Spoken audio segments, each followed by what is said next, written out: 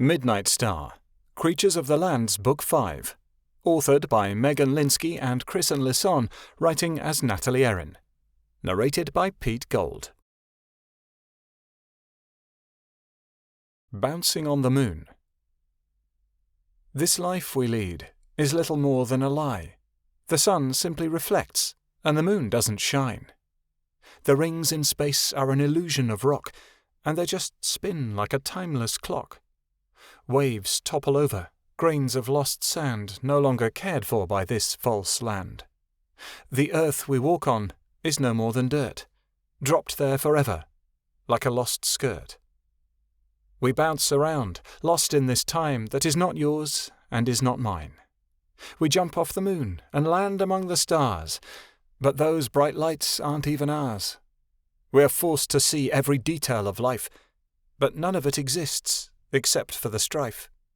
God says he can save us in all of his scriptures, but upon this earth is only fake pictures. The smiles on faces and the hope inside eyes are simply more disguises and pretty little lies. We go on hoping it gets better from here, and maybe it will, if only we make it there. Bouncing on the moon, a sport so easy to enjoy for a lost little girl and a broken-hearted boy. Find joy in the lies, find pain in the truth. That's the way we live when we are all youth. Kristen Grace Lisson. The story so far. Months before Nineveh destroyed the Vampire-werewolf forest, the she-wolf Midnightstar left her father's pack with her friends Tattle, Rabika, and Adelaide.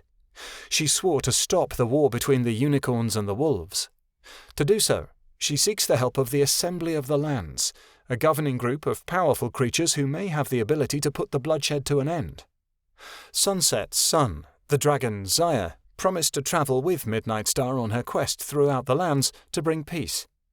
Zaya's mother told him that he was a portal, a special kind of being that was sworn to be the aid of a creature called a skygazer. Not understanding his destiny, but knowing he had to follow it, Zaya joined up with Midnightstar, swearing to be her portal and to serve her until their quest was done.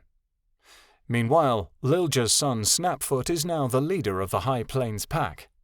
After Shadow and Jade and Kenai left on their own quest to find Ali, Snapfoot has found himself struggling to provide for his pack in a time of starvation and assassination attempts from the unicorns.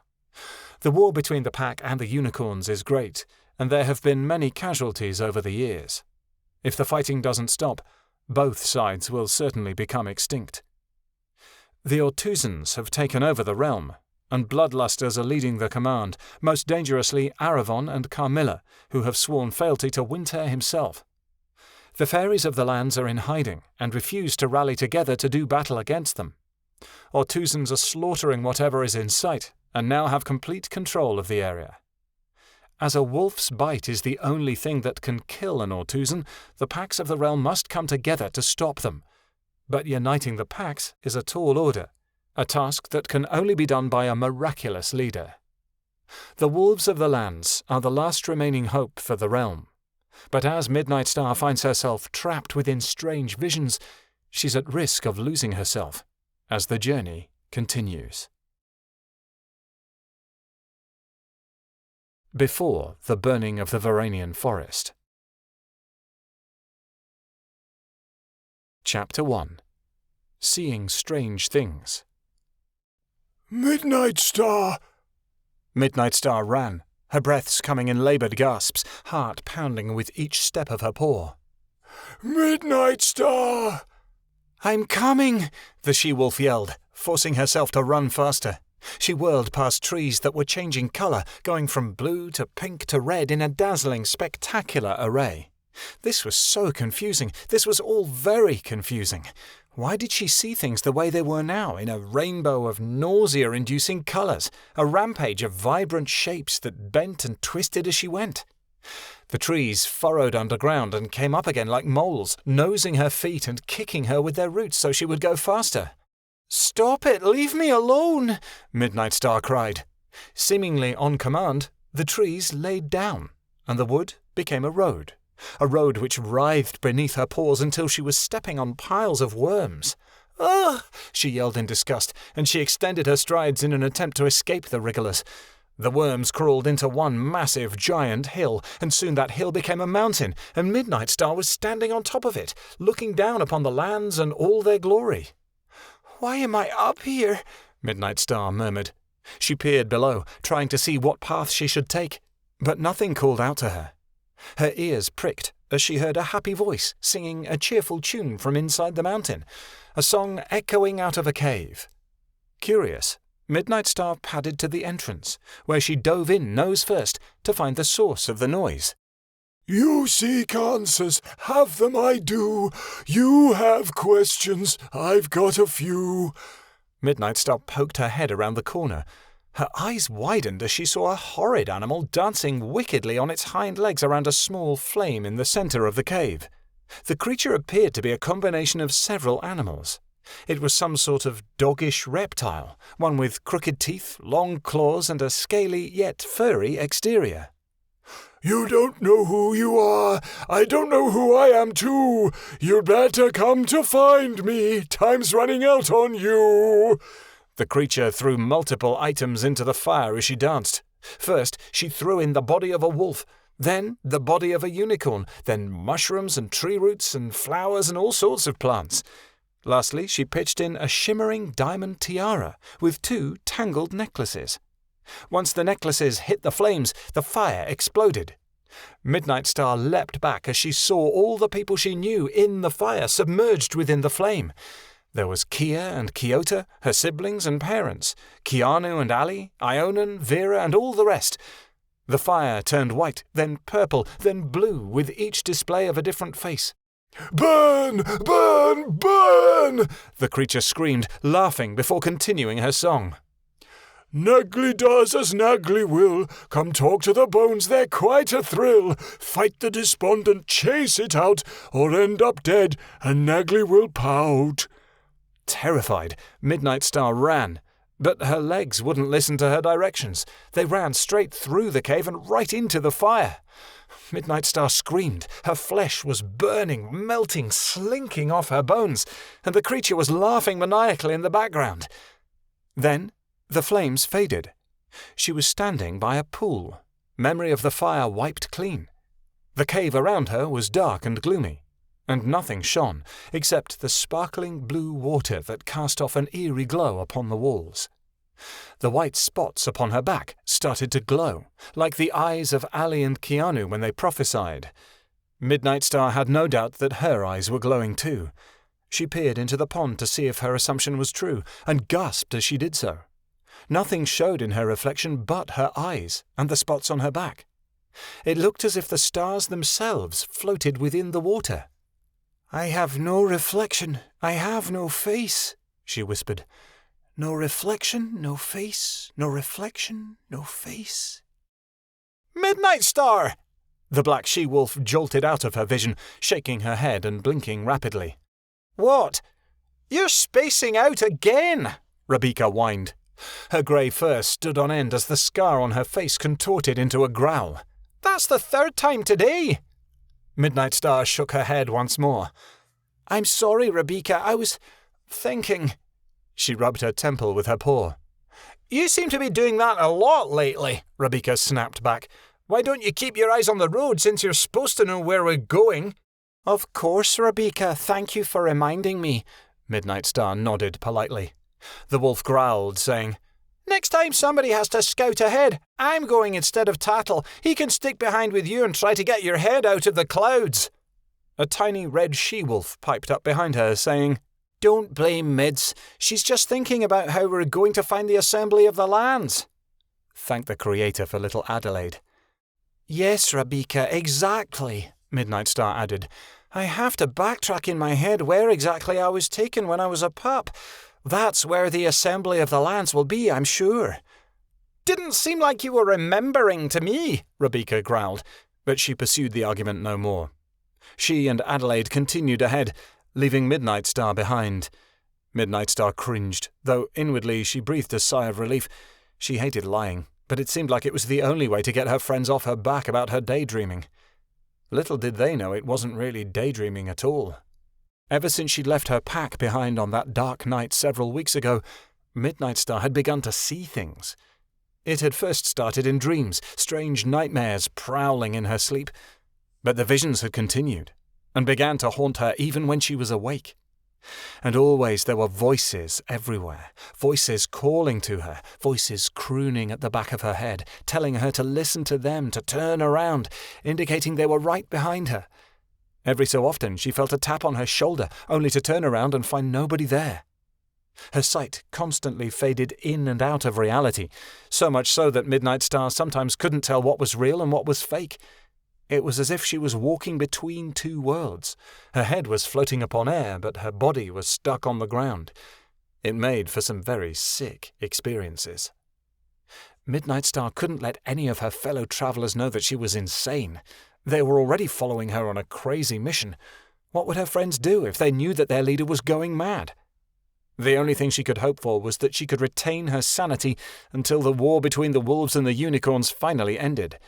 The rest, such as stopping Winter for good, would have to be everybody else's responsibility. It was a miracle she had managed to keep her foresight hidden from everyone for this long. "Having another vision?" a long serpentine dragon asked.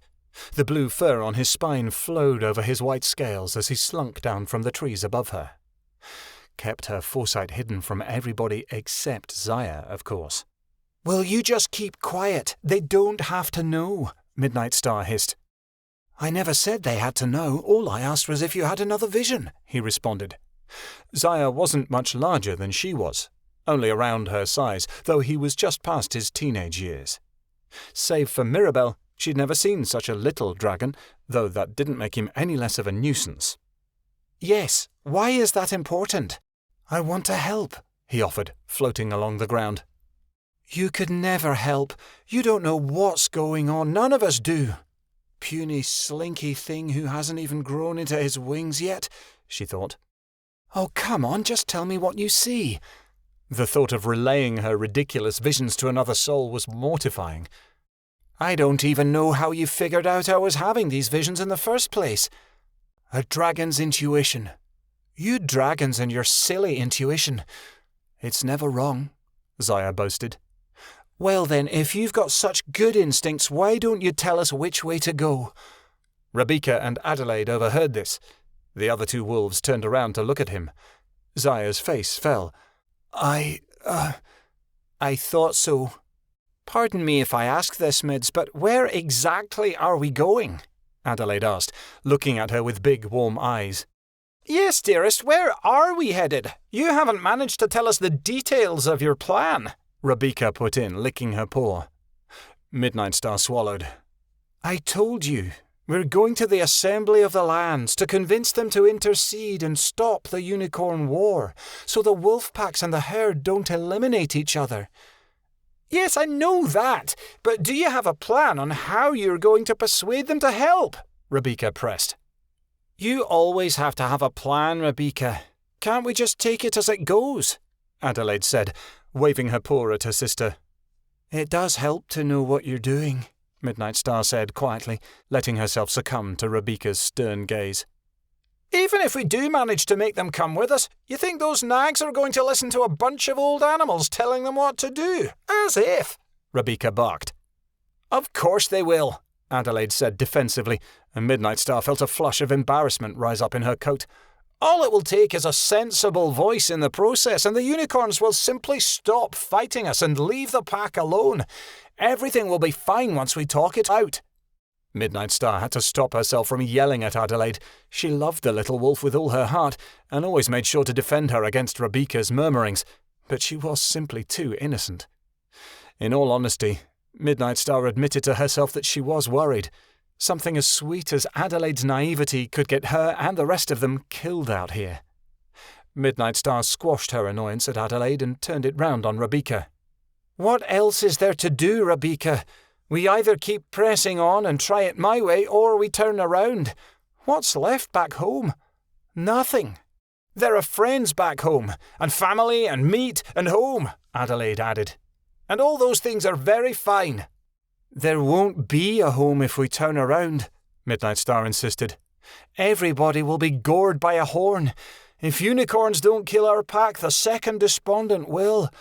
Look around, you two. Food is hard to find." "It would be easier to find if we knew the land we were hunting on," Rebecca grumbled. "You guys want to leave, go ahead, but I'm still heading north." Midnightstar kept walking. "I'm with her," Zaya added, following her lead. "You're just afraid of facing everyone after you come back with nothing," Rebecca spat, scraping her nails against the dirt. Midnightstar almost stopped, but instead of retaliating, she simply brushed Rebecca's comment off her shoulder coolly. "If it was a question of my cowardice, Rebecca, I would never have left the cave in the first place." Midnightstar knew obedient Adelaide would follow her anywhere, and there was no way that Rebecca would leave her fluffy-headed sister out here alone. She would come. Midnightstar was so sure, in fact, that she didn't look back. Sure enough, the crackling of branches as Adelaide clumsily tripped over them proved enough evidence that Midnightstar wasn't leaving them behind. "You handled that last insult from Rebecca well," Zaya said, walking by her side. "How did you manage to do that? Aren't you afraid of looking like a fool?" "The only thing I fear is losing the ones that I love, Dragon. The rest doesn't matter to me," Midnightstar said. "I don't understand accepting her insult, but I guess dragons are very prideful," Zaya shrugged. "And even if we weren't, I wouldn't have put up with that last comment. She's been giving you trouble for the past few days." Midnightstar sighed. "You have to understand her, Dragon. Rebecca hates having nothing to do, and so far our mission is leading us nowhere. If she had a task besides walking, she wouldn't be acting this way. I honestly don't know where we're going, only that the assembly is in the general direction of the Iceborns. This trip wasn't very well planned, one of the reasons why I wanted to go alone." "Why do you keep calling me Dragon?" Zaya asked, putting his head down to look her in the eye. Midnightstar paid no attention to him. "Because that's what you are to me. It may seem cruel, but I confess that I don't want to get close to anyone else. Attachment leads to pain. I appreciate your help on this journey, though I'm wondering—" "Yes?" Zaya pursued. Midnightstar dared to look at him now. "Why did you come? You don't know me, nor does a dragon have anything to do with a war between wolves and unicorns. Your place isn't here." "I have to argue against that," Zaya said. "After all, I'm just like you. There's nowhere else for me to go. I cannot go back to the desert. My sister has a new family now, and my mother has chased me out of the nest." "Why?" "She knew about my strange dreams. She told me I was your portal and you were my skygazer, whatever that means. She was convinced it was my destiny to follow you." "I'm not so sure I believe in destiny," Midnightstar confessed. "Why?" Zaya asked in shock. "Isn't that what this trip is about?" "Not really. The prophecies that have been foretold about us don't set anything in stone. You might be the cloud drifter that Ali's most recent prophecy speaks of, but we're still not sure what that means, even though I've seen the way things have played out since Ali and Keanu spoke the oracle. I believe that we choose our own path," Midnightstar said. "Then I choose going with you. Like I said, I have nowhere else to go. I might as well be making use of my time by helping to stop all this carnage. I won't sit on my scales all day in a cave wondering when my next meal is going to come around." "I suppose I agree." Her attitude toward him was so icy, she was surprised he didn't move away. Midnightstar felt bad she was treating him so harshly. Even so, she couldn't afford to make friends on this trip. This was business. No time to be making small talk with somebody who potentially wouldn't come back. She tried focusing on the scenery in order to make a defense against slipping back into her mind. All the snow was gone now. Ali and Keanu wouldn't be changer sledding anymore. They'd be appreciating the beautiful blossoms that were blooming on each tree, watching the tiny buds that emerged next to the first fruits of spring, and observing the birds nesting in the trees. They would be racing each other through the flowers that were springing up on the plains. The smell of fresh spring grass would be in the air. She sorely missed the Vampire forest. Here wasn't home, but if she imagined it, she could pretend it was. The small dirt path was gentle to the touch underneath her feet, as new green leaves weaved in the breeze. Midnightstar focused all her energy on remembering the beauty of this simple place. If her friends discovered her insanity and chased her away, she would never be allowed to re-enter the safety of a pack again. Maybe then, if she was alone, she'd be so crazy her visions would carry her back here again. She guessed it didn't matter if she was a raving lunatic, as long as she completed the task at hand.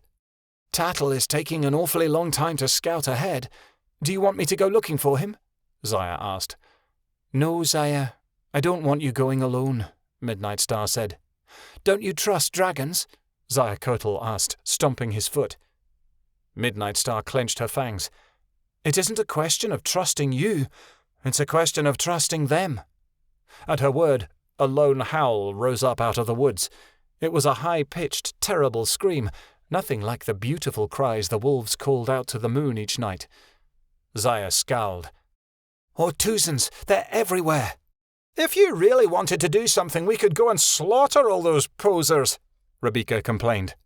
"To kill Ortuzans, you need wolves," Midnightstar replied. "We won't have any more wolves if the unicorns kill them all. First things first." "Oh, Midnightstar!" a voice cried in the wilderness, and Adelaide cheered. She turned to watch a young black wolf trounce over the hill and down to meet them, wagging his tail. "Hello, Tattle," Midnightstar grimaced. "Find anything of worth?" Tattle nodded, the tear-shaped mark on his head bobbing. "Only one thing," he said. "Stay sharp. Keep your head down and your trap shut. Follow me." The wolves slunk down into a crouch, copying Tattle's movements. Zaya zipped into the trees to wind quietly after them. "Ouch!" Adelaide whimpered, falling into Midnightstar. "I got pricked by this bush." "Quiet," Tattle ordered. "Look down." Midnightstar peered over the thorny bushes they were concealing themselves behind to see a pack of 30 Ortuzans, some in wolf form, others not. Most had blood covering them from head to toe, and were arguing over leftover scraps and bones. Midnightstar wrinkled her nose as she smelled their reek. Ortuzans were such filthy things. "How does this help us?" Rebecca asked angrily, showing her teeth. "It doesn't. I just thought you'd like to know that we're being hunted," Tattle said. "As if we didn't know that already," Midnightstar said. "No, I mean, if they catch a scent of us unprepared, we're dead," he added. "I've been spying on them for over an hour. They've cleaned all the food out of the area. We're going hungry tonight, and they are too, if we can manage to avoid them." "No dinner again," Adelaide complained. Rebecca put her ears back at her, and the young wolf shrunk. Midnightstar's eyes swept back to her cohorts. "Come on, we've got to keep moving and faster than we were." "Would you like me to burn them, Midnightstar?" Zaya whispered from above, only his eyes visible amongst the leaves. "Yeah, that's a great idea. Torch 'em," Tattle encouraged. "No," Midnightstar snapped. "You do that, they'll all be on us. There's too many to kill right now." "You're playing it safe. They don't know we're here. We have the perfect opportunity." Tattle hushed back. "It's too risky." "Do it anyway, Zaya," Rebecca encouraged. "If you even think about it, I'll make Adelaide scream," Midnightstar threatened, and she rose up a paw to step on Adelaide's tail. The young red wolf instantly held her breath, closing her eyes but doing nothing to move her tail out of Midnightstar's way. Rebecca and Tattle glared immensely. But before another word could be said, Zaya had slipped away from the treetops, murmuring, "Another time." "Good job on making the dragon mad," Rebecca snarled. "He's not mad," Midnightstar said, though she knew Rebecca was right. "He's being sensible."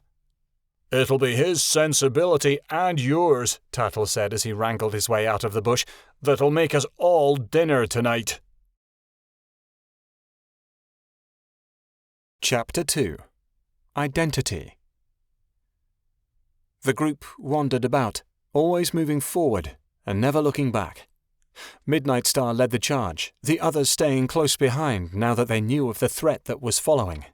Zaya hadn't showed himself since Midnightstar snapped at him, and she couldn't help but think it was for the best. The less time he spent close to the wolves, the less likely he was to tell them about the visions. "I'm so hungry," Adelaide moaned, tripping over herself as she walked along. "Stop whining, Adelaide," Rebecca snapped.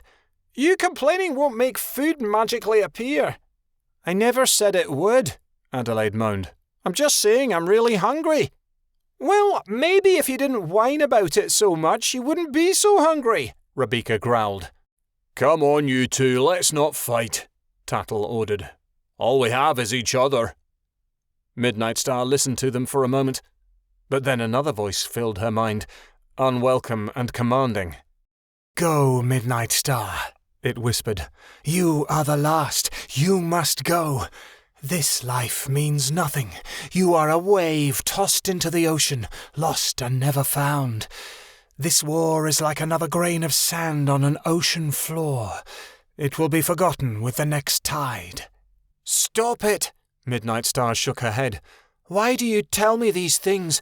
Why can't you just leave me alone? You are the last. Only you can save them. You must save them before they are thrown into the wind and lost forever. Remember them. Save them. You are the last. The voice continued to repeat the words, chanting them over and over. The last what? Midnightstar shouted. Tell me. Who are you talking to? The voice is in your head, Rebecca asked sarcastically. No, that would be crazy, Midnightstar snapped. Don't be ridiculous. I wasn't talking to anyone. Yes, you were. I heard you, Rebecca argued. You must be hearing things then, because I didn't say a word, Midnightstar growled. Whatever you say, Rebecca stared at the other wolf a moment longer, then allowed herself to fall a few paces behind. In the trees, Zaya's chuckle could be heard faintly. Midnightstar ran along the river, her feet sinking so far into the sand that she shouldn't have been able to pull them out. But they came out easily, making loud sucking noises as they did. The wet sand was filled with gaping holes, caverns that devoured creatures with no escape. The holes became larger and larger, waiting for unknowing travellers to tumble helplessly into them and fall to their doom. One hole was larger than the rest. Midnightstar approached it and looked down. She could have easily fallen into the hole, but she seemed to be floating above it. She peered deeper into the blackness and saw the glowing orbs of her eyes, but no face for them to attach to. She gasped, losing her balance and tumbling into the pit. As she fell, the darkness flashed pink, then purple, then orange. A green rabbit floated past her and became a yellow raven, flying away toward the blue light that was the top of the hole. She hurtled through a black and white world, stained with bursts of light. Though Midnightstar was tumbling head over heels, she couldn't see her feet. Where had they gone? Midnightstar looked down and saw that she was fading away. She could no longer feel the sturdiness of her body. She was a mind vacant of a vessel, floating through a world of terror. The red colour of blood splattered across the walls of the tunnel, and although she was nothing but a mind, she kept falling without end. She plummeted faster and faster, and a sharp pain stabbed into her shoulder. The colours vanished. Midnightstar looked down and sighed in relief when she saw her paws dangling off her legs. Then she looked past her feet and saw that land was almost 50 feet below her. She was floating, but she didn't know how. The pain in her shoulder increased. Something pulled her up, away from the ground that was so far below. Then the pain faded, and she was on solid ground, back in the real world. "Pay attention, Midnightstar," Rebecca's voice snapped. "Next time there might not be anyone to save you." "What happened?" Midnightstar asked, looking around. Tattle and Adelaide had concerned looks across their faces. Zaya had even emerged from hiding and sat just a short distance away. Blood was running down Rebecca's teeth. "You walked off the cliff," Tattle answered. "We thought we lost you until Rebecca grabbed you." "You made her bleed," Adelaide shrieked mindlessly. "We have to stop the bleeding." "She's fine, Adelaide. It's just a little scratch," Rebecca snarled. "I couldn't get her unless I bit down." "Are you all right?" Adelaide asked Midnightstar. Midnightstar looked around blindly for a moment, gazing at her paws. They were still attached. "I'm fine. I guess I was just thinking." "That was more than just thinking," Rebecca barked. "What is going on with you? There has to be something you're not telling us." "There's nothing," Midnightstar replied. "Nothing at all."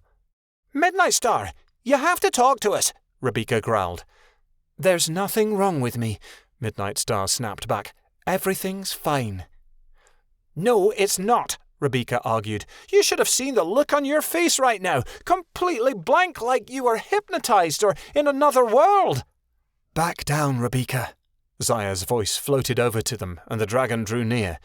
She has many things on her mind, and you bothering her isn't helping any.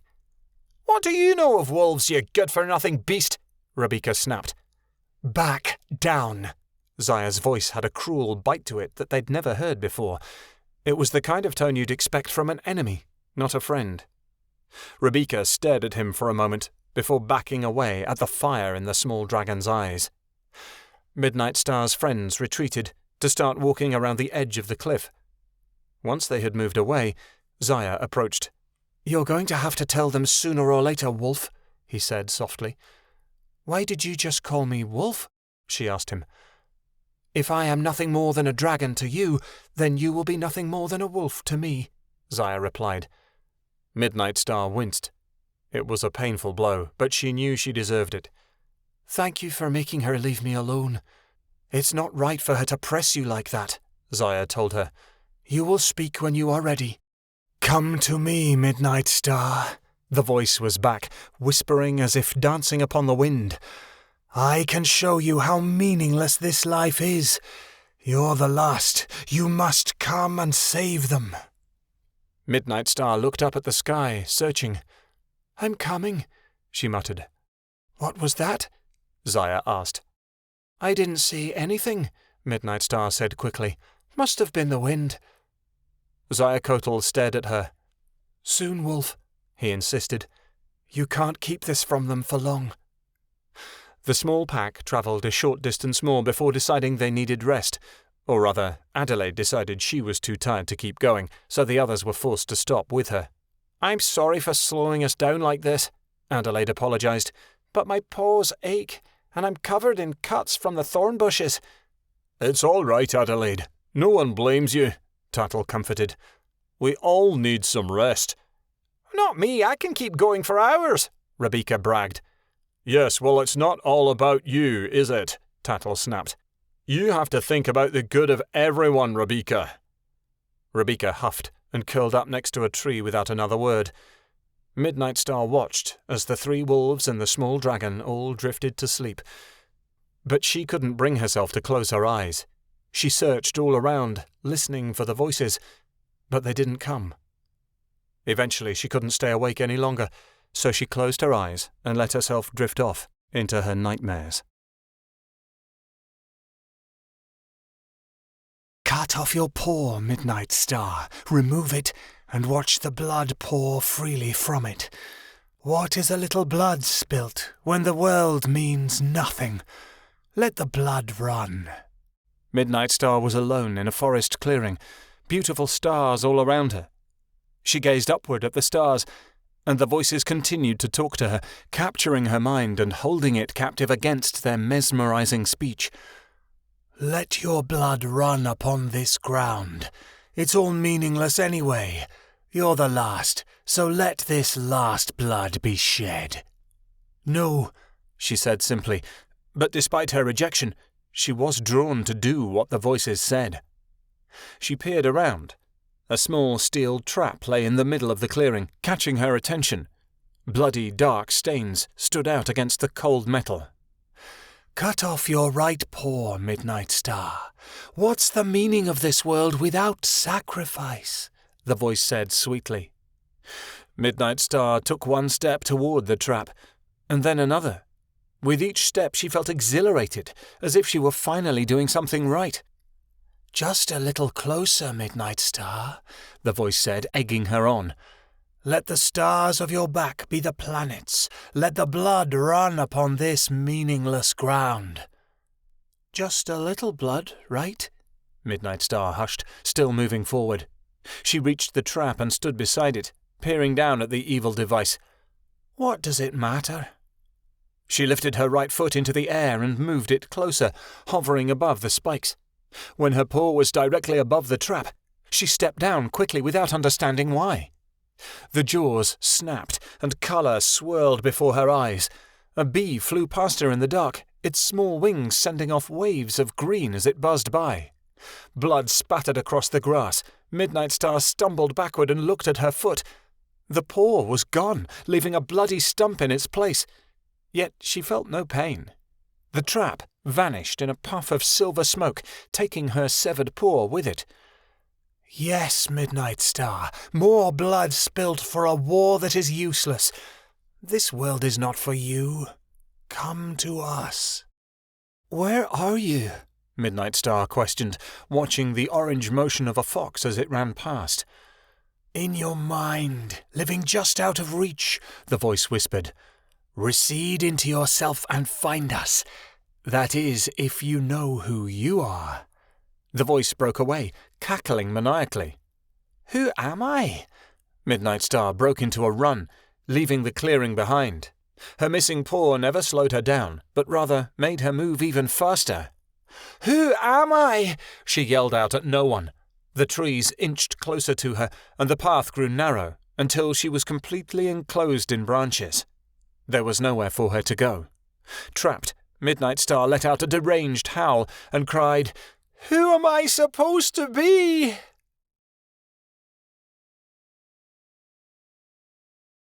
"Midnightstar!" Tattle's voice startled her awake. Midnightstar jumped on the spot, blearily shaking her head. "We have to get moving. The Ortuzans are on the prowl." Midnightstar laid where she was a moment longer, then rose to her feet, checking to be sure she had all 4 paws. They were all there, but the fur around her right paw was matted with red. "What happened to my foot?" she asked, lifting it curiously. "You were chewing it raw a few moments ago," Tattle explained. "You must have been dreaming of hunting." "Yes, that's it," Midnightstar replied dreamily, her gaze mottled and distant. "Hunting." "Are you all right?" Adelaide asked. "I'm fine." Midnightstar quickly licked her paw clean and cringed. The wound was deep. If she had bitten any harder, she would have struck the bone. She could have sawed off her own foot without realizing. She stepped down nervously, but despite her injury, she didn't feel a thing. Odd. "We have to keep moving," Tattle insisted. "Let's get going." The group began to move on, but Midnightstar stayed behind a moment. There was a small spot of blood upon the ground, but the wound in her ankle no longer bled. A wound this deep should have been gushing, but it was completely dry. "What are you? And why me?" she questioned. She didn't expect the voices to answer, but this time they did. "We are inside your head, Midnightstar," they said. "We are the ones you turn to when no one else will listen. Save them, Midnightstar. You are the last. Only you can save them." "And what if I just ignored you? What then?" she asked. "You can't turn your back on what's inside," the voices replied. "Midnightstar," Tattle called. "Hurry up. This is your mission, remember." "I'm coming, Tattle." Midnightstar ran after the group, terrified of what was happening to her. The deep gash did not throb or ache as she pressed her weight onto it. "Wounding yourself is not a good sign," Zaya commented, coming out of the trees as she sprinted after her friends. "I didn't do it on purpose. I was dreaming," Midnightstar argued. "Dreaming about what?" Zaya questioned. "Don't tell him about us, Midnightstar. Don't tell anyone," the voices called. "I don't remember," Midnightstar told him. "Well, if you happen to recall, I am here to listen," Zaya put in, obviously not believing her but not wanting to press. "Thank you for that, Dragon," Midnightstar nodded, but her gratitude was cut off as something bit her tail, grabbing her from behind and tossing her to the ground. A wretched, awful smell filled her nostrils as she stood to face a white wolf with blood in his coat, one that had eyes that weren't those of an animal. "You filthy, false wolf!" she barked angrily. She growled lowly, preparing to bite the Ortuzan. The Ortuzan laughed. "What makes you think you can take me on? I have friends." The large group of Ortuzans from earlier began to show themselves, emerging one by one from the large trees. There were at least 30 of them, far too many for them to handle on their own. "Run, Midnightstar! You are the last! You must survive to save them!" the voices insisted. She turned to run, and Zaya took to the sky. She bolted past the other 3 wolves, and as she did, she yelled her warning. "Ortuzans! They're right behind me!" "We should split up," Tattle called, glancing backward. The coven of Ortuzans was gaining quickly. "It would force them into smaller groups, and maybe we could get a couple of bites in to kill a few of them." "Are you crazy?" Rebecca replied. "That would just get us killed faster." "Got any better ideas?" Tattle questioned. Rebecca didn't answer, so the group split off, each of them taking different directions. Midnightstar continued straight, while the other wolves chose various paths that led them deep into the forest. Midnightstar rushed forward, never looking back at the Ortuzans who were hungrily pursuing behind. But even without looking, she knew the spots upon her back were glowing. The voices urged her forward, calling her away. "Don't look back. Life has no real meaning, no purpose. Just like a grain of sand in an ocean, you are always moving elsewhere, never looking back." Suddenly realizing she was alone, Midnightstar stopped and looked around. "Tattle! Adelaide! Rebecca! Zaya!" She spun in a circle to take in her surroundings. The large white Ortuzan crept up behind her, baring his teeth. He snapped his jaws tightly on her leg. She whipped around toward him, trying to sink her teeth in to poison him with her bite. He let go and sprinted away before she could do so. The others began to show themselves, some in wolf form and others not. They pinned her down and held her captive against the ground, keeping her mouth shut tightly with their hands, while several bodies laid upon her. Then came the colours again, flashing around her. A glimpse of green high up in a tree, a small blue bird in the sky, the red blood dripping off the Ortuzan's teeth. Everything had new definition, and the shapes smudged until everything ran together in a great blur. Everything was so new, so strange, and so lovely. Why was she seeing these colours? What was the purpose of them? She felt herself being crushed beneath the weight of 6 Ortuzans, but then the sensation was gone. She felt nothing, smelled nothing, but the colours remained. "You must live, for you are the last, Midnightstar. Only you can save them. You must survive." Tattle ran through the trees, jumping over stumps and bushes as he went to make it more difficult for the Ortuzans to follow him. Ahead, he saw where the trees stopped. He thought he could lose them there, so he ran toward the break in the foliage, freezing when he came to the last tree. The edge of a cliff crumbled beneath him. Holding his breath, he managed to leap up to solid ground, clawing his way toward the top until he was safely upon hard stone. Tattle got up, looking over the edge. That had been too close for his liking. He turned, wanting to run another way, but it was too late. While he was trying to recover from his leap, the Ortuzans followed, and now had him surrounded. He had no choice but to fight.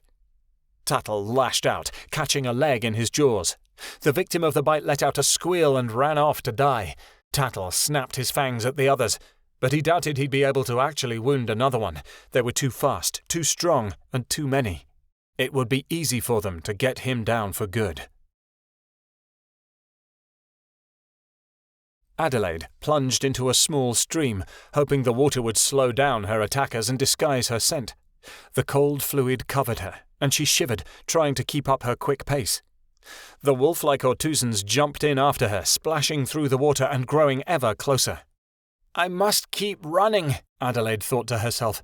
She charged forward, calling on all her muscles to push her farther. Running faster than ever before, her body screamed, but fear made the pain irrelevant as the Ortuzans advanced. In her frenzy to keep moving, she never noticed the large rock in her path. She turned to go around it, but she caught her side against the stone. She felt a gash open at the rock's sharp edge, and she yelped as she toppled over into the stream. Her blood dyed the water red, as the Ortuzans approached, licking their lips eagerly for a feast. Rebecca jolted when she heard the small yelp she knew to be little Adelaide not so far away. She skidded to a stop, and turning around in the other direction to face the chasing force. "No," she whispered. Rebecca crouched downward, lips curled at the coven of Ortuzans who were following. "If they hurt her, I'll kill all of you," she growled. "I'd like to see you try, little wolf," a female remarked. "I will!" Rebecca's temper rose, fueling her as she jumped directly at the Ortuzans, her fangs exposed as she dived right where they wanted her. Chapter 3. Bouncing on the Moon. Midnightstar couldn't breathe. The group of Ortuzans was smothering her, cutting off her air while they loomed closer and closer, ready to bite into her flesh and drink her blood. Then she wasn't seeing things out of her own eyes anymore. Midnightstar saw herself from the high tops of the trees, pinned under the Ortuzans and struggling with all her might. Midnightstar panicked as she realized her soul was now in a different body, but didn't know how that could be. Whatever she was now gave a growl. It leapt from the trees and tackled the beast on top of her, sinking its claws in and ripping out the throat of the young monster. It gave a squeal, and all the other Ortuzans leapt back in fear off of her body.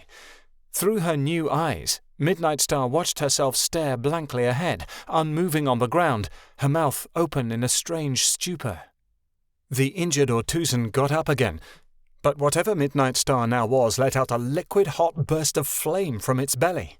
Roasted, the Ortuzan sank to the earth in a pile of ash. The other Ortuzans let out howls and growls, angrily closing in on their attacker. This new body of hers belted more flames toward them. The Ortuzans scattered and turned for the hills, their tails tucked between their legs, faces twisted in portraits of rage. Whatever she was gave a grunt of satisfaction. It then glided over to her still body, looking it over, scanning it from side to side. Whatever she was shook its head sadly. "I'm dead," Midnightstar wondered. But the thing that held her captive wasted no time. It took off in the opposite direction, where you could hear Adelaide's screams. Midnightstar tried to fight whatever was holding her. She didn't like not being in control of her movements. It was terrible, being forced to do everything, unable to tell the thing that was holding her to let her go. Worse was the sensation of flying. Many times she had rode upon a dragon's back, but there was always something under her paws to catch her if she fell.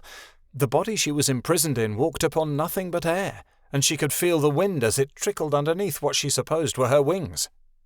The creature spotted something below. Midnightstar would have screamed if she could, as her new body went into a nosedive, spiraling to earth as it headbutted several Ortuzans over the side of the cliff. Her new body hovered in midair, only to see Tattle standing there with wide eyes. "Thanks," he cried. "I thought for sure I was done for." "No time to waste. Rebecca is surrounded. Go help her while I find Adelaide," the creature holding her mind said. Midnightstar felt her soul turn to ice. She knew that voice. "I will. Hurry," Tattle said, bounding off. As the creature watched him go, Midnightstar seemed to be paralyzed, falling into a pit as the truth swamped over her. She was seeing everything through Zaya's eyes. She wondered if he knew she was here, inside his head, but she doubted it. He hadn't done anything to indicate he did. Zaya slithered like a snake through the air, weaving faster and faster as he and Midnightstar both scanned the ground below for the tiny red wolf. It wasn't hard to find their target. A pool of garnet was swimming throughout the stream below, and the Ortuzans were cupping their hands into the water to drink, while others lapped, enjoying the taste. The water splashed everywhere as they both watched a small paw rise up over the water and back under again. "She's going to drown," Zaya thought wildly. He dove downward once again, and Midnightstar's mind screamed as the dragon's body was submerged into the icy cold stream. Swimming beside Adelaide, Zaya positioned himself under her body and charged upward. He emerged from the depths and let out a giant fireball to consume the Ortuzans, lashing out his tail and catching quite a few in the face as he did so. Midnightstar's preoccupation with being stuck inside Zaya's head was forgotten when she saw that Adelaide was bleeding. "You all right?" Zaya asked Adelaide as he carried her through the air. Midnightstar was amazed. For a dragon not much bigger than Tattle, he was very strong. "I got hurt," Adelaide whined, coughing up water. "It's not too deep," Zaya said quickly. "We can fix it when we find the others." "Zaya, where's Midnightstar?" Adelaide asked. When Adelaide said her name, Midnightstar returned to her own body. Gasping for air and nauseated because of the feeling of flying, she got up and wobbled around, slamming into trees and bushes. She had to get back. Wasting no time to gather her bearings, Midnightstar simply ran woozily, not knowing which direction to go into. Barks from her left side were calling to her. She followed the sound, disjointedly making her way through the forest. She arrived to see Tattle and Rebecca chasing off the last of the Ortuzans. "And don't follow us again!" Rebecca yelled, snapping her jaws in victory. "That was a close one," Tattle said, breathing heavily. "I thought we... Midnightstar!" "I'm here," she said, stumbling. "Zaya saved me, burned them all." "Zaya?" Rebecca asked. Just at that moment, Zaya came gliding down from a treetop. Adelaide slunk off his back, and as everybody began fiddling over Adelaide's wound, the tiny wolf said, "No, it's all right. Zaya dried me off with his hot breath, and it's really not that bad. It's already stopped bleeding." "How in the world did you manage not to get your teeth into them?" Zaya pressed Tattle, breathing heavily as he turned to the large wolf. "We got a few, but we were outnumbered," Tattle said. "You can only poison so many before one of them gets you down." While the other wolves agreed, Midnightstar started shaking, unable to control herself. The sight of Zaya was enough to make her sick. She didn't know what was going on. She was terrified that she had been out of her own body and within his mind, and didn't know how or why. "Meds, you okay?" Adelaide asked gently, looking over at her friend. As she asked the question, Zaya's head whipped around. Midnightstar felt something within her leap and quiver like a fish. There was relief in his gaze. She tried to still her shivering. "I'm fine, just a bit shaken from the fight is all." "I thought you were dead," Zaya said, blinking at her with those large reptilian eyes. Midnightstar's quivering increased. Did he know? Did he have any idea that she had slipped into his head and seen everything he had seen, done everything he had? That gaze was blank. He had no idea. Now Midnightstar was thinking it had never truly happened at all. She must have been seeing and hearing things. Maybe this was just another fantasy of her mind. But if that were true, then why was Adelaide hurt, just like in the vision? "Come on, let's go," Rebecca said. "We're never going to make it to the Iceborns at this rate." "We'll never get anywhere at all if we don't rest. The Ortuzans were just on us. Let's take a break," Zaya protested. Midnightstar stepped forward. "No, she's right. We just slept before the Ortuzans were chasing us. We have to—" "I only woke everyone up because I smelled Ortuzans in the area. They won't come back now. Not with Zaya here. You're going to run us all into the ground," Tattle protested, taking Zaya's side. "They're still around, and they'll recover from Zaya's attacks much faster than we would have," Midnightstar insisted. She shoved the smaller wolf to her feet. "Hurry now, Adelaide," Midnightstar said. "We have to go." "I will only fly until midnight," Zaya insisted. "Then we must stop to rest." The group didn't make it till midnight. Adelaide dropped just as the moon was hovering over the horizon in a vast plain right next to a woody area. "Hey now, it's all right," Tattle comforted his little sister as she began to cry a little. "We're stopping now, see?" "Stop coddling her like a baby," Rebecca snapped. "She can surely go a mile more." Midnightstar's paws ached and her belly rumbled. "No, Rebecca. We're fortunate to have gotten this far already. Let's take a breather." "But the Ortuzans are far behind and took a heavy hit thanks to Zaya. You owe him." Midnightstar walked over to Adelaide and said, "Who wants to take first watch?" "I'll take first watch and Zaya and Tattle can go find something to eat," Rebecca said instantly. "You and Adelaide can rest."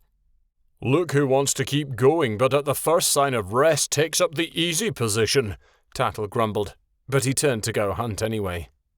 A little ashamed, Midnightstar laid down next to Adelaide.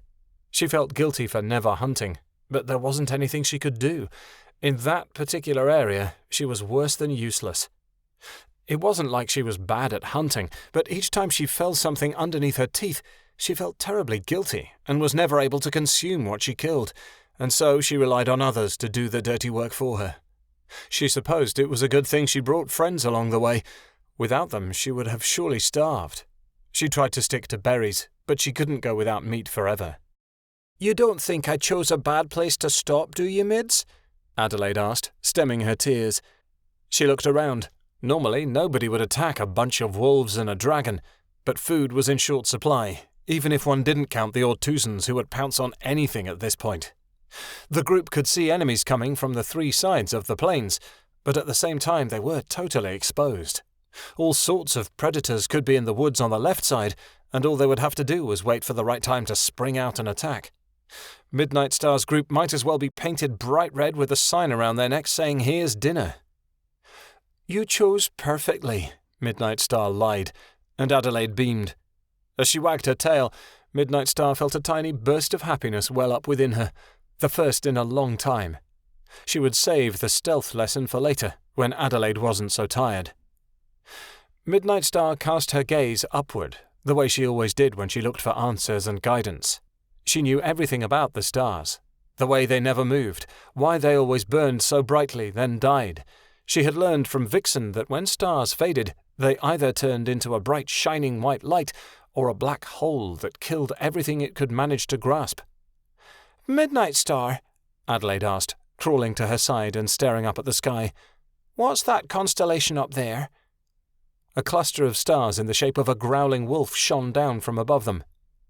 "That's Shahar, the hunter. It shows when there's going to be a feast soon." "Dinner!" Zaya cried from above, dropping a small deer he had struggled to carry over from the forest. Rabika instantly tore in. Zaya went to go find Tattle to tell him that the search for food was over. "Ooh," Adelaide said, nearly dancing as she pointed at the stars again. "What's that one?" It was a portrait of a flying dragon. "Pyralis, the protector." "And that?" The cluster of stars forming the body of a horse with a long, sharp horn reared on its back legs in the sky. "Isabel, the enemy." "She doesn't look that formidable to me," Adelaide said, cocking her head. "What exactly do you see up there? All I see is a bunch of shiny little dots." "They're other worlds," Midnightstar said. "There are other places than here, Adelaide." "I've never known another world, Mids," Adelaide said. "All I've ever known are the plains and the Varanian. This is all so new to me." Midnightstar drew closer. Poor Adelaide hadn't been born in the plains, but she had been raised there, and that was all she could ever remember. The only thing she'd ever known was having food in her belly, playing with the other wolves, and visits from fairies and friends. Everything had been perfect in her realm, except for one thing: the Unicorn War. But the worst part of it had never hit Adelaide. Even then, there was no one who had been murdered by the unicorns that Adelaide had been truly close to. Adelaide's parents had died when she was a newborn pup, murdered by Winter, but she and her siblings had been adopted by Lottie before they could recall such an awful thing. It was still terrible, but the past didn't seem to bother Adelaide, Rabika, or Tattle much. While Midnightstar, her life had been blighted by traitors and tragedy. There were things in her childhood she'd been old enough to remember and couldn't escape. "I'm going to get something to eat and save some for the boys before Rabika takes it all," Adelaide said, getting up from her spot and hopping over to the prey. Midnightstar smiled. Adelaide had lumped both Zaya and Tattle together, as if there was no difference between them. That was the nice thing about her. Every creature was the same, and nobody was any different than anyone else. You could slap a furry coat on a unicorn and call it a wolf, and Adelaide would welcome it into the pack without a second thought. Once again, Midnightstar turned her head to the skies. She liked astrology, though her faith in it as a science was little. Why creatures would turn to the stars for help was unknown to her. The stories about them were wonderful, but basing one's life on constellations seemed foolish. Everyone thought Midnightstar was big on things like destiny and fate, but that wasn't really true. Her knowledge of the stars was only so immense because she had studied them for so long under Vixen's teachings. She had learned the stars to try and comprehend who she really was, what her part was in all of this. She was struggling to find purpose, a meaning to this life that seemed pointless and vain. Her quest to find it in the stars was as empty as space itself. There was nothing there but stories for her. Her siblings had never had trouble with their identities. Jade was a healer, while Shadowin was a brave hunter, an alpha in every sense of the word. Snapfoot was intelligent and wise, while Canine found her meaning in caring deeply for others. Midnightstar didn't like to hunt. She wasn't very brave, very smart, or very skilled. She cared deeply for those she loved, but she didn't really know how to show it. Her only gift, she found, was her intensity for learning things quickly. But what good did that do, having knowledge of things that nobody cared about, knowledge that wasn't very useful in the first place? She always had to struggle to find her place in the world. It hurt, being a wolf and not knowing who you were. Midnightstar sighed. Perhaps Rebecca was right. Perhaps she had gone on this mission because she wanted to prove to herself that she wasn't just a blank space in a world full of colour. "Mids," Adelaide asked, her mouth full, "you coming to get any?" "Right away," Midnightstar responded, and she had to smile. Whatever the case, she was important to Adelaide, and that was good enough. They set out late the next morning. Around noon they reached a small mountain range. Since they'd passed the blue sky peaks around a week ago, this could only mean the start of the Iceborns. The weather was better than expected for early spring. The sun was out, and there wasn't much snow even in the mountains. But Midnightstar knew this wouldn't last long. The group needed to find the assembly and get in and out of the mountains quickly. The Iceborns were deadly, and if they lingered, chances were high that one or more of them would perish within. The Iceborns were nothing but rock, mangled old bushes, and slush. It would be even harder than usual to hunt. "I think we need to stay at the base of the Iceborns until we find someone who may be able to help us out," Tattle said. "A native of sorts." "Just what I was going to say," Rebecca offered. "I agree," Adelaide peeped. "We should run into somebody soon, but first let's find somewhere to make camp." As they walked, Midnightstar accidentally slipped into Zaya's eyesight, but managed to keep the feeling of her own body. With tremendous effort, she wrenched herself away from his mind and forced herself to keep her eyes where they belonged. "What's wrong?" Zaya instantly asked, looking at her in confusion. "I'm not feeling well," she admitted to him in a low undertone, knowing he'd get what she meant. "I'll walk next to you," Zaya said, drawing closer. Midnightstar held her breath, then simply gave up and let herself fall into Zaya's head, watching the world through his eyes as they travelled through the base of the mountain ranges. It was a lot easier giving in rather than trying to fight it, but she still hated it. Though she did have to admit, seeing things through Zaya's eyes was a lot better than having visions. At least she knew where they were walking at least. Days passed. Food became scarcer than before. Midnightstar herself secretly gave Adelaide her portion when nobody was looking. Her hunger only made her visions worse. When the rest of them found out Midnightstar was giving her food away, they were furious. "Why would you do something like that?" Zaya pressed her, infuriated. Her head had been swimming at the time, making her answer muddled and faint. "Adelaide's weaker than I am. She needs it more." "I'm going to fetch you something and make sure you eat it all," Zaya growled, heading for a wooded part of the mountain. "Don't let her leave, Tattle." "Will do," he said lowly, glaring at his friend. It was obvious the Ortuzans had lost their trail when they'd picked up the pace. There was no sign of them anywhere. When they had spanned the Iceborns a full week with no sign of the assembly, the group had a meeting. "This is getting us nowhere," Rebecca argued, battering her tail against the ground. "We'll be here forever unless we find a guide, and there are obviously none here. We might find someone on the other side of the mountain range." "Yes, but how do we get there?" Adelaide asked. "It's simple, isn't it? The only way to get there is to pass through the forest of the spectres," Tattle said. The entire troop turned to gaze at the black, hazy woods that were only a couple 100 yards away. An eerie gloom emitted from it, and Midnightstar gave a shiver. If they went inside, there was no guarantee of any of them coming out. "What's a spectre?" Adelaide asked, always oblivious. "A spectre is a spirit monster," Tattle explained. "They transform into people you know so they can lure you into traps." "I think Uncle Lilger and Mom went past them on the journey to save the Varanian long ago," Rebecca added. "Fortunately for them, they didn't run into any." "What happens if you listen to the spectres?" Adelaide asked, poking her head forward. "They eat you," Zaya said simply. Adelaide let out a squeak. Midnightstar shook her head and said, "No, it's too risky. We've already wasted a week, and we have to get through these mountains. Unless you'd rather hike around and around these peaks and have us all freeze to death, we have no other option," Tattle put bluntly. Midnightstar let her head fall. It was no use. Zaya shook his mane. "It's decided then. We'll go into the woods in the morning. Everybody watch themselves. No telling what could happen in there."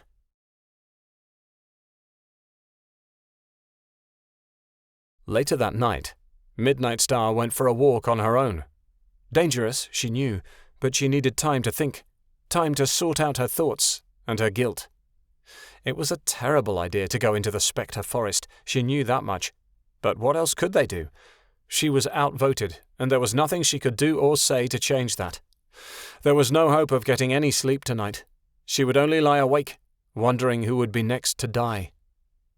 She found solace in a round spot near an outcropping of rock.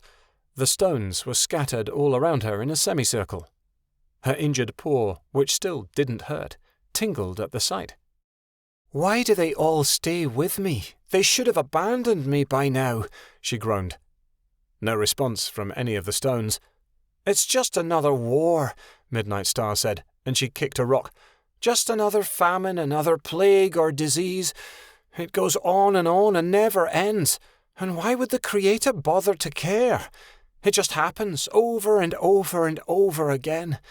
Even I'd lose interest in all this chaos eventually. If this war ends, another one 10 or 50 or 100 years from now will start all over again. A sickness will be cured only to be replaced by something even worse. Making it better means nothing. Just like I mean nothing." Midnightstar looked at the stones. "All of my effort and hard work, all my sacrifice, will eventually be forgotten. To my descendants, I won't have even existed, give or take a century. I might as well be this rock." "She has the answers for you, Midnightstar," the voices whispered in her ear. "If you find her, she can tell you what all of this is worth." Midnightstar shut the voices out.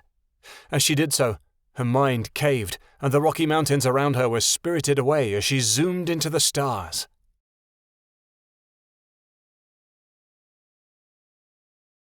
Midnightstar soared with outstretched paws toward the moon, landing on it firmly and sinking the white orb down with her weight. It was no bigger than she was.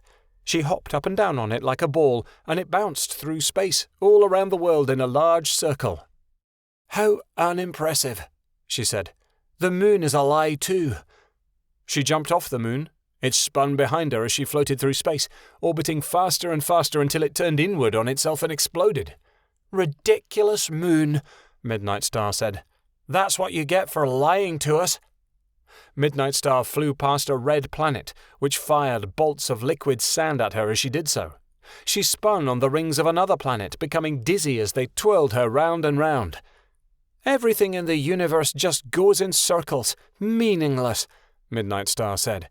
She watched the Earth whiz by as she let the rings carry her around once, twice, 3 times. "I could swear Vixen told me these rings were made out of rocks," she said, looking down at them. "Now I know.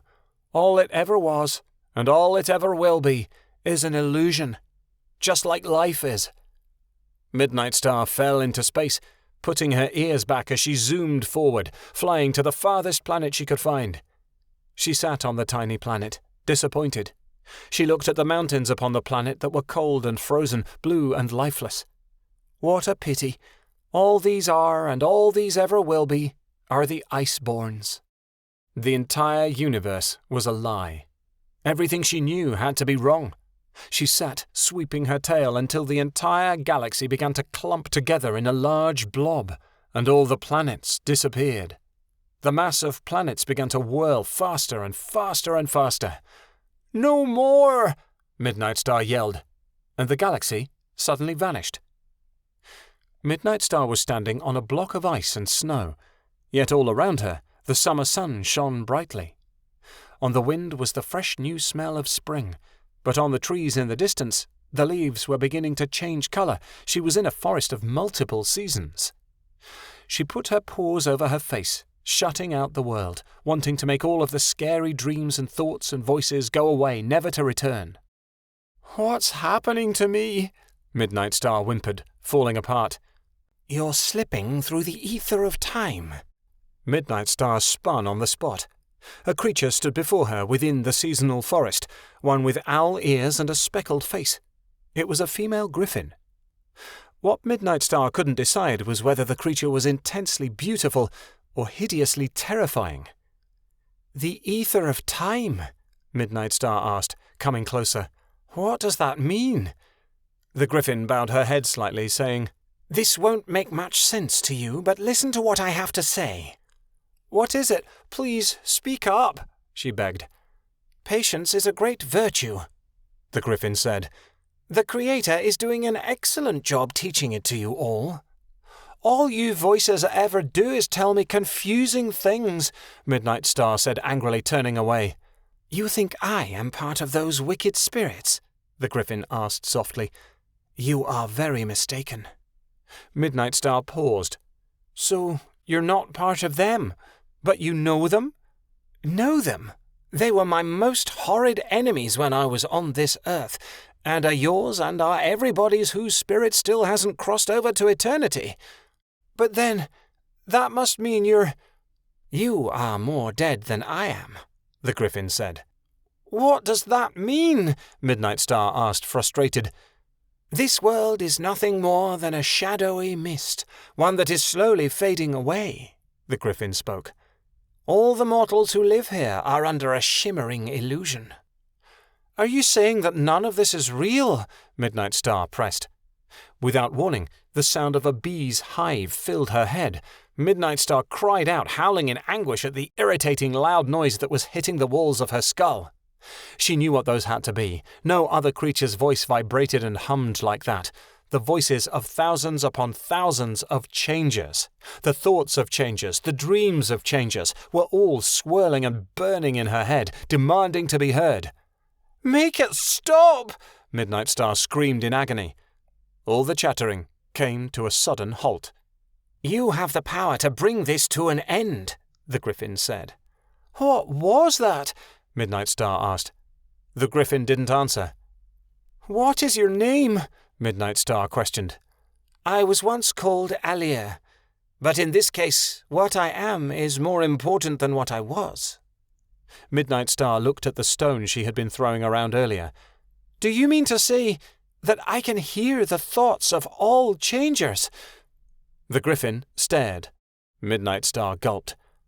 "But how? Why?" "You are the last."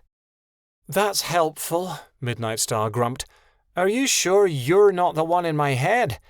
The griffin stomped her front foot, giving Midnightstar an irritated look. "So the voices that talk to me, that say all those terrible things, those are changers?" "No. The voices that speak directly to you are the dark ones, Midnightstar," she said. "In the universe there is a balance of good and evil. These dark voices help to cause all the pain and destruction on the earth. They are the ones who want to wreak havoc on the Creator's world, who are helping Winter to win. Whatever you do, you mustn't ever listen to them. They gain power through pain and wish to become stronger by making the world a terrible place." Midnightstar shook. "Is it only me who can hear them then?" "Everybody can hear them and see the evil ideas that they plant in one's head, but only a skilled few can recognize them for what they are. Most mistake them for their own inner voice." "But why?" "They're probably trying to convince you that you're crazy," she suggested. Midnightstar gaped in surprise. She had been listening to the voices. But then reason took to her. Dark voices telling her to do evil. Impossible. "I am crazy. This must all be a vision or a dream. I must wake up," she insisted. "Midnightstar!" the griffin boomed. She swept up her wings and Midnightstar was buffeted back by the wind. Within her mind, Midnightstar saw a large doe wandering about aimlessly in the rain, calling for someone as she walked over a bridge and to a small gathering of fellow deer. "Allie?" Midnightstar whispered. "Allie, Is that you?" "She can't hear you. You're only in her head." "But why is she there? Why isn't she with Keanu in the Varanian where she's supposed to be?" Midnightstar clambered to her feet, nearly tottering over as she did so. "Winter and a pair of Ortuzans lured her into a trap. Her friends think she's dead. She doesn't remember anything because of the attack," the Griffin said. "Then we have to go back," Midnightstar said, raising her tail. "We have to tell the others she's out there. "No, Midnightstar," the Griffin protested. "You have to continue your mission."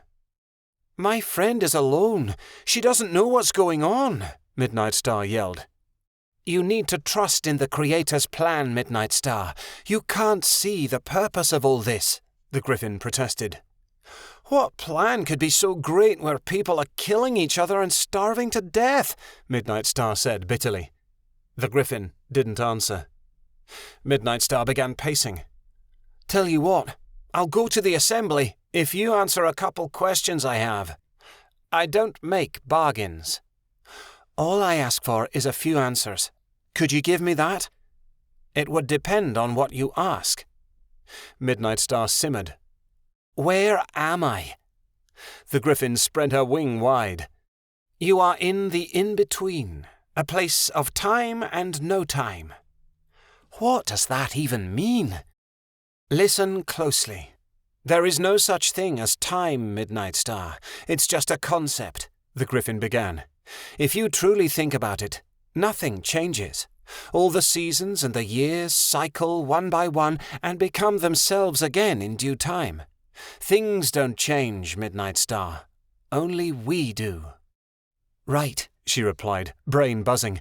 "And all those changes I just heard, what does that mean?" "A changer's thought is connected to the in-between. Since you can go here, you can hear all they speak and see all they think, and therefore enter into their minds." The Griffin paused. "I ask you not to pry for anything else, for you are not ready." "One more, please. Why can I do all this stuff and others can't? I've never heard of anybody in my life who could see visions and hear the thoughts of changers and slip into a dragon's eyes," Midnightstar babbled. "There've been others before you." "What were they?" "Long ago, they were referred to as skygazers." "A skygazer." Midnightstar remembered what Zaya said earlier. She enjoyed hearing the word, liked the way it seemed to click neatly in her brain. "What is that?" "A skygazer for the lands is what the Great One is for Nesting's Haven. Every age there is a guardian known as a skygazer alongside her chosen portal, who reign to defend the lands from any looming threat that could cause the entire realm to collapse. A skygazer is a spiritual leader, a protector of all who surround her." "I don't see why I'm able to do this stuff all of a sudden. I never had any powers before." "Your powers have come upon you at a late age, yet at the opportune moment. Don't waste them, Midnightstar." "You said something about a portal. What's that?" she questioned. "It is a way for a skygazer to be in two places at once, a way for them to see things from a different point of view. All the skygazers have one, and your portal is Zaya." "I don't even know him," Midnightstar said angrily. "But he is yours now," the Griffin said. "You've already known for quite some time, Midnightstar. You have to let him know." "He'd never believe half the stuff I'm telling him. I don't even know if I believe it," Midnightstar said, backing up. "Midnightstar," the Griffin said gently. "Don't let the pain that's built up for more than a decade prevent you from taking another risk." Midnightstar felt herself choke up. "I've been through so much over the years. I don't think I can handle any more. I'm sorry." "It's your decision," the Griffin comforted. "But I encourage you to tell him there will be consequences for leading him on blindly." "Then I'll take them," Midnightstar spat. The world began rippling around her like water upon a stone, and the seasonal forest began to melt. Looking around, she said, "I guess it's time to go. Midnightstar, whatever you do, don't listen to the voices," the Griffin said intently. I won't, she said, as the mountains began to return, and the in-between went away completely. Yet the griffin was still there, and her voice was more insistent. No, please, you must heed what I say. The dark voices know more about this world than you do, Midnightstar. They want Winter to win. They will say things you won't understand to try and trick you. You are one of the fortunate few who know what they are, but you must never submit. Even the most innocent voice is deadly. I told you I won't. Isn't my word good enough for you? Midnightstar snapped. The griffin vanished completely, and soon there was nothing but rocks to take her place. Midnightstar was back in the real world, though she wasn't sure if the lands were as real as she thought. Midnightstar looked to the north and then to the south, unsure of which way to go. North would take her to the Iceborns and toward the Assembly. South would bring her back home to find Ali. She took a few steps south. She then turned and made her way to her pack, shaking her head. She would do what the griffin said. She'd keep quiet about Ali's disappearance and tell her group to keep trouncing toward the original goal. "Oh, Ali," she whispered, "I'm so sorry." Chapter 4. Life has no room for spectators nor spectres. Midnightstar sighed as they approached the dark forest before them.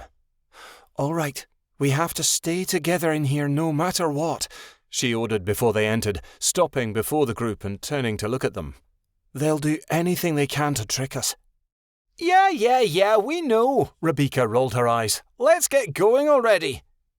"Those trees look really scary, guys," Adelaide whimpered softly, leaning into Midnightstar. "What if the spectres find us and eat us?" "You'll be fine," Rebecca told her. "We have to go in." She's right. We've wasted enough time already, Tattle yapped. You'll just have to face your fears, Adelaide. "Stick with me. I'll keep you safe," Midnightstar offered, nudging her small friend. The red wolf wagged her tail happily. "I'm glad you care about me, Mids." "Of course, Adelaide. I care about all of you," Midnightstar said, looking towards Zaya. He stood a short distance away from the wolves, preparing for the trip into the dark woods. Zaya caught her eye, and Midnightstar looked down quickly. She hadn't been able to tell him what the griffin had said, and it upset her more with each hour that passed. She wanted to be honest with him, wanted his friendship even. But what was she to say? He would never believe the truth. "Don't say a word. He's not a real friend to you, Midnightstar. You barely know him," the voices whispered to her. "You can't tell anyone." Midnightstar shook her head quickly, forcing the voices to hush at least for a moment. "Let's go. We don't have time to lose." Adelaide gulped. "Promise me you won't leave my side." "I promise, Adelaide," Midnightstar said softly. "Just don't leave me either." "I won't," Adelaide replied. "Are you ready?" Midnightstar asked the group, but the question was more directed to herself. Tattle and Rebecca nodded, and Zaya moved closer to the wolves. They walked forward together, taking it one step at a time. Fear dotted Tattle's face, an expression Midnightstar had never seen on the young alpha. A similar look came over Rebecca, and Adelaide shook in her fur. Zaya looked around suspiciously, twisting his tail, and Midnightstar felt her mind slipping. She leaned on Adelaide slightly so she wouldn't fall over, and allowed herself into the dragon's mind. Everything was so dark and strange in these woods. Zaya looked up to the treetops and let out a slight growl of frustration. "The trees are too dense," she heard him think. "I'll never be able to fly through them if we need to escape." He looked toward Midnightstar, concern flowing through his mind. "She's becoming even more distant than before. I thought we were friends. Maybe I was wrong. What can I do to make her accept me?" He was unaware Midnightstar heard every word, even though her body was several lengths ahead. The dragon's sadness whipped through her, and unable to take it, Midnightstar pulled away and slunk back into her own self. Once she was back in her body, she looked at Zaya. His head was hung low, and he moved at a slow pace.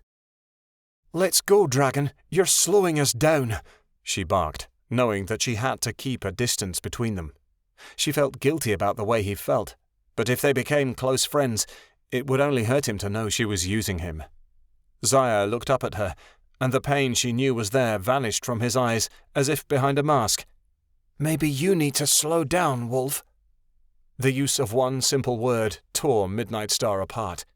She longed to call him by his name, but simply couldn't. No matter what happened, she wouldn't allow herself to let Zaya in. They walked blindly forward, unaware of where exactly they were walking to. Everything looked the same, every tree identical in the dim light. Midnightstar plodded on, then froze when a familiar figure appeared before her. His brown hair and cruel eyes forced a growl from her throat. "Get out of my way, Winter," she snarled, wishing nothing more than to tear him apart. "Now, why would I do that?" he asked calmly, peering at her. "I won't leave until I finish my business." "What business? You have no business here."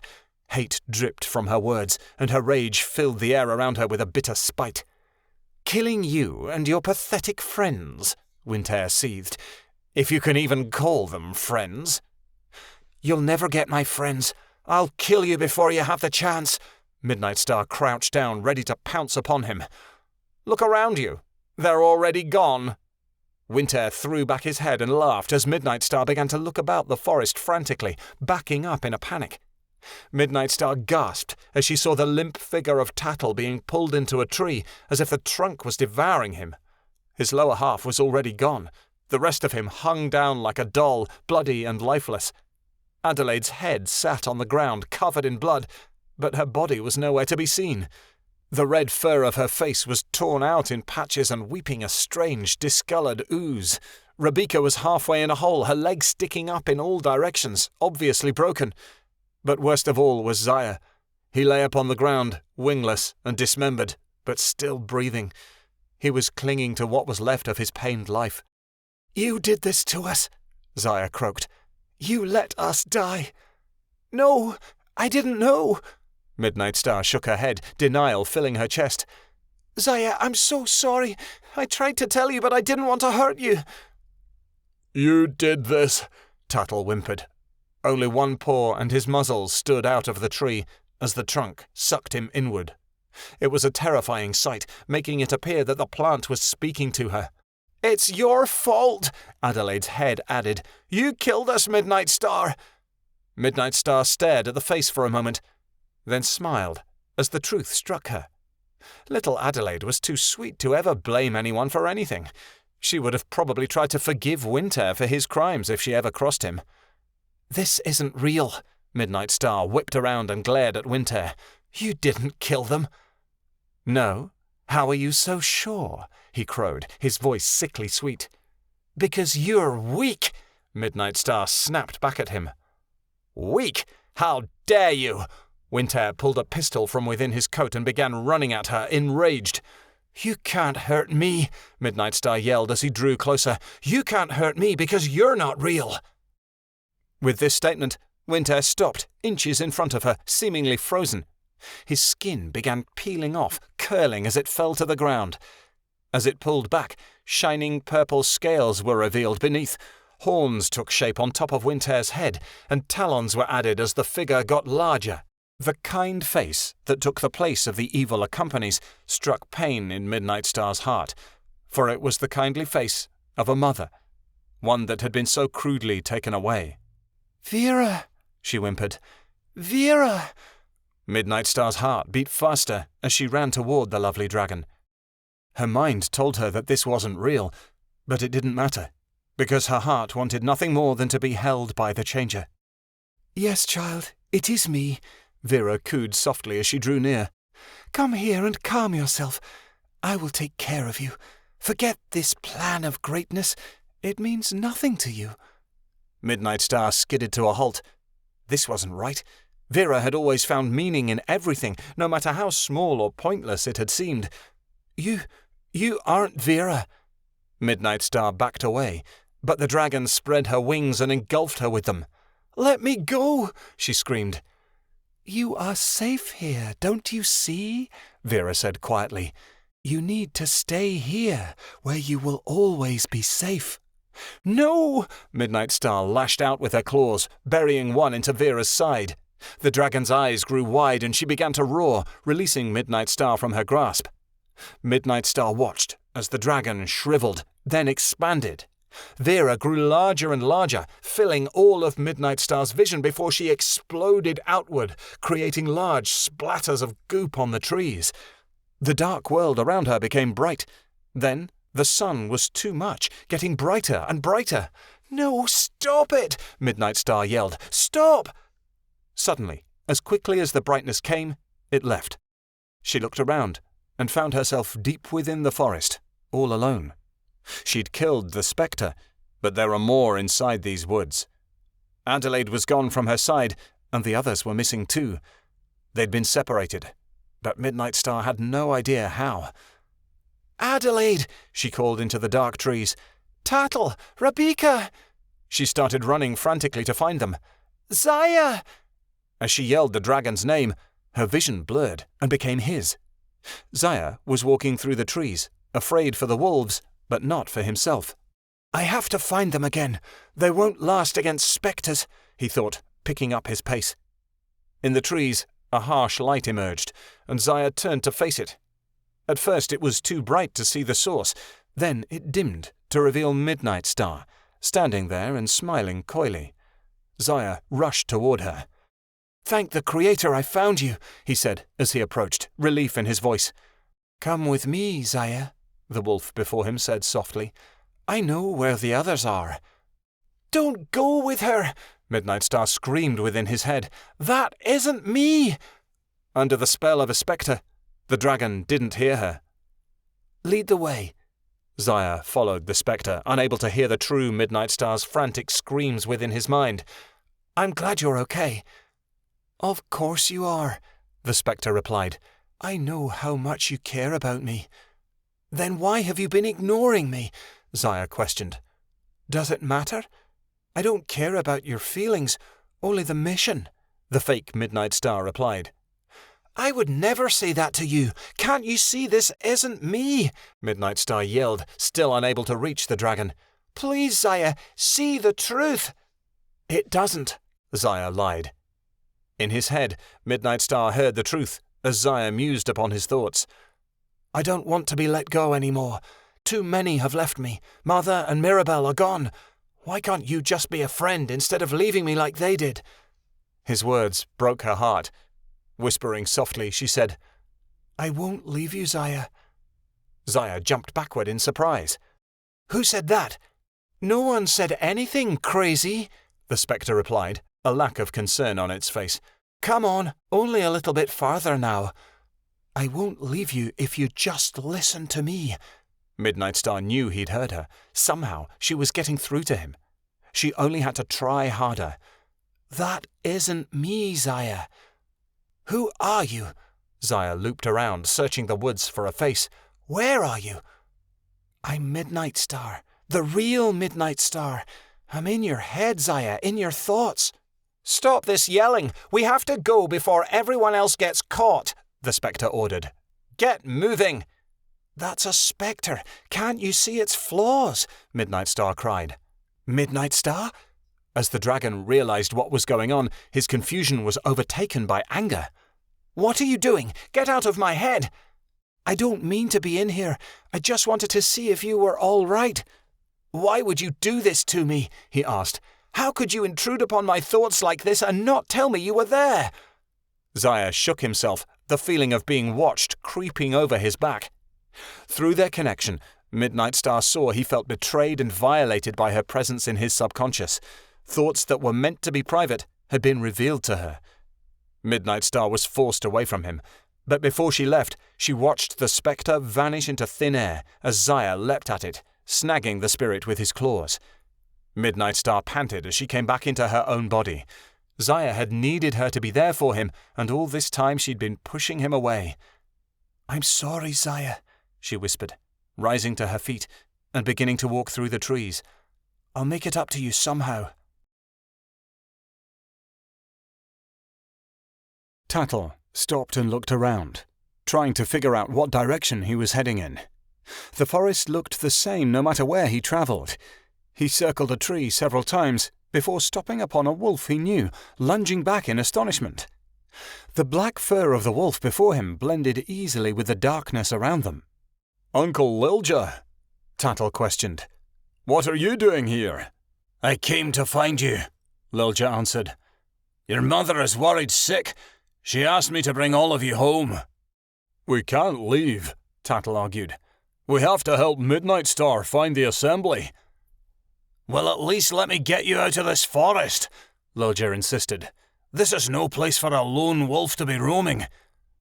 "We have to find Adelaide and Rebecca," Tattle said. "And Midnightstar and Zaya are lost in here too." "They're already safe outside the trees," Lilja explained. "You're the last one missing." "Oh, okay, let's go then," Tattle said, relieved to no longer be alone. "Lead the way." When Lilja began to walk in a different direction, Tattle followed willingly. The older wolf led his nephew through the trees, but rather than taking him out of the woods, he seemed to be bringing Tattle deeper into the darkness. "Are you sure this is the right way?" Tattle questioned, scampering next to Lilja. "Of course it is. Would I steer my own family wrong?" Lilja barked. "I was just asking because it looks darker here," Tattle commented. "Not at all like the edge of the forest did." "Do you trust me?" Lilja asked. "Yeah, I've always trusted you," Tattle answered slowly. "You're my uncle." "Then stop arguing and walk," Lilja snapped. Tattle paused. He had never heard his uncle be so cruel before. His face was overtaken by an expression of horror. "You're not my uncle, are you?" Tattle said. "You're a spectre." "Don't be ridiculous," Lilja replied, but his voice cracked slightly, not at all sounding like Lilja would. "You're not who you say you are," Tattle growled. "I can see right through you." Discovered, the spectre opened its mouth and screamed at him, vanishing in a puff of smoke and leaving Tattle even more lost than he had been before. "Now what?" he groaned, looking around. "Follow me." A voice, mystical and light, as if it were from another world, echoed to him through the woods. "I can take you somewhere safe." "Who are you?" Tattle gazed forward intently to see a young she-wolf before him, her coat the colour of pale sand underneath the warmth of a yellow sun. "I'm here to help," she said. "I can assure you that I'm not one of the spectres." "Yes, but you can't prove it," Tattle argued. "Why should I go with you?" The she-wolf stared at him. "I know we've never met, but I mean you no harm. Come with me." Tattle watched her walk away, then followed slowly. He stayed a few lengths behind her, suspicion leading his actions, as the sandy wolf trailed through the woods.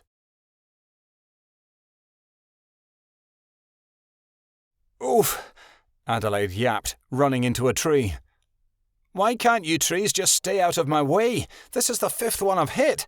She rubbed a paw against her head and whimpered. Her trip through the forest had become quite painful after she had lost Midnightstar. The older wolf had been able to lead her along, but now Adelaide was on her own, and she had a nasty habit of not looking where she was going, so trees often got in her way. She sat down, giving up on her search. "They can just come find me. I'm tired of getting hurt," she griped. "I've found you, little one," a kind voice said, relief obvious in its soft, gentle tone. A silver she-wolf gazed at Adelaide with shimmering eyes. "Mama!" Adelaide squealed, rushing toward Lottie eagerly. "I've missed you, my dear one." Lottie didn't move toward her daughter, but stood where she was, allowing Adelaide to come to her. Adelaide ran headfirst into the wolf, yipping and wagging her tail happily. "Why are you here, Mama? I thought you had to stay at home." Adelaide sat at Lottie's feet like she used to as a pup, cocking her head to the side curiously. "Because I was worried about my children," Lottie answered anxiously.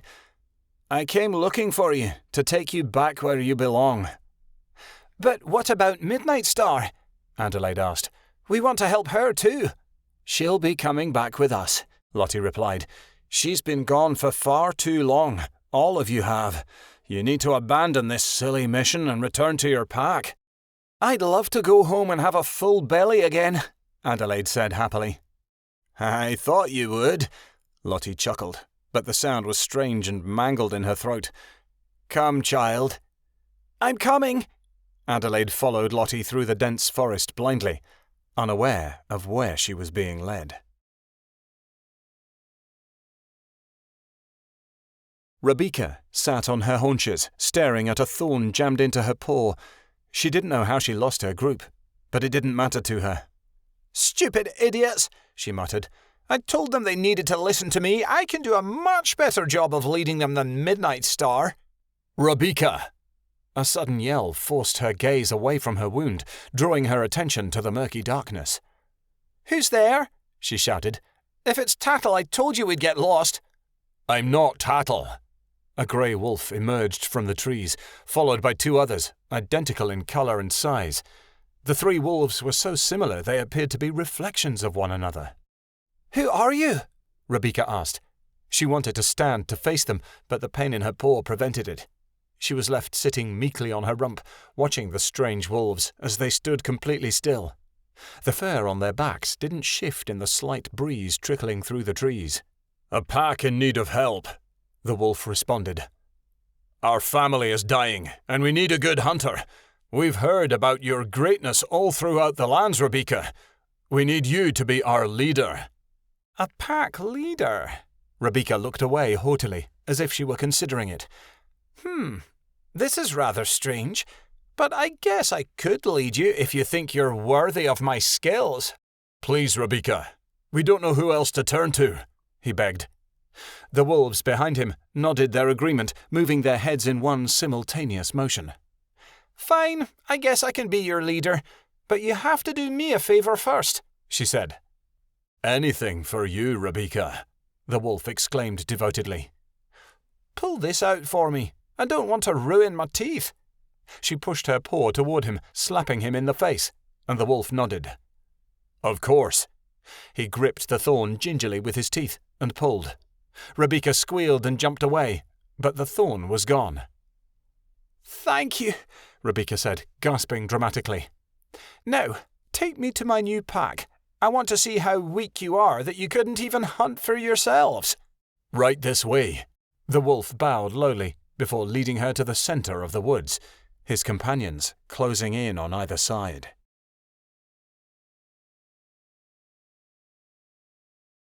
"How much farther, Mama?" Adelaide whined. "I think we're going the wrong way. It didn't take this long to get here." "Adelaide, do you trust your mother?" Lottie asked, turning slightly to look at her. "Yeah, but this doesn't look right." Adelaide hung her head in shame. "I'm sorry I doubted you, Mama." "It's all right, my child," Lottie assured her. "Just keep moving. We'll be home soon." "How soon?" Adelaide questioned, but a snap somewhere in the trees drew Adelaide's attention away. A dusty-coloured wolf stood just off the path they walked, glaring at Lottie as if giving her some sort of warning. The silver wolf whimpered, then vanished in a puff of smoke. "Mama!" Adelaide shrieked, pouncing on the spot where Lottie just was. "Mama, where did you go?" She turned toward the other wolf, baring her tiny teeth. "What did you do to Mama?" "That wasn't Mama, Adelaide." Tattle came up from behind the she-wolf, shaking his head. "That was a spectre. It was trying to trick you." "But it looked just like her," Adelaide whined. "Yeah, and mine looked just like Uncle Lilja, but that doesn't mean it was him," Tattle said. "Come on, this wolf is safe. She can help us." "Are you sure?" Adelaide looked the other wolf up and down cautiously, still in shock from the random disappearance of Lottie. "I wouldn't have scared the spectre away if I was one of them. I can take you out of here," the wolf said, her pale eyes soft and kind. "I promise you'll make it out alive." "She's okay, Adelaide. Would I be following her if she wasn't?" Tattle assured his sister. "All right," Adelaide caved, playing with her paws. "Where are the others?" "We're going to find them now," Tattle said. "Aren't we?" "In time, Tattle, in time," the strange wolf responded. "So, what's your name?" Adelaide asked, always full of questions. "That doesn't matter now," the creature told her, shaking her head. "All that matters is finding the rest of your friends before the spectres do." Midnightstar searched the brush around her, desperately wanting to find someone, anyone she knew. The rustle of leaves to one side made her turn, spinning to the side and leaping away from the noise. She found the source of the noise was only a dragon. Her dragon. "Zaya!" she exclaimed, rushing toward him. "Thank goodness you're all right." The dragon turned a cold shoulder, and her heart sunk as he landed a steely glare upon her.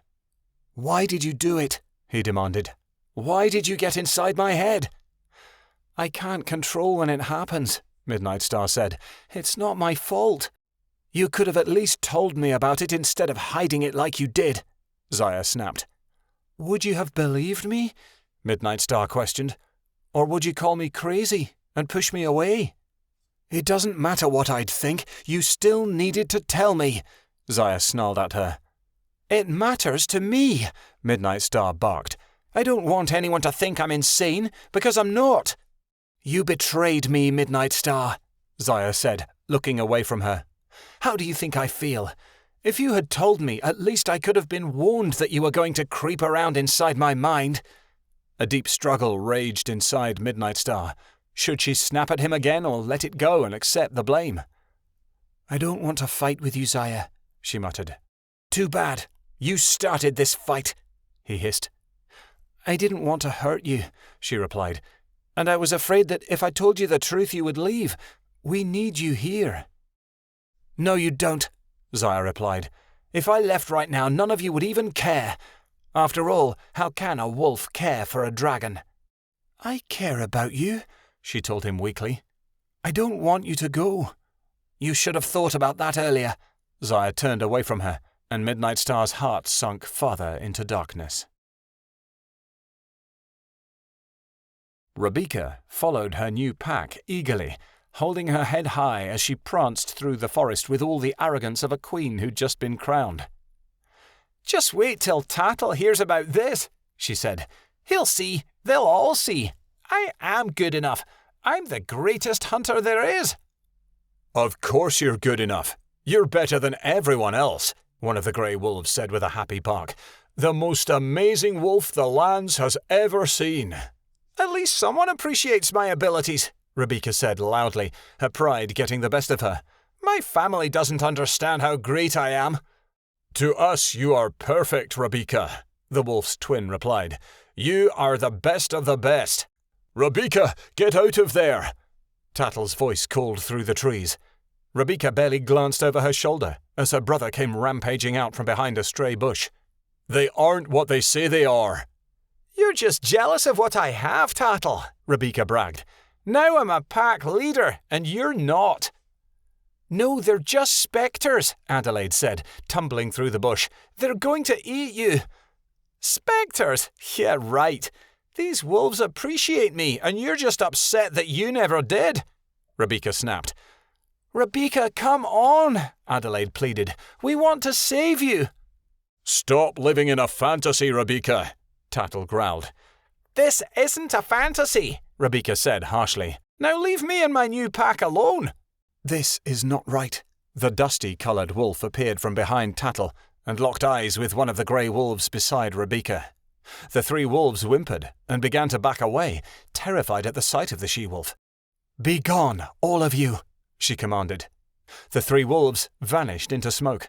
Rebecca looked around in confusion, hopping from foot to foot. What happened to them?" she questioned. "My pack!" "They were an illusion, meant to trick you," Tattle told her. "Any further and you would have been eaten. Now we have to find Midnightstar and Zaya so we can get out of here." "I found you, so don't worry about that." Midnightstar appeared a short ways away, leaves and branches stuck in her fur. It looked like she hardly cared about her appearance at the moment. "You're okay." Adelaide rushed toward the black wolf, her tongue lolling out of her mouth as she gambled toward her friend. "I'm fine, Adelaide," Midnightstar said simply. "Let's get out of here. I'm sure Zaya can find his own way out." "Why would you say that?" Tattle asked. "Zaya has helped us several times. The least we can do is to help him out of the forest." "He'll be fine," Midnightstar replied. "Dragons can take care of themselves." "But, Mids," Adelaide looked at her with sad, confused eyes. Zaya is our friend." "Not mine," Midnightstar said bluntly. "The loss of a friend is tragic," the sandy wolf said quietly. "It is a painful, devastating thing." "Who are you?" Midnightstar questioned, perking her ears up at the newcomer. "No one in particular," the wolf answered. "We must find the dragon." "What does it matter to you? You don't even know us," Midnightstar argued. "You must all be safe in order for your task to be completed," she countered. "Follow me. I already know of his location." The dusty wolf began walking, and the 3 younger wolves followed, curious as to where she was going. Midnightstar watched, dumbfounded, before reluctantly going with them.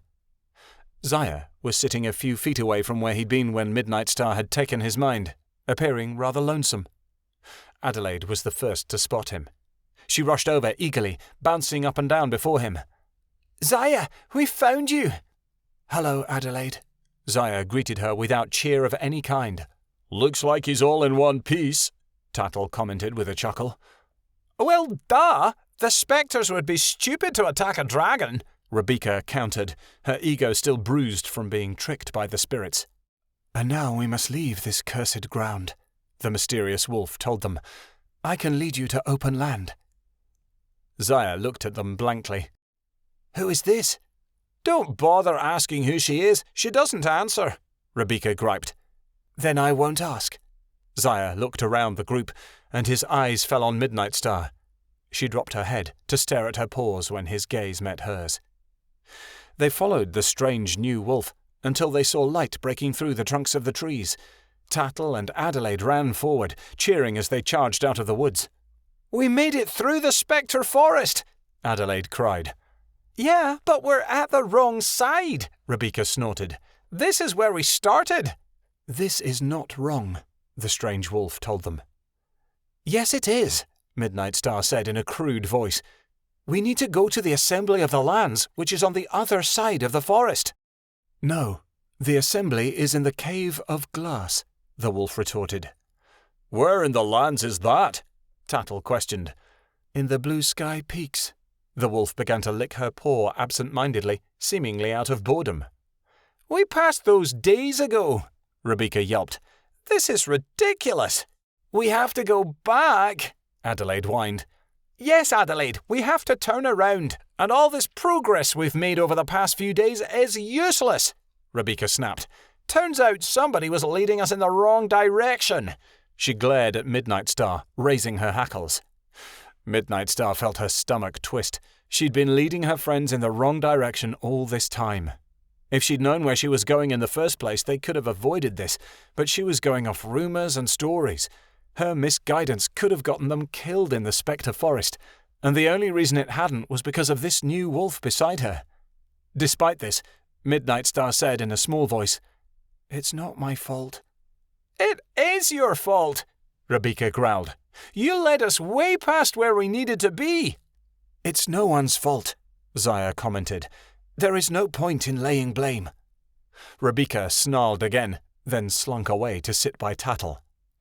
Midnightstar was surprised Zaya had stuck up for her once again after their fight in the forest. The dragon still wouldn't look at her, but maybe he wasn't as mad as she'd supposed before. "I will travel with you," the strange wolf told them. "You will need a guide. I've been to the assembly before, and so I can get you there in much quicker time."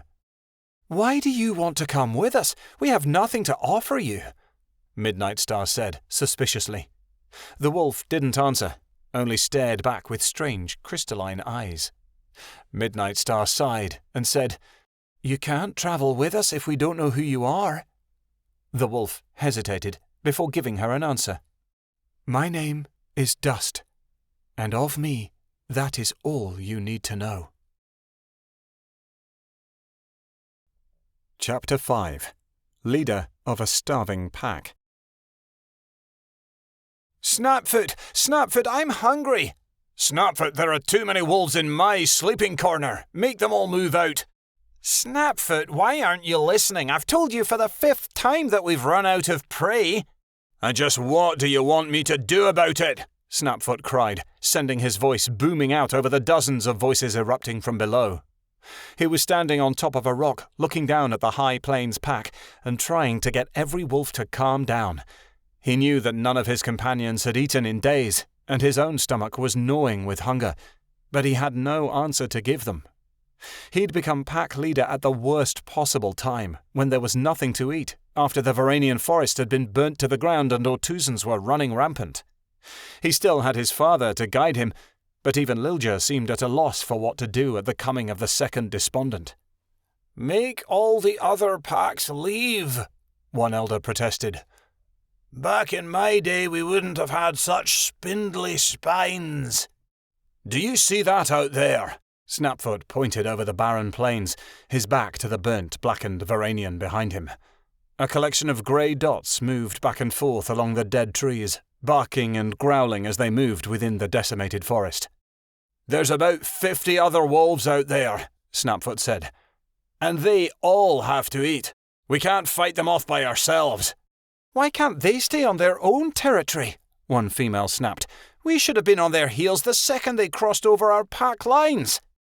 "The Ortuzans chased them out of their homes. There's nowhere else for them to go," Snapfoot moaned. "But this place doesn't have anything to feed them," a younger wolf said. The pack murmured in agreement. "When I was young, Ortuzans never bothered us. We bit them and they were done for," the elder complained. "The Ortuzans outnumber us now, and that's never happened before. They have the upper hand." Snapfoot tried taking control, putting his foot down and staring at the elder. "What does it matter? We can still chase the other wolves out of here," the female said again. "What, and lose half our pack? A move like that won't just start an uprising between all the packs. It'll make us seem even weaker to the unicorns. At least here we have numbers," Snapfoot said. At the mention of unicorns, the pack began to howl and hiss. The hatred was obvious, filling their very eyes as they growled in rage. When the pack began to get too rowdy, Lilja stepped forward and said, "Quiet, all of you. What Snapfoot says is right. We can't afford to make any mistakes. The minute we turn on other wolves, the unicorns will see their chance and kill all of us." The pack instantly shut up. Snapfoot suppressed a growl. It was annoying that the pack still listened to his father better than they listened to him, but respect had to be earned, and he had only been leader for a short time. It didn't help that once Snapfoot had taken up the role of alpha, his term had been marred by everything from disease to starvation. "Thank you," Snapfoot nodded to Lilja. "Now, the rest of you go back to the den." "And do what?" the female asked. "Rest up," Snapfoot said. "We're hunting tonight." "With what prey to hunt?" she shouted. "Oh, leave him alone." Another wolf, a pale grey one with a wispy, lithe form, pushed her way to the front. "He said we're hunting, so we're hunting. Just do what he says. I'm so tired of wolves giving him trouble. Maybe if you all just shut up and did what he asked instead of whining, your mouths would be full of meat instead of words." "You've got a lot of room to talk, Kaliska," the elder grumbled. The wolf tossed her head. "I give most of what I have to the young ones and keep my trap shut otherwise. I wish I could say the same for most of you." She swished her tail and sashayed away, swinging her hips behind her as she went. "Big-mouthed little tramp," the other female snapped under her breath. "Kaliska has been an excellent endorsement to the camp since she arrived," Cornea growled abruptly, digging her claws in the dirt. "Too bad you haven't done half as much, Erla." The wolf bared her teeth, but she didn't dare talk back to an elder as respected as Cornea, Lilja's mate and the former female alpha. "Rest up, all of you." Lottie came to the front, encouraging the group. Her eyes looked very tired, body seemingly just as worn. "We need all the strength we can get." Lottie had seemed lost ever since Kasif had disappeared with Kia and Vixen. They'd gotten separated when the Varangian forest burned down, and Lottie had returned to her brother in the meantime to wait for her fairy. Unfortunately, Lottie clearly doubted Kasif was still alive. The usually cheerful wolf appeared downcast at every moment, and hardly spoke unless needed. At Lottie's words, the group dispersed unenthusiastically. Lottie sighed and went out to search for healing herbs. Soon, not even her words would be able to boost the pack's spirit. "I'm going to scout for something to eat," Snapfoot told his father. At the worst, there's roots, Lilja said. We always have a last resort. I think the pack's getting tired of roots, Snapfoot added sadly, as he walked away. He headed into the ugly, ashy hole that was the Varanian, coughing as he went. No rabbits had stayed in their burrows, no deer had hidden in the decaying trees. Everything was gone. Snapfoot, wait up! Kaliska came running behind him, sneezing as she kicked up ash. Kaliska, you really should stay with the pack, Snapfoot said with disapproval. It's not safe out here. She sighed. They don't want me there. You know they don't. I don't see why not. You're one of our best, Snapfoot muttered. All they see me as is an outsider with a strong head, or a stupid one as they would say, she added. And soon I'll just be the girl who's got more mouths to feed. Snapfoot didn't say anything. Kaliska had joined his pack after her mate was killed by Ortuzans. Only he knew Kaliska's secret. But it wouldn't be long before everyone else in the pack did too. Eventually, the pack would catch on, and once they did, it would be a dramatic scandal that anyone besides the alpha female had been allowed to breed. The only pups permitted in the pack were supposed to be the children of the alpha, and the pups Kaliska carried were not Snapfoot's. Snapfoot hadn't chosen a mate yet, specifically because he knew it would cause issues with Kaliska's pups on the way. Are you sure you're going to be having pups? Snapfoot said. No, not completely. But I have a feeling. I just hope it's wrong. Don't want pups? I've already had some. They're grown now, and with other packs. I'd love to have more, but in the current situation I don't think now is the time.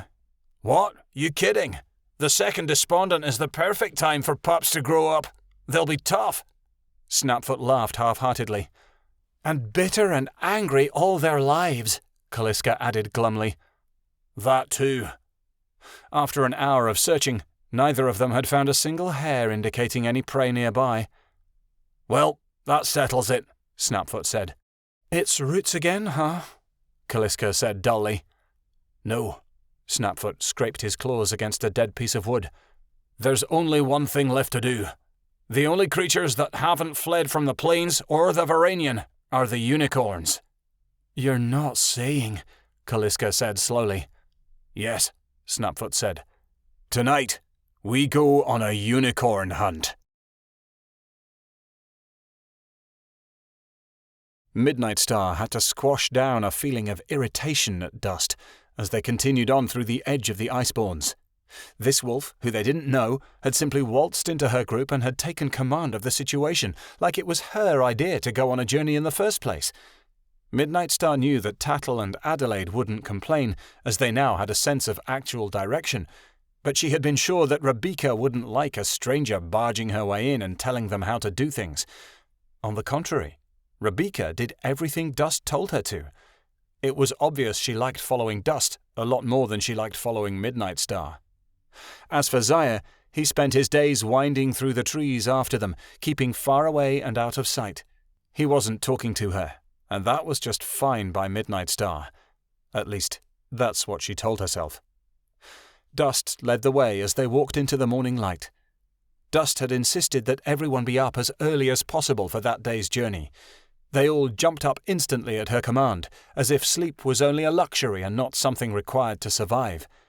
If Midnightstar would have even suggested they get up early, the wolves would have taken an hour to wake up and an hour more to be ready to leave.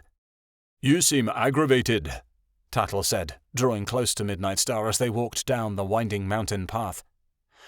I just have to ask Dust a few questions, she replied, narrowing her eyes. Midnightstar, don't chase her away. She's our only guide, Tattle whispered. I won't chase her anywhere. I'm just a little curious. She left Tattle's side and padded to Dust's, strides matching paw for paw. There are some things I must ask you, Midnightstar started, leaning in front of Dust so she couldn't be ignored. I may not answer, but go ahead, Dust replied nonchalantly. Midnightstar's eye twitched. Why are you doing this? You don't know us. This isn't your war. Unicorns have never bothered you. No, they have not, Dust said with a touch of amusement. Then why? She pressed. I told you, I want to help. Why? Can't anyone perform an act of kindness without being questioned? Dust said. This isn't being polite. You're uprooting your life to travel across the lands with us, a group of strangers. Surely there must be a reason. I have no attachment to anything. The only thing that has changed because of my decision is the scenery.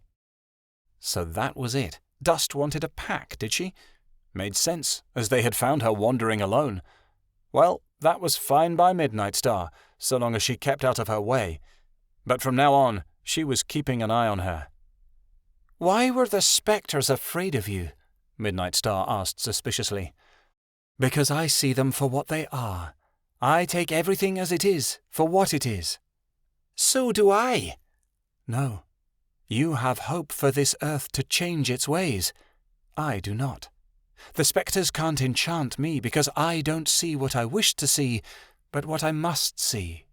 I take reality as it is and do not embellish it with foolish wishes and dreams. Are you saying that I'm imagining things? Midnightstar's temper instantly flared. I wasn't singling you out at all. Should I? No, Midnightstar said defensively. You're just acting like you're better than us. Not at all. I'm just stating the facts. Everyone is out for themselves in this world. You and I are no different. We can't cure our selfish, greedy nature, and despite what we do to change it, all of us will meet the same cold end. I am just as horribly miserable as the rest of you, Midnightstar. Do not forget that. You're the most cynical wolf I've ever met. Am I?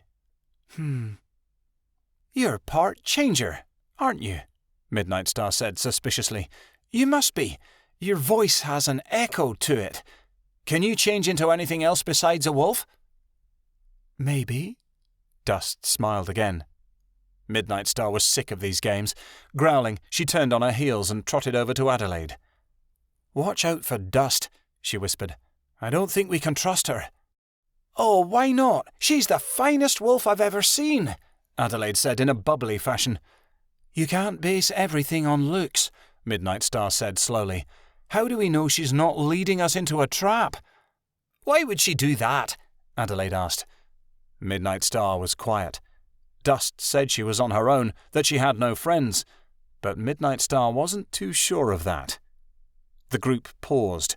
They were all staring up at Dust, who had climbed on top of a boulder and was taking in their surroundings. Something was odd about the way she was standing. It was too still, too refined. Dust stared out into the distance, fur ruffling in the breeze, her beautiful head tilted ever so slightly into the wind. She threw her head back as if casting a great weight off her neck, then continued to speculate into the skies with that deep, unemotional look that never left her face. Weirdo, Midnightstar thought. What do you see? Rebecca questioned, hopping up on top of the rock like Dust and trying to look as lovely but failing miserably. Dust didn't answer. She slid off the boulder gracefully before shaking her pelt and carrying on. What was all that about? Tattle said. She was figuring out her position, dimwit, Rebecca said, trying to come down off the boulder before toppling clumsily to the ground. She got up, spat dirt out of her mouth and said, She has to know we're going the right way. She's kind of strange, Adelaide said. She's sort of like you in that way, Midnightstar. I'm nothing like her, Midnightstar said sharply. Zaya trickled down from the trees. He landed beside Dust and began speaking to her, and the beautiful wolf spoke back. Jealousy began brewing in the pit of Midnightstar's stomach. What was more, the talk didn't last for a few spare minutes as Midnightstar's inquisition had. Zaya and Dust's conversation went on for at least an hour as they travelled. Finally, Dust fell silent, and Zaya slipped back into the trees. That's surprising, Rebecca said. He managed to get her to talk to him. Midnightstar let her envy be cooled by indifference. She didn't want to care about Zaya, and now she had an excuse not to. If he liked Dust better, fine. He was one less creature she had to worry about out here. When the moon was high, 7 wolves followed Snapfoot into the low plains where the unicorn herd was known to settle during the night. The wolves winded quietly through the tall grasses and looked out, slinking close to the ground. Most of the herd was asleep, while a few others kept watch carefully, their ears pricked and alert. They'd been extra cautious since Vixen had vanished. It was one of the reasons why this endeavour was so risky for the pack to take. Snapfoot, this is insane. The herd almost doubles our numbers. They didn't take a hit like the rest of the plains did.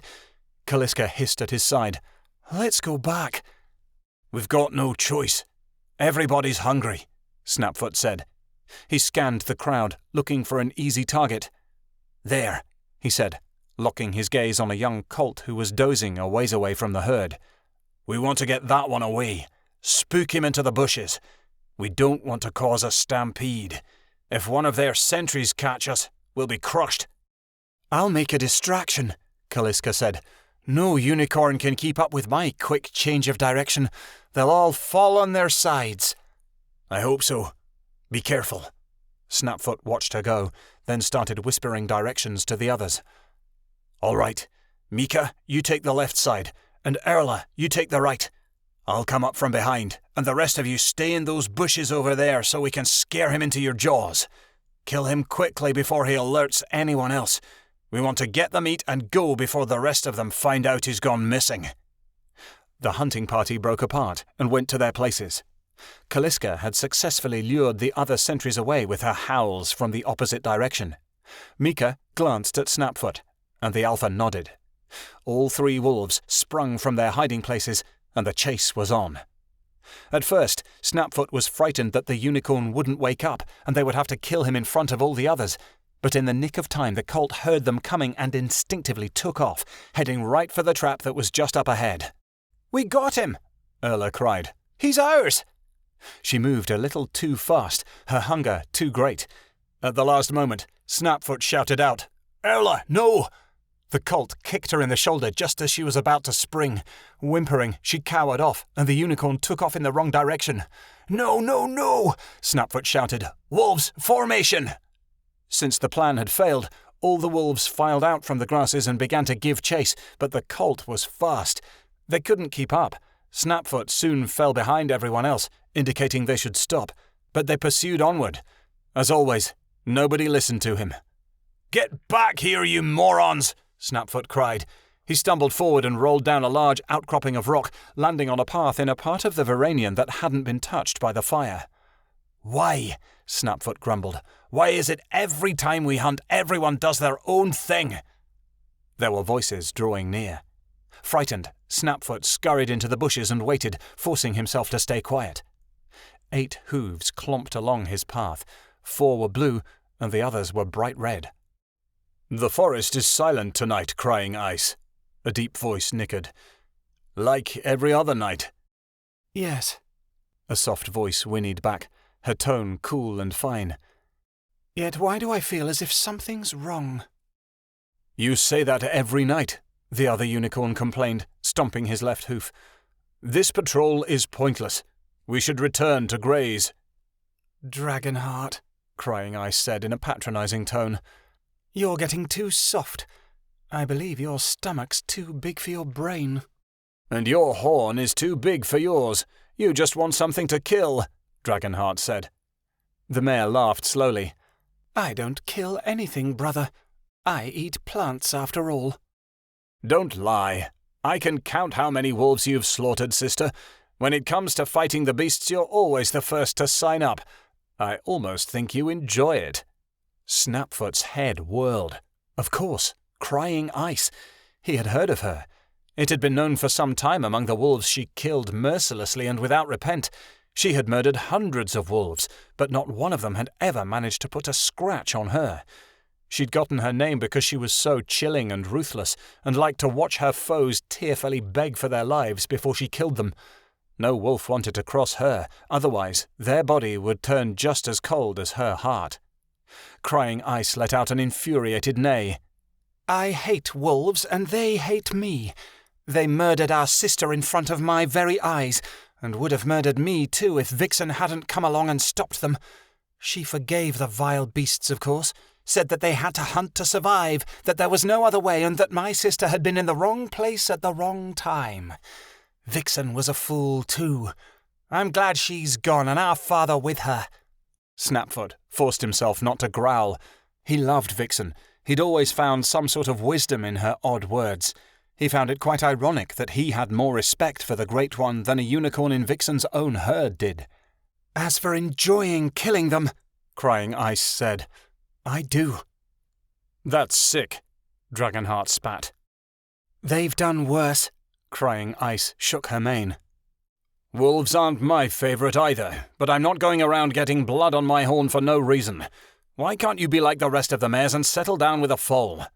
"Foals are snotty runts. It's despicable that the upcoming ones will be running the herd in a few years." "Why? Because they don't believe in killing things for no reason?" "There is a reason. Survival." "We have plenty to eat and drink, unlike most," Dragonheart argued. "Have you seen their numbers lately?" Crying Ice asked. "There's over 50 wolves nearby. They'll be on us in no time." "You're being paranoid." "I'm being realistic. It won't be long. You know, I've often thought of eliminating the vile things before they end up eliminating us first." Crying Ice paused. "Come on, we'd better get moving." Snapfoot watched their hooves click away and made sure to wait before he sprung out of the bushes and away from the sadistic Crying Ice. Next time they went on a unicorn hunt, he would make sure to put her at the top of the list to be eaten. Where was his pack? Snapfoot turned, following the scent, until he saw his group of wolves gathering around an old unicorn's body. "Snapfoot!" one of his wolves cried out. "Snapfoot, we caught one!" His mood brightened instantly. "Well done, my friends." "Kaliska found this senile one just wandering the woods," Erla added. "We took it down easily." "Excellent job," Snapfoot praised, and Callista wagged her tail at his words. He looked down at the carcass, nodding. "Everybody grab hold so we can drag it back to the pack." Snapfoot looked down, felt his stomach rumble, and took a triumphant bite. It was tough, gamey meat, but it was something, and to his empty belly, it was the best thing he'd ever tasted. That night, Midnightstar left the others to sleep around an old oak tree, while Dust kept watch on the edge of a clearing nearby.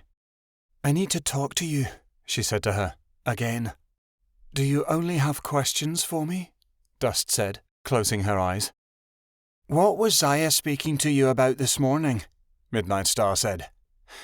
"He was asking me for advice." "Advice about what?" Midnightstar said, surprised. "I will not betray his confidence." "You barely know him." "Does it matter?" "I'm warning you. Stay away from him." "You are not his master. He can speak to whom he likes. Don't put anything into his head that wasn't already there. He's mad at all of us." "He's mad at nobody but you, and perhaps at himself, for letting you use him." "I can't control when I enter his mind," Midnightstar said, assuming that Zaya had told Dust everything. "He's upset you've been ignoring him." "Well, what does he want me to do about it?" Midnightstar burst. "Being friends is just something that's not possible for us right now, and he knows that. Why does he keep insisting?" "He's your portal. It's natural." "How do you know that?" Midnightstar asked, once again shocked at Dust's admission. "I'd heard of skygazers before. The Assembly found me as a child. They decided to take me on as a group project, I might say. As I grew, they thought me very wise." "And then they kicked you out?" Dust's eyes swirled. "No, I chose to stay with them for a time." "Why?" "It was what I felt I should do." Her answers were worse than no answer at all. "At any rate, it would be weird being friends with Zaya now. I pop in and out of his head at random." "I can help you with that. The Assembly, they taught me some things about skygazers while I was there," Dust said. "It's not an impossible feat to enter and exit his mind at will." "What will it take for you to teach me?" Midnightstar said. "I know the only thing you want to use it for is to stay away from him completely," Dust said. Right now, your connection is the only thing keeping you two somewhat close. If I tell you now, you will never enter his mind again. I refuse to be your instructor until you succumb to a personal relationship with this dragon." "Who are you to make demands of me? I refuse," Midnightstar insisted, swishing her tail. "It is your choice." That last statement was enough. She turned to leave, and as she did so, Dust called out, "You should be nicer to Zaya. I know what you are, Midnightstar. Being a skygazer isn't something you can keep running from forever." The entire pack was full that day, and at least not very hungry the day after. Snapfoot was pleased with his hunters for catching something, even after their original plan failed. It was good they'd managed to get something in return for their great risk. Unfortunately, Snapfoot knew that their one meal had come at a great cost. He was expecting it to come in the form of unicorns, but in fact, the first consequence was much different. "Oi, you there!" An old grey wolf with a cocky swagger rambled over to Snapfoot's den, and as he did so, Snapfoot's eyes widened. He saw every single wolf that had taken shelter in the plains recently stumble in behind him. A gaggle of 12 wolves copied the grey's movement exactly, stepping where he stepped and pausing immediately when he said, "Halt!" Snapfoot blinked. "What do you want?" The old grey peered closer, a smile sliding on his face. "We can see that your pack isn't hungry like the rest of us. Why don't you mind sharing the secret of your success?" "There's no secret to hide," Snapfoot said calmly. "We have just as much food as you do." "But your pack looks full," the old wolf remarked, his voice full of accusation. "Surely you know something we don't." "Snapfoot tells the truth. He's hiding nothing from any of you." Lottie trailed in front of the group, her eyes unusually cold and chilling. "Do my eyes deceive me?" the old grey asked. He laughed, shaking his head. "Well, this is a surprise. I thought you dead long ago."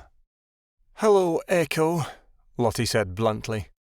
"Lottie," Echo soothed. "You're as lovely as ever." Understanding funneled into Snapfoot's brain. This was Echo, the wolf who had pretended to love Aunt Lottie years ago, then abandoned her when he discovered he could no longer use her to gain power. Snapfoot clenched his teeth and refused to start an argument. No matter how much he disliked Echo, he couldn't let it show. "I see you've made your own pack," Lilja said slowly, stepping in front of his sister and glaring at the leader. "Lilja, you're getting old," Echo laughed. "So are you," Lilja responded without hesitation. "What are you here for? Speak up!" Snapfoot didn't want to lose his temper, but he was getting impatient. What was this betrayer doing here, bursting in and ripping open old wounds that nobody needed to touch? "Where'd you get all the meat?" Echo demanded. "We need to know." "I know your pack is hungry, but we have no food," Snapfoot seethed. "Enough," Echo growled. "Either you tell us or we'll make you." Growls and snarls instantly sprung up from Snapfoot's pack. Kaliska leapt forward and said, "You lay one paw on him, I'll—" "You'll do what, girlie? Gum my tail?" Echo responded. "There is no need to talk to her like that," Snapfoot shouted. "And if you even think of trying anything, I'd have you down on the ground with your tail tucked between your legs within a few seconds, old wolf." "If you're so brave, just say where you got the food," Echo cajoled. Snapfoot didn't want to reveal his pack's secret, but if he prolonged telling Echo, the old leader would start a fight. He paused, then dove in. "My pack isn't hungry because the night before last we hunted down a unicorn." There was an instant riot. Nobody had attacked a unicorn before, not in the plains. No wolf had dared to try, not with Vixen around. But Vixen wasn't here, and the wolves were hungry. "Let's go get us some dinner," Echo said, his mouth already slobbering at the idea. "I wouldn't try it again, not for a while," Snapfoot said. "I'm guessing the herd is pretty angry." "Who cares?" Echo exclaimed.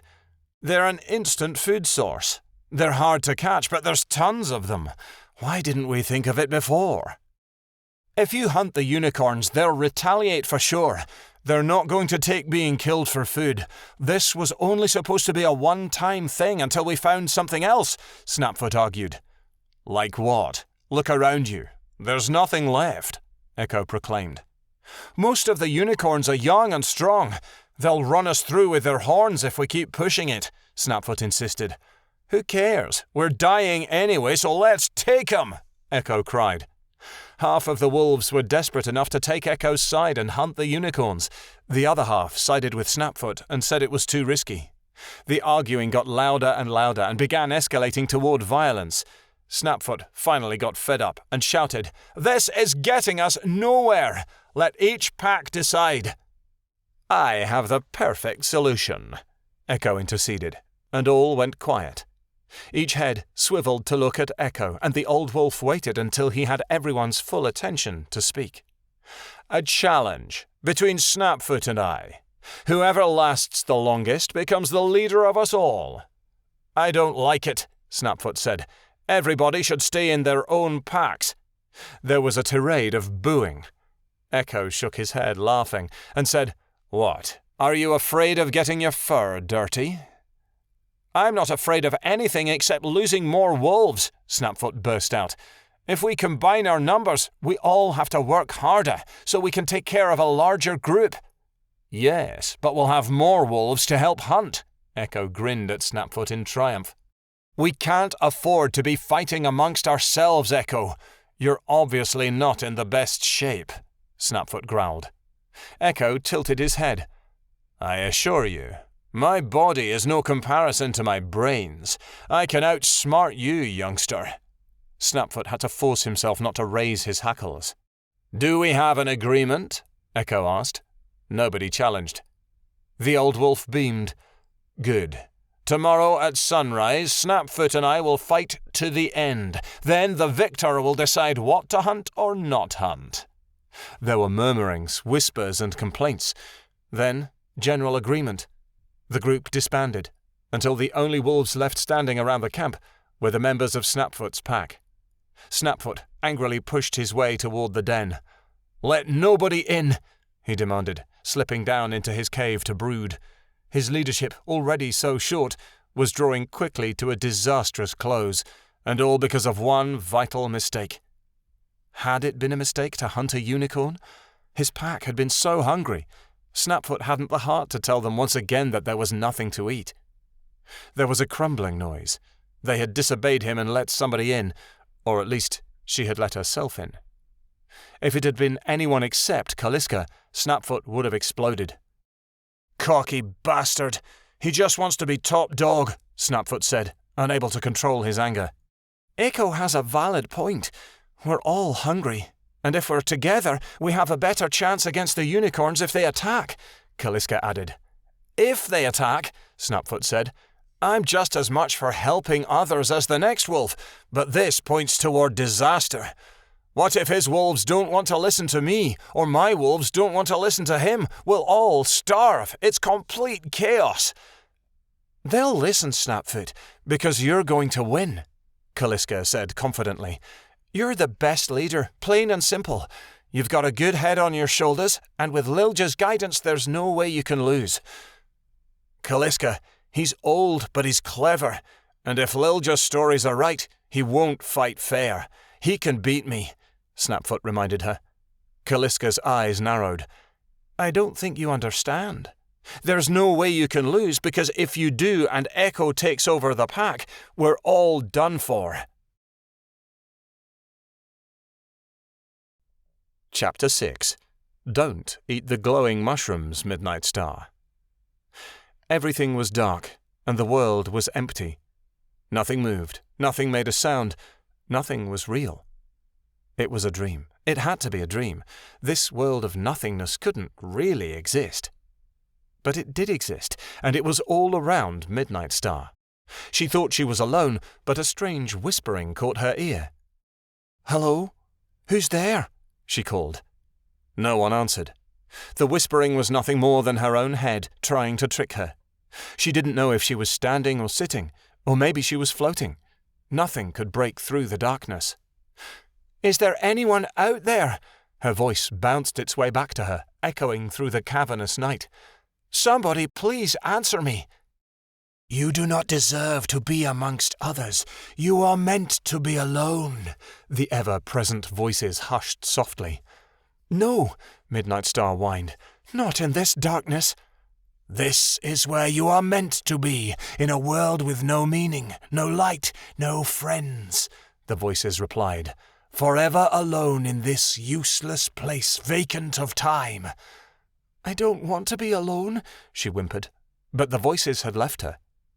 She looked around, lost and confused. She could see nothing but a faint glow a short ways away. She approached, unable to feel her feet touch the ground. As she got closer, the glow brightened, then became nothing at all. She looked down at the source. It was a measly mushroom, no bigger than the pad of her paw. "What is this supposed to mean?" she questioned. The mushroom no longer glowed, but it was the only thing in this dark place that was visible. She clung to the one piece of life that told her she wasn't really alone, drawing near. "You're all that's left, aren't you?" she asked, nudging it with her paw. The white cap of the mushroom fell off, and she howled in agony. "I killed you! The only thing left in this darkness, and I killed you!" Her moan was lost as the sound of beating wings filled the air. A butterfly bigger than a dragon appeared before her. Its large wings glistened with yellow and green spots. Unable to control her actions, Midnightstar growled and readied herself to pounce. Leaping into the air, Midnightstar landed squarely upon the butterfly's back. It took off into the sky, flying higher and higher through the pounding darkness. Midnightstar clung desperately to the creature, trying to grab hold with her claws. But she could find no way to stay on its back, and she fell, howling, through the air. She landed in sand, surrounded by the light of a burning desert sun. The air was hot and dry. Everywhere she looked, there was sand and nothing more. There were dunes of sand, valleys of sand, long unmarked roads, all made of sand. Off in the distance, a shape materialized. Midnightstar saw it, but didn't move to get up. It drew closer, then stopped when it was a short distance away. "Dust," Midnightstar called. "What are you doing here?" "Wake up, Midnightstar. The breeze of time waits for no one." Dust's gentle voice pulled Midnightstar awake, and the wolf shook her head, once again back in the lands and not immersed in her dream world. "Sorry, I'm a heavy sleeper," Midnightstar replied. She rose to her feet and shook the dirt from her coat, head still swimming. "Are you all right?" Dust asked. "Of course I'm all right. Why wouldn't I be?" Midnightstar snapped.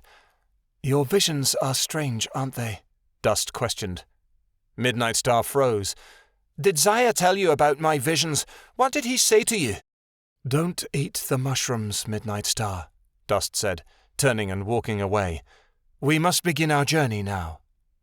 All the others had already gotten a head start. Confused by Dust's comment, Midnightstar sighed and began to follow.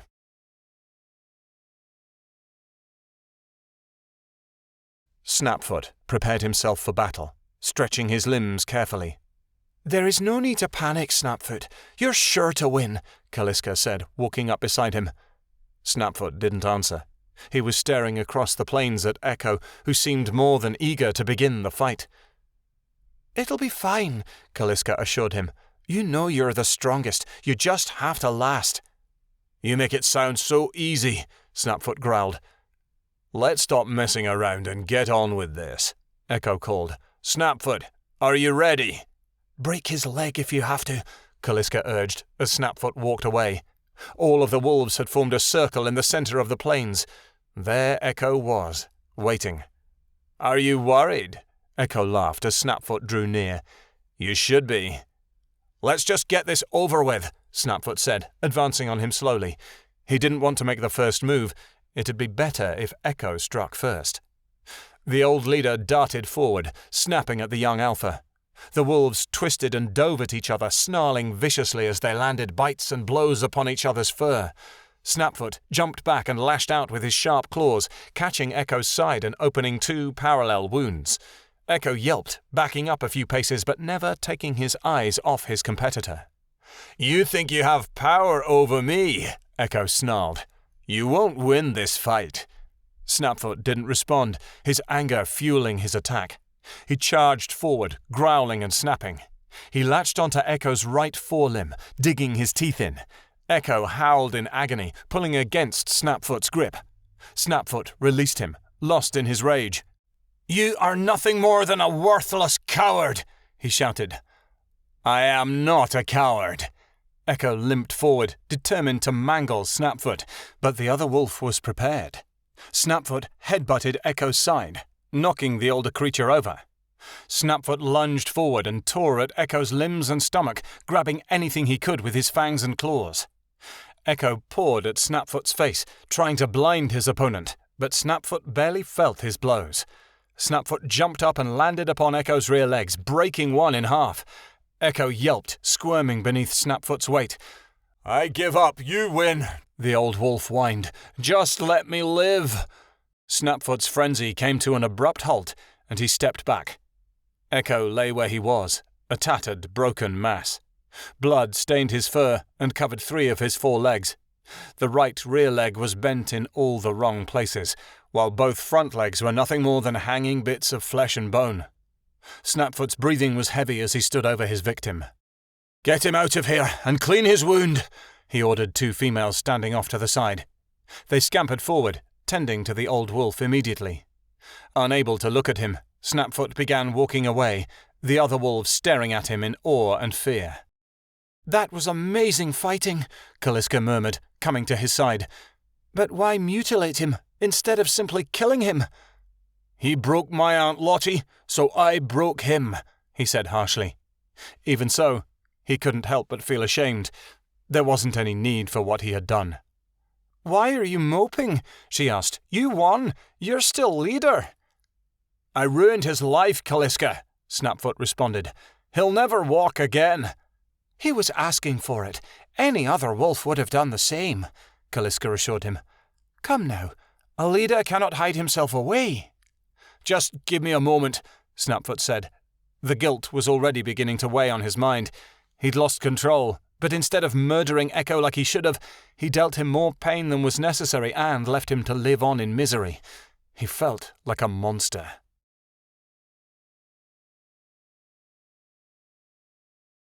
How much farther must we walk? Adelaide whined. My feet hurt. We'll arrive when we arrive, Dust responded simply, obviously not fatigued by the long journey. Stop complaining, Adelaide, Rebecca snapped. We just have to keep walking until Dust decides we can stop. Who died and made Dust queen? Midnightstar mumbled under her breath, doing her best to prevent a growl emerging from her throat. Look, Adelaide shouted abruptly, stopping in place. It's a bow. She picked up a piece of pale pink fabric in her mouth and held it gingerly, wagging her tail in excitement. It's a lovely colour, Dust commented, without turning to look. Would you put it in my fur, Dust? Adelaide asked. I love bows. Kia always used to put them behind my ears, like so. A bow is a simple vanity, Dust replied. Adelaide dropped her head in sadness. I'll put it in your fur, Adelaide, Midnightstar offered, glaring at Dust. Bring it here. Really? Adelaide asked. Thanks, Mids. Of course. Midnightstar smiled as the younger wolf sat in front of her. I'll put it behind your ear, just like you want. That will be perfect. Adelaide wagged her tail eagerly as Midnightstar quickly attached the bow to the long fur atop her head, so it sat at a cute angle. You look lovely, Adelaide, Midnightstar complimented as they began to walk once more. She looks ridiculous, Rebecca snarled. Why would you want to wear such a silly little thing? You just wish you could have one too, Adelaide teased, holding her head high. Thank you so much, Midnightstar. You're such a great friend. Sure, Midnightstar let herself fall behind. But I'm not the best of friends to anyone, she thought sadly. They walked on for another hour before danger reared its ugly head. A loud noise off to the left caught the attention of every wolf except Dust, who ploughed onward. What was that? Rebecca shouted. Dust, what was that? A noise of some sort, Dust replied. It didn't sound good at all, Tattle commented. Maybe we should get out of the open. A noise cannot be good or bad, Dust told them, but if you wish to hide, then hide we shall. Dust led them toward the cover of the trees. They were tucked away behind a mass of berry bushes when a large brown bear barreled out of the trees on the opposite side, roaring angrily. The creature looked as if he had been through horrible times. Its fur was matted in spots. Large scars, both from burns and fights, stood out all over its body. One eye was sealed shut with mucus, and the other was immersed in milky white. Despite its impaired vision, the bear didn't slow down. "We come as friends," Midnightstar cried, cowering in the brush. "Please allow us to pass." The bear rose up on its hind legs, sniffing the air eagerly. "In a past time you would be able to leave, but now there is nothing left. When food wanders by, I can't just let it go." "We are not food," Adelaide yipped defensively from behind her brother. "I would beg to differ," the bear laughed. "You're dinner." "Run," Midnightstar said. "We need to run." "Where did Dust go?" Adelaide said, zipping her head from side to side. "She's gone." "We'll find her later. Go!" Tattle cried. They took off at a fast pace, running through trees and brush. As they ran, Midnightstar found her mind wandering, her vision transported to the one place she didn't want to be. "Not now," she moaned, but it was too late. She was in Zaya's head. The dragon was flying some distance away from his companions and hadn't noticed the bear. He spiraled through the air calmly, enjoying the lovely day. "Zaya," Midnightstar yelled, "we need your help." "Get out of my head, wolf," he replied coldly. "We need you," Midnightstar pleaded. "There's a bear." "Have Dust take care of it," Zaya snorted. "We can't find her. She left as soon as the bear showed up," Midnightstar explained. "Please, Zaya, we need you." "Fine, but on one condition." Zaya turned around, heading back in the direction he came and beginning to scan the ground for the bear. "What?" Midnightstar asked. "You stop this foolishness and at least talk to me," he replied. "I'm tired of being ignored." "Okay, sure. Just get down here and help us." "I can't find you." Zaya twirled through the trees, unsure of where to go. "Let me guide you." Midnightstar focused intently, not sure if her idea was going to work. She found that she could take control of the motion of his head. She moved it so he looked to the right. "We're right down there." "I'll be there soon. Tell everyone to hang in there," Zaya told her, barreling toward the figure that could only be the bear. Midnightstar jerked herself out of his conscience, happy to find she was still running and with everyone. "We'll be okay. Just keep moving, guys," she called. "Help will be here soon." "What makes you so sure?" Rebecca snapped. "Are you full of magic now?" "I just know, okay," Midnightstar replied. "Quit asking questions." The bear closed the gap between them as the wolves began to slow, nearing a small stream that extended off a waterfall. They couldn't go much farther. "This is the end," Tattle cried. "We're going to die." "This is not the end," Midnightstar barked. "You better be right," Rebecca growled. "Adelaide's running out of steam fast." Adelaide was panting, struggling to keep up with the older wolves. She was a lot slower than the rest of them, and the bear would get her first. "Bite her heels. It'll keep her moving," Tattle ordered. Rebecca did as told, and Adelaide picked up the pace just slightly but not very much. The roar of the bear was suddenly joined by another, a battle cry resounding throughout the clouds. "It's Zaya!" Adelaide cheered. The dragon hovered around the bear, distracting him.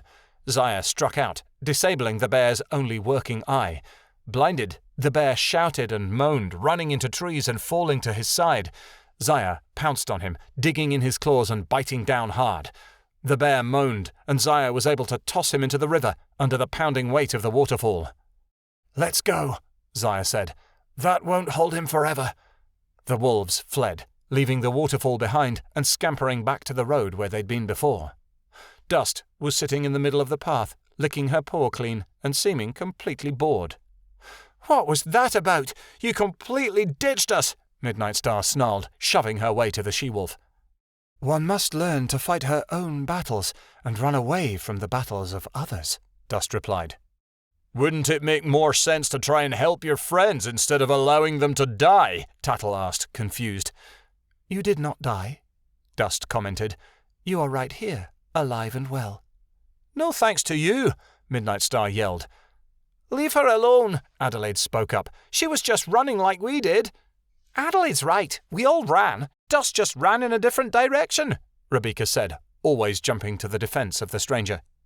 Midnightstar snarled and turned away. Zaya landed on the ground a short distance away. She walked over and sat beside him, gazing up at the dragon. Thank you. I'm sorry for how I've treated you these past few weeks, Midnightstar said. I am here to help. I suppose I could forgive you. He stretched slightly and shook a few leaves from his back, his mane rustling as he did so. I was cruel to you, and you don't deserve it, Midnightstar said softly. I just couldn't bear to tell you the truth. That you could roam through my mind? Zaya asked. No, not just that. There's more you should know. Like what? Zaya asked. Let's keep moving. Zaya, can you be a lookout for us? Dust called, rising to her feet. We'll talk later, Midnightstar, Zaya told her before taking to the sky. I promise. How much farther? Adelaide asked. The blue sky peaks are right there. Tattle pointed with his nose to a thin line on the horizon. Just an hour or so and we'll be at the base. Yay! Adelaide cheered in excitement. I can't wait. Midnightstar felt uneasy as they drew nearer to the mountains. They had gone to find the assembly, to end the Unicorn War. But what if they didn't want to help? What would they do then? Snapfoot snuck out of the cave under the cover of night, desperate for an escape. His guilt about crippling Echo was growing steadily as time went by, and he needed a break from it all. He walked blindly through the woods, his mind wandering to thoughts of the older wolf who would never be able to hunt again, who would rely on others to keep him alive. After he'd been wandering for an hour or so, a crack in the brush stopped him. Snapfoot dove into a bush and watched as 4 familiar blue hooves came into view. It was Crying Ice, and she was with 3 other unicorns, one green, one red, and a pale purple. We must eliminate the problem completely, Crying Ice said. The wolves took one unicorn. Who's to say they won't take another? But is killing them really an option? The green unicorn asked. Vixen would be displeased. Vixen is gone, and so is Dragonstar. There is no one left to protect us anymore. We must do what it takes to save the herd. We've never attacked anyone before unless we had to defend ourselves, the purple unicorn objected. We must, Crying Ice insisted. If they don't die, we will. When shall we attack? The red one questioned. In 2 days' time, as the sun rises, Crying Ice said in a venomous, spiteful tone. No wolf shall survive. It seems brutal, the green one snorted and stomped his front hoof twice. We are gentle creatures. Not any more, Crying Ice said bluntly. The decision has been made. By the light of the dawn, those monsters will die. Chapter 7. Falling Down the Rabbit Hole. Moonlight had illuminated the path of Midnightstar's group, but none of them wanted to stop their journey. They were so close to the blue sky peaks and the assembly that stopping to rest seemed out of the question. Everyone must hurry, Dust added as they padded down the road that led up a particularly large mountain. There's a full moon tonight, which means they'll be in session. Midnightstar wasn't paying attention. She was keeping her head down, thinking deeply about what she was going to say to the assembly. What could she possibly say to convince the leaders of the lands that the plains needed help? You look worried, Zaya murmured, coming down from above. She took a shallow breath. What am I supposed to say to them? I'm a quiet wolf. They won't listen to me. The Creator will give you words to say, Zaya comforted, drawing closer. She blinked. I hope so. The texture underneath her paws hardened. She looked down and saw that she was standing on wood. Hundreds of trees had fallen from the mountains and were lying in a messy heap across their path. Must have been a storm, Rebecca called out. Everybody watch their step. Midnightstar tilted her head. This seemed oddly familiar. They jumped over the various tree trunks, waiting for Tattle to hop down to the ground below. Splosh! Gross, Tattle said, and they looked over to see him jumping out of a pit of writhing insects. We've hit an infestation of maggots and worms. Don't touch them. At the mention of worms, her stomach wriggled. Midnightstar sidestepped the bugs carefully, and they continued travelling past various patches of grubs and up the side of a small mountain. Before them, Dust halted. As they approached, Midnightstar saw that she was sitting by a massive pit in the ground, a round hole that Midnightstar knew she had seen before that seemed to have no bottom. "No way," Midnightstar whispered. "What's wrong?" Zaya asked. She blinked as she hushed back. "All of these things I saw in my visions. They were crazier in my mind, but they all result to the same thing. Are you saying they were leading me to this place the whole time?" Nobody noticed Midnightstar's astonishment, except Dust, of course. She had to look back. "Why is she so cold to me?" Midnightstar asked, looking at her, she had never thought of it this way before, her portal, her dragon.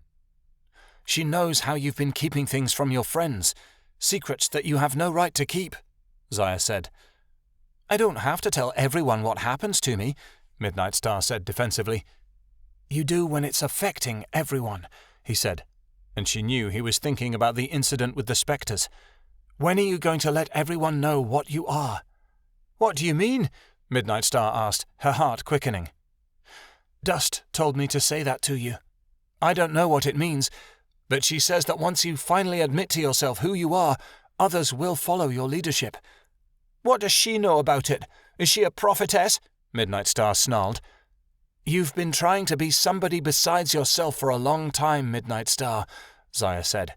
"Even I can see that." Midnightstar swallowed. "After we leave the assembly, I'll tell them about my visions, I promise." "Will you tell me what you've been hiding?" he questioned. She nodded. "Later, but not now, when we are alone." "Let us jump," Dust said, and she pointed down into the hole. All of them peered downward into the large hole. One could see nothing below. There might as well be iron spikes at the base for all they knew. "Isn't there another way in?" Midnightstar asked softly. She was already feeling nauseous. "I agree with Midnightstar. This seems reckless," Tattle added. "Do you even know where this leads?" Rebecca demanded of Dust, irritated with her for the first time ever. "You won't get hurt," Dust said. "Trust me." The three wolves looked at each other. Adelaide pushed her way through and said, "You're all being babies, and you say I'm soft? Come on, let's have a real adventure." "Adelaide, no!" Midnightstar shouted as the little wolf leapt cheerfully into the abyss. "Don't look down," Dust said, and she pushed Midnightstar into the hole. It was just like in the vision. Midnightstar could feel nothing beneath her paws as she seemed to dive down, down forever. She heard the voices of her comrades as all of them plunged, Tattle's screaming, Rebecca's frantic swearing, and Adelaide's exhilarated giggling.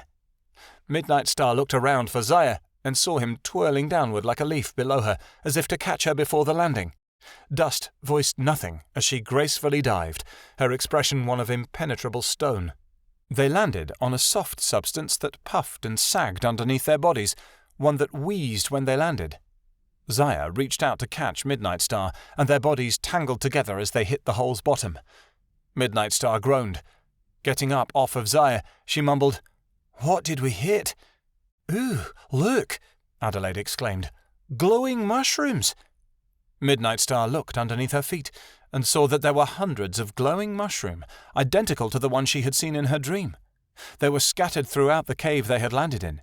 Her visions were coming back to her, making sense one by one. "Whoa!" Rebecca explained. "Look at where we are!" Midnightstar glanced upward, and her breath was stolen away. Streams of light were shimmering off a glittering cave of precious silver jewels and gemstones. The Cave of Glass. "Let's do that again," Adelaide piped, spinning on the spot. "Let's not." Tattle shook his fur. He looked over at Dust, who was already moving ahead. "Hey, wait up!" Dust led them through the winding, bejeweled cave, Adelaide oohing and eyeing all the way. Midnightstar looked around and saw that there were various entrances to the cave scattered along the way, large and small. "Hey, Dust!" she said loudly. "Yes?" she asked, not bothering to look Midnightstar's way. "If there are other entrances, why didn't we just go through one of those?" Midnightstar asked angrily. "Falling was the quickest way." Dust picked up the pace, jogging now. "Faster now, faster." The wolves and Zaya were running to keep up. Midnightstar followed, feeling like she was getting lost. She believed Dust had no idea where she was going, that the wolf was simply winding them in circles. Dust abruptly stopped at a large stone door. The rest of them stumbled into each other as a group, tumbling head over heels. "You bumblehead, watch where you're going!" Rebecca barked at Tattle as he slammed into her from behind. "I'm sorry, but I was going full speed and—" "Hush," Dust said, and they all fell silent.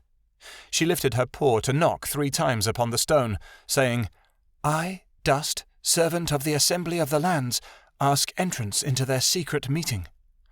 "Servant?" Midnightstar whispered under her breath, and Zaya looked at her. The door opened, and the hundreds of voices that were chattering ceased.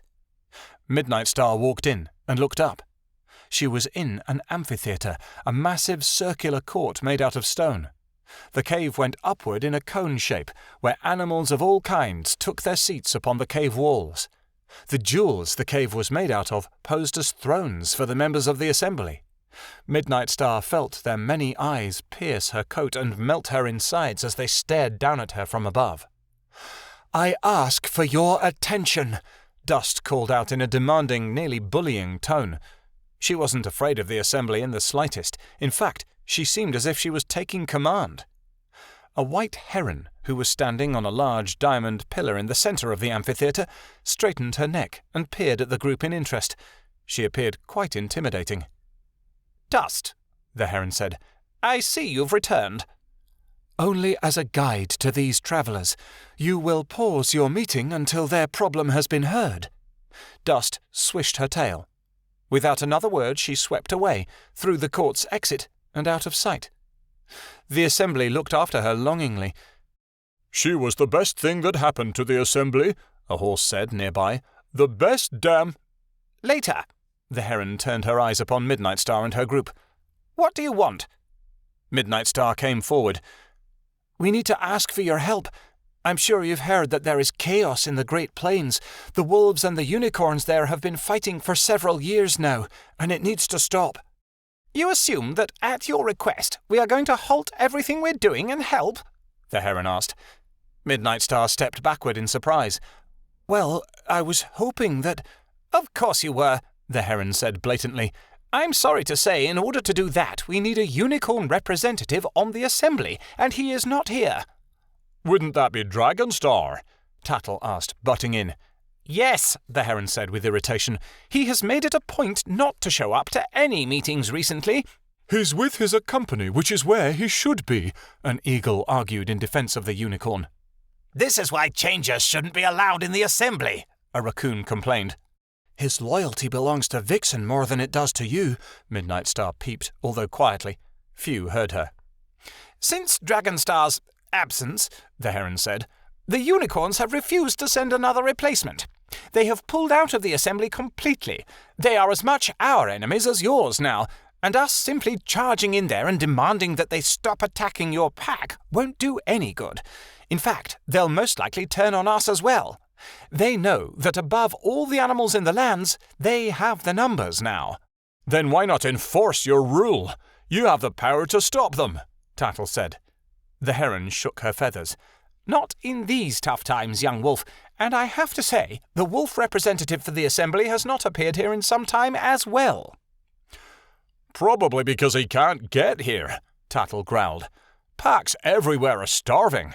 To leave his friends starving in order to travel so far to join a meeting and to hope they'll be alive when he returns is absurd." "Exactly my point," the heron replied.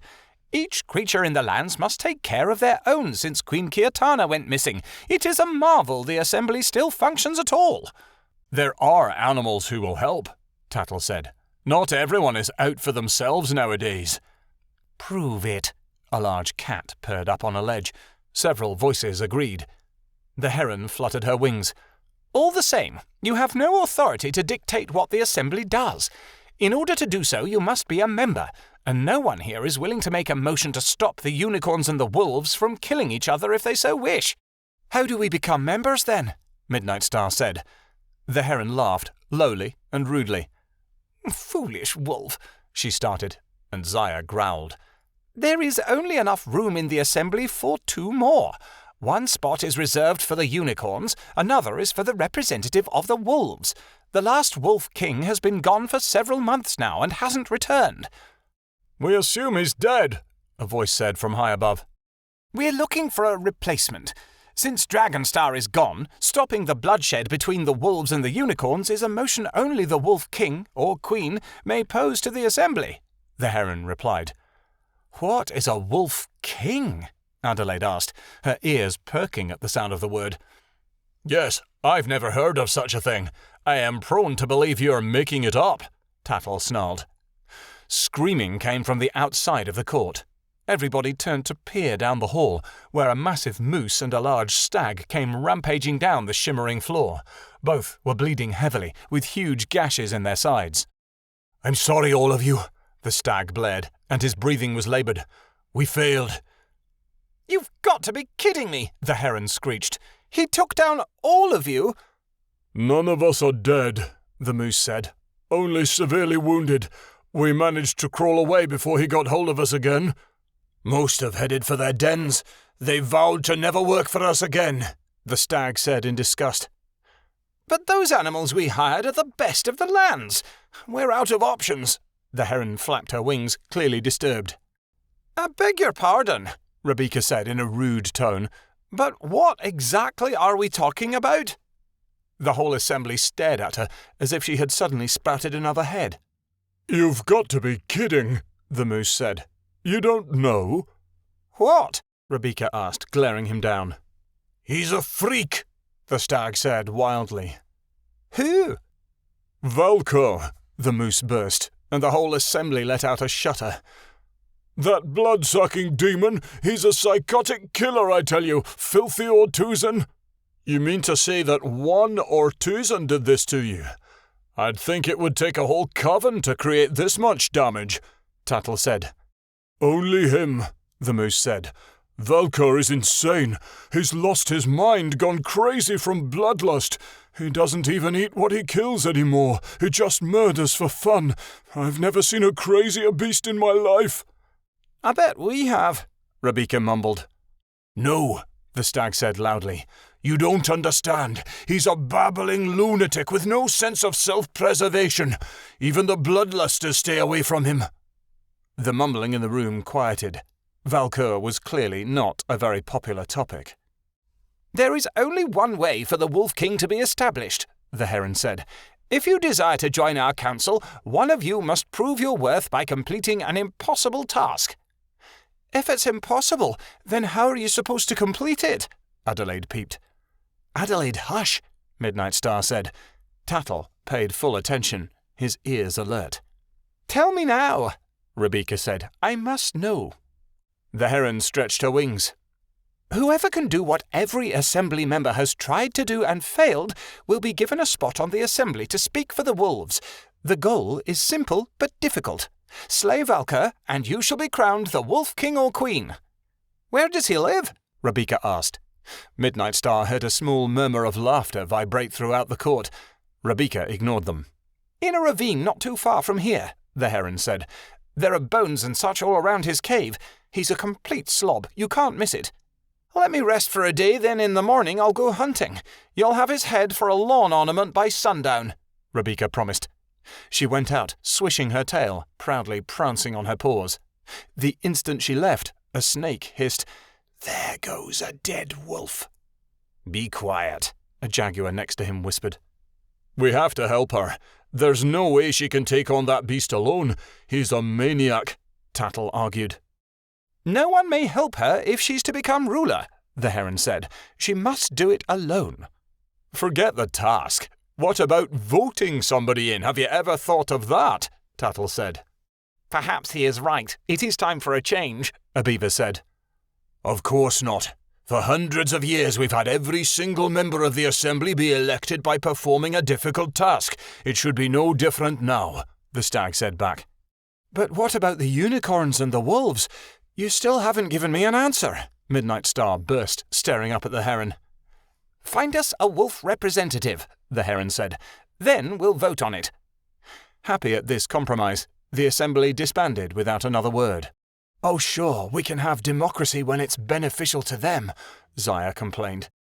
Midnightstar dragged her paws toward the exit, miserably contemplating the idea of Rebecca facing a lunatic who was crazy even by Ortuzan standards.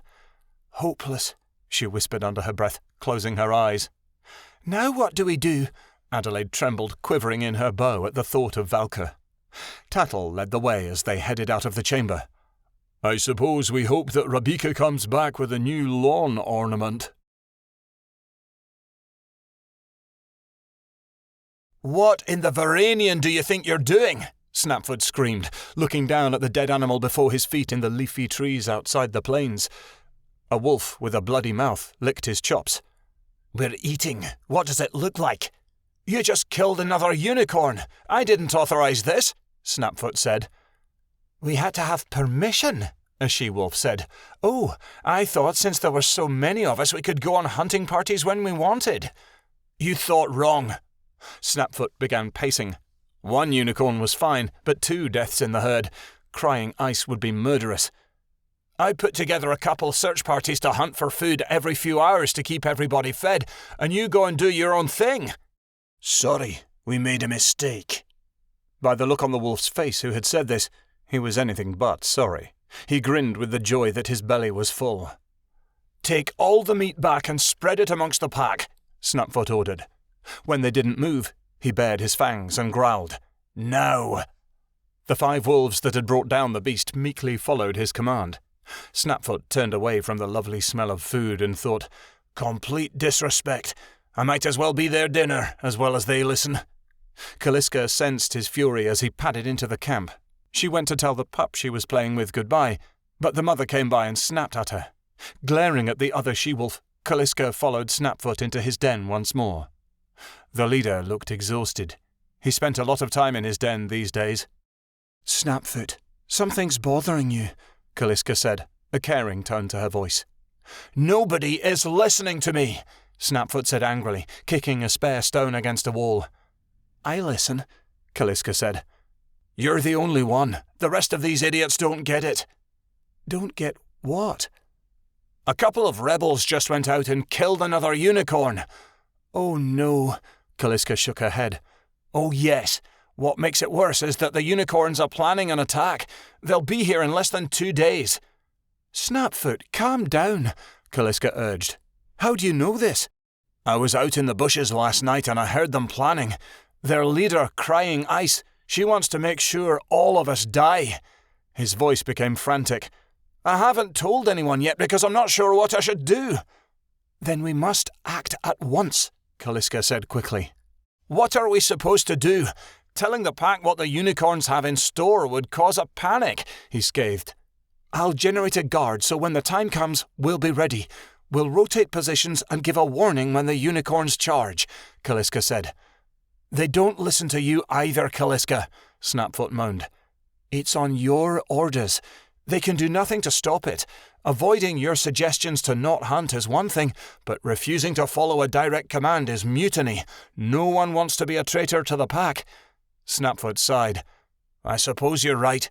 Gather all the warrior wolves and hand out assignments, but order them to keep it quiet that the unicorns will attack. We don't want to start a panic. You have my word, Snapfoot, Kaliska said. When the time comes, we'll be ready. Midnightstar couldn't sleep that night. Nervous for Rebecca and scared of having more terrifying dreams, she went out to wander. Looking at the jewels in the cave made her anxious, so she loped out of the interior of the mountain to satisfy her craving for normalcy. What she got, however, was anything but. She emerged from a crevice in the side of the mountain, shaking her fur as she came to a river. She dipped her head to drink, and as she did so, a sparkling light caught her eye, a warm beacon against the cool liquid. She snapped up her head, paralyzed with wonder. The lake reflected a graceful creature, a sandy unicorn with long, slender legs and tiny golden hooves.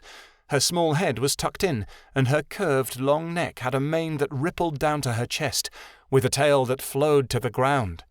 Her horn was so long and shimmering, it appeared to be made out of dozens of crushed, sparkling jewels. She was so beautiful, just looking at her made Midnightstar want to cry. Midnightstar's heart fluttered. This unicorn would be able to convince any creature, any unicorn, to follow her and leave a life of massacre behind. This unicorn could persuade both sides to live in peace. She had to talk to her. The wolf left the river and began walking calmly toward the creature. Would she scare her away? Worse, would she attack? As she drew closer, Midnightstar choked up. Every other unicorn, even Dragonstar, looked ugly compared to this wonderful beast. Midnightstar opened her mouth to speak. "Pardon me. Excuse me, unicorn." The unicorn looked her way. Those swirling eyes never blinked, and Midnightstar's stomach turned to iron. "Dust?" she squeaked. "It is I." The unicorn stood there like stone, her small nose barely quivering as she stared at Midnightstar. Anger overtook her. Even worse, there was the sensation of feeling like an idiot. You were a unicorn all along, and you never mentioned anything about it," Midnightstar said furiously. "You knew I was a changer. The possibility was there." As always, Dust's calm attitude seeped through the air. "Yes, but a unicorn," Midnightstar said, "of all things." "My main form is actually a unicorn. The wolf is just something I took to make you trust me," Dust said. "Is there anything else you'd like to tell me?" Midnightstar huffed. "No, not really. You don't have the right to ask either." "I don't have the—" "I can change into whatever I like, but other forms are hard for me to hold. I live my days as a unicorn and my nights as a wolf. Of course, I've had to vary my routine since I met you." "I'm sorry we put a dent in your schedule," she grumped. Midnightstar wanted to bite her. For days, Dust had been posing as a true wolf, running with one of the pack. Now, all of a sudden, she decided to make an amazing change in front of Midnightstar's eyes. But then, excitement furrowed through the wolf as she understood what this could mean. "Dust, this is fantastic," Midnightstar said. "You're the missing link. You can be the bridge between both sides. Both the wolves and the unicorns will listen to you." "I'm unsure if I want to come with you further. I got you to the assembly as promised," Dust said reluctantly. "But you must. It's the only way to stop the fighting," Midnightstar protested. "That is not my path, Midnightstar. It is yours." "What are you talking about?" Midnightstar said in frustration. "How can you stand by and be so apathetic about everything? There is a war going on. Creatures are dying of hunger or being murdered." "I cannot relate to your troubles, Midnightstar. I do not eat nor sleep. My needs are accounted for, so I've travelled throughout the lands and Nesting's Haven all my life, my wishes and wants carrying me to where I will. I have been everywhere and seen everything, done all there is to do. Still I am unhappy." "What do you mean?" Midnightstar's eyes narrowed. Dust sighed. "There is little left for me in this world. I thought helping you on your quest would give me some meaning, that working for good against evil would hand me some sort of purpose. But good and evil are both the same. No matter what happens in this world, how wonderful or atrocious it is, it will soon be forgotten as the years pass, as if nothing happened at all. What is it worth trying to save others from death? You are only prolonging an imminent end. No, Midnightstar." Dust shook her head. "The only thing that remains in my life is for me to be perpetually bored." "Bored?" Midnightstar's eyes popped out of her head. "That's all you are. You're bored of life, so you don't find any worth in it." "I am tired of life, disinterested in everything. Nothing truly has meaning." "I don't care," Midnightstar shouted. "I don't care if life has meaning or not. It means something to me, and no matter how long I'm around or how long I'm remembered, the things that are happening are important right now. If that's not enough for you, I'm sorry, but we can't have the whole universe and all of time. I'm going to take what I can get." "That is your choice, Midnightstar, not my own." Midnightstar sighed in aggravation. She obviously wasn't going to change the unicorn's philosophy anytime soon. She might as well get answers to other questions. "There's something I've been meaning to ask you." "Ask away." "The other night you said something about not eating the mushrooms," Midnightstar said, totally confused. "A changer did once. He regretted it till the day he died. His thoughts were very loud."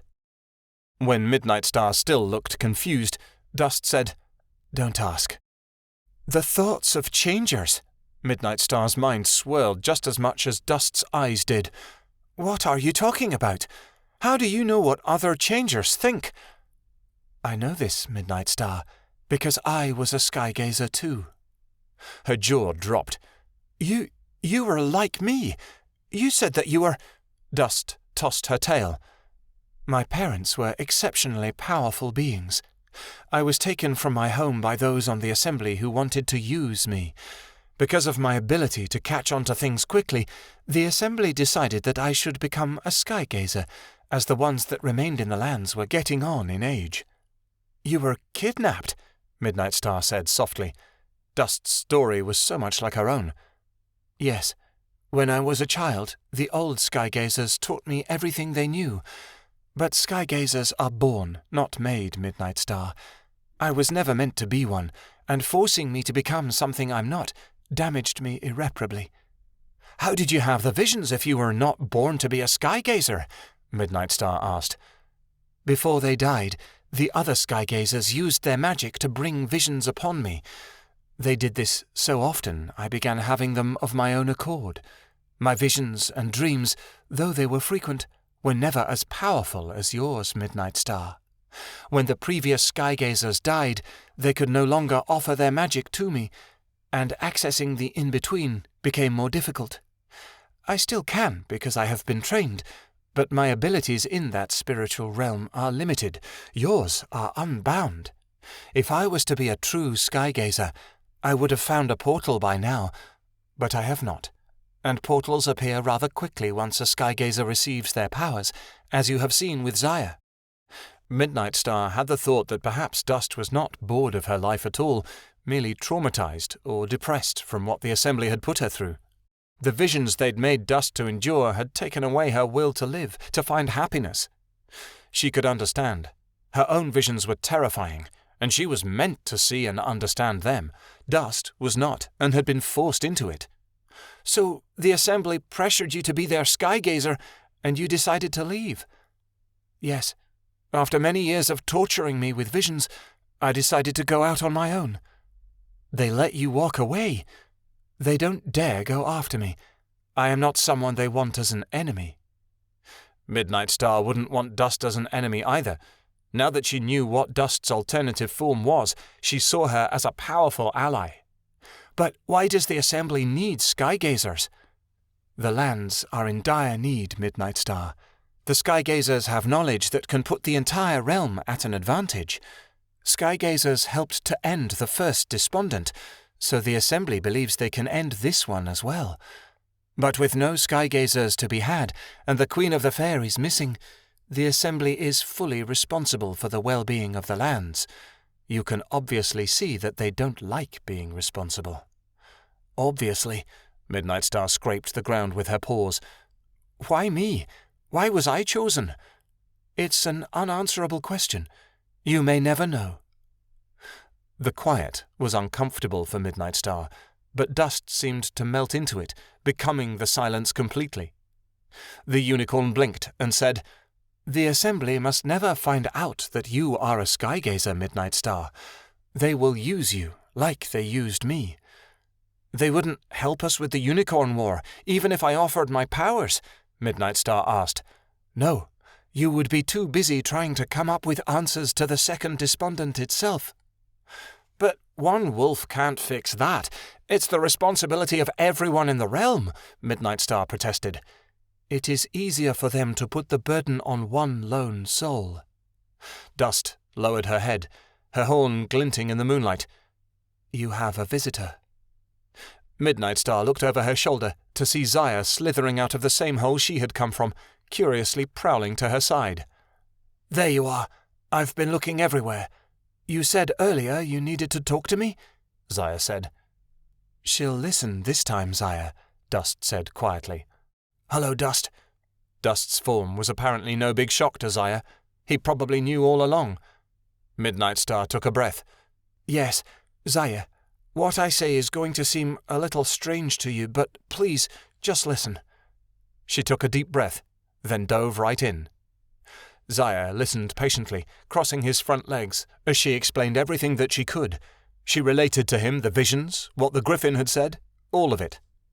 When she was done, he said, "But wait, if I'm your portal, shouldn't I be able to hear the voices of changers too?" "No, only skygazers have that ability." Dust raised her hoof. "What I don't understand is why I can see the thoughts of changers," Midnightstar said. "I'm a skygazer. I protect the lands, not Nesting's Haven." "You forget that the lands and Nesting's Haven are connected. Remember that the first company and the first changer came from a land creature and a land fairy," Dust noted. "Made so by a light spirit, correct?" Zaya asked. "Yes, and the spectres you ran into, those are their opposites. They are the spirits of the dark." "At least we left those far behind," Midnightstar said in relief. "Not quite, Midnightstar. We only have to look inside our heads to find them." "So all those voices that I hear, they're just spectres inside my head?" Midnightstar asked. "Yes, but much worse. It's much easier to spot what is evil with your eyes than with your heart." Midnightstar didn't hear her. Her sight went fuzzy as she was teleported to a hot sky above a giant golden palace, miles wide. A great garden of flowers surrounded the castle, and there was a jungle in the distance, the waves of the ocean crashing in the background. It was so peaceful and serene. She looked downward to see thousands of soldiers marching towards the palace, carrying banners that depicted insignias of long, thin icicles. "Midnightstar, what is it?" Zaya questioned, concerned. Midnightstar shook her head and pulled out of the vision. "They're planning an attack. Winter and his army." "Winter has an army now?" Zaya yelped. "How do you know?" Dust asked, dropping her head to look at Midnightstar's eyes. "I just saw it in a vision. They're attacking some sort of palace." "There are no palaces in the lands," Zaya said. "I don't think it's here," Midnightstar mused. "It's somewhere tropical and sunny with palm trees and a big garden." "Are you quite sure?" Midnightstar hesitated. "I don't know. I'm not sure of what I saw." "Could this vision be from the past?" Zaya said, looking at Dust. "Possibly." The mare raised her head. "This is mad," Midnightstar said. "What I saw could be the future. We might be able to stop it." "But what if it's not? What then?" Zaya said. "You're my portal. You're supposed to be my guide," Midnightstar said, pointing her paw at the dragon. "You're the skygazer. You're supposed to be the boss," Zaya shouted back. "Stop, stop," Dust demanded, putting her hoof down. "Whatever the case, we can't do anything about it now, not when we don't know where it is. The important thing is to train you on how to see these things, so you do know. The way you foresee now is sporadic and random." "Thanks," Midnightstar grumped. "If this palace is as big as you say it is, they'll be able to defend themselves," Dust said. "We mustn't worry about things we cannot control." Midnightstar wasn't so sure, but Dust was right. Her inexperience in this area could cost them. She would have to find out more about this situation before they could do anything about it. "Could you teach me how to be a skygazer?" "Yes. Tomorrow, before Rabika goes hunting, we'll start your training." There were voices outside Snapfoot's den that night. He got up from his sleep, grumbling. "More complaints from wolves who know nothing," he thought. Wanting to halt the murmuring, he wearily pulled himself to his feet and forced himself out into the camp, looking around. There was no one out here. Odd. A twig snapped in the woods nearby. He brought his head up, instantly alert. There was movement on the plains. As he caught the scent of unicorn on the air, his weariness left him immediately. "Wolves, to your feet!" he cried. Unicorn after unicorn flooded through the plains, rampaging toward the pack with rolling eyes and fierce brays. Some of them stabbed wolves in their sleep, stomping them to death beneath their hooves before the creatures had a chance to stir. The wolves awoke, stumbling to their paws to fight in confusion at the dozens of unicorns swarming through the plains. Confusion rampaged through Snapfoot. Where was Kaliska and her guard? They were supposed to stop this. "Everybody get up!" Snapfoot cried. "It's an ambush!" Chapter 8. Everything Goes Quite Terribly. Midnightstar stood waiting in the grey early morning, underneath the intimidating loom of the blue sky peaks. Dust had decided that it would be best to teach her outside the cave, where the assembly wouldn't know and where her friends wouldn't see. The changer, however, was very late. "How much longer must I wait for you, Dust?" Midnightstar mumbled, her annoyance with the creature slowly growing. Just as Midnightstar was about to leave, Dust appeared from the mountain crevice in her wolf form once more. "You're late," Midnightstar grumbled. "I never specified an exact time for you to be here," Dust commented, licking her paws clean. "I just said we would begin this morning." Midnightstar opened her mouth, then snapped it shut again before speaking in a flustered voice. "I just thought you'd be here earlier." "I had other things to do this morning," Dust said softly. "What sort of things?" Midnightstar questioned. "Nothing that matters to you," Dust replied. "We must be getting started if we are to make any progress." Midnightstar wanted to press, but thought better of it. "What are we to start with?" "Learning to tell which visions are memories and which are current events," Dust answered. "You need to be able to look for clues within the vision." "What kind of clues?" Midnightstar asked, thinking of hunting. "Do I look for the position of the sun or something like that?" "No. You must look deeper than the image," Dust told her. "You must look for the underlining fabric of time." "What do you mean, the fabric of time?"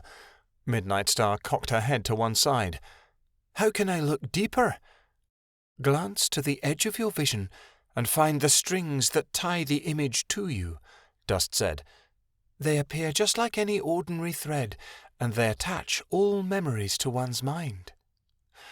"Okay, so if I find these threads, how do I know if it's a memory or not?" "Those visions that hold on to memories are thicker, as they have existed longer," Dust explained. "The thinner visions are newly formed and belong to current events. You can tell how long ago a memory occurred by the thickness of these threads. Try now, Midnightstar. Bring on a vision."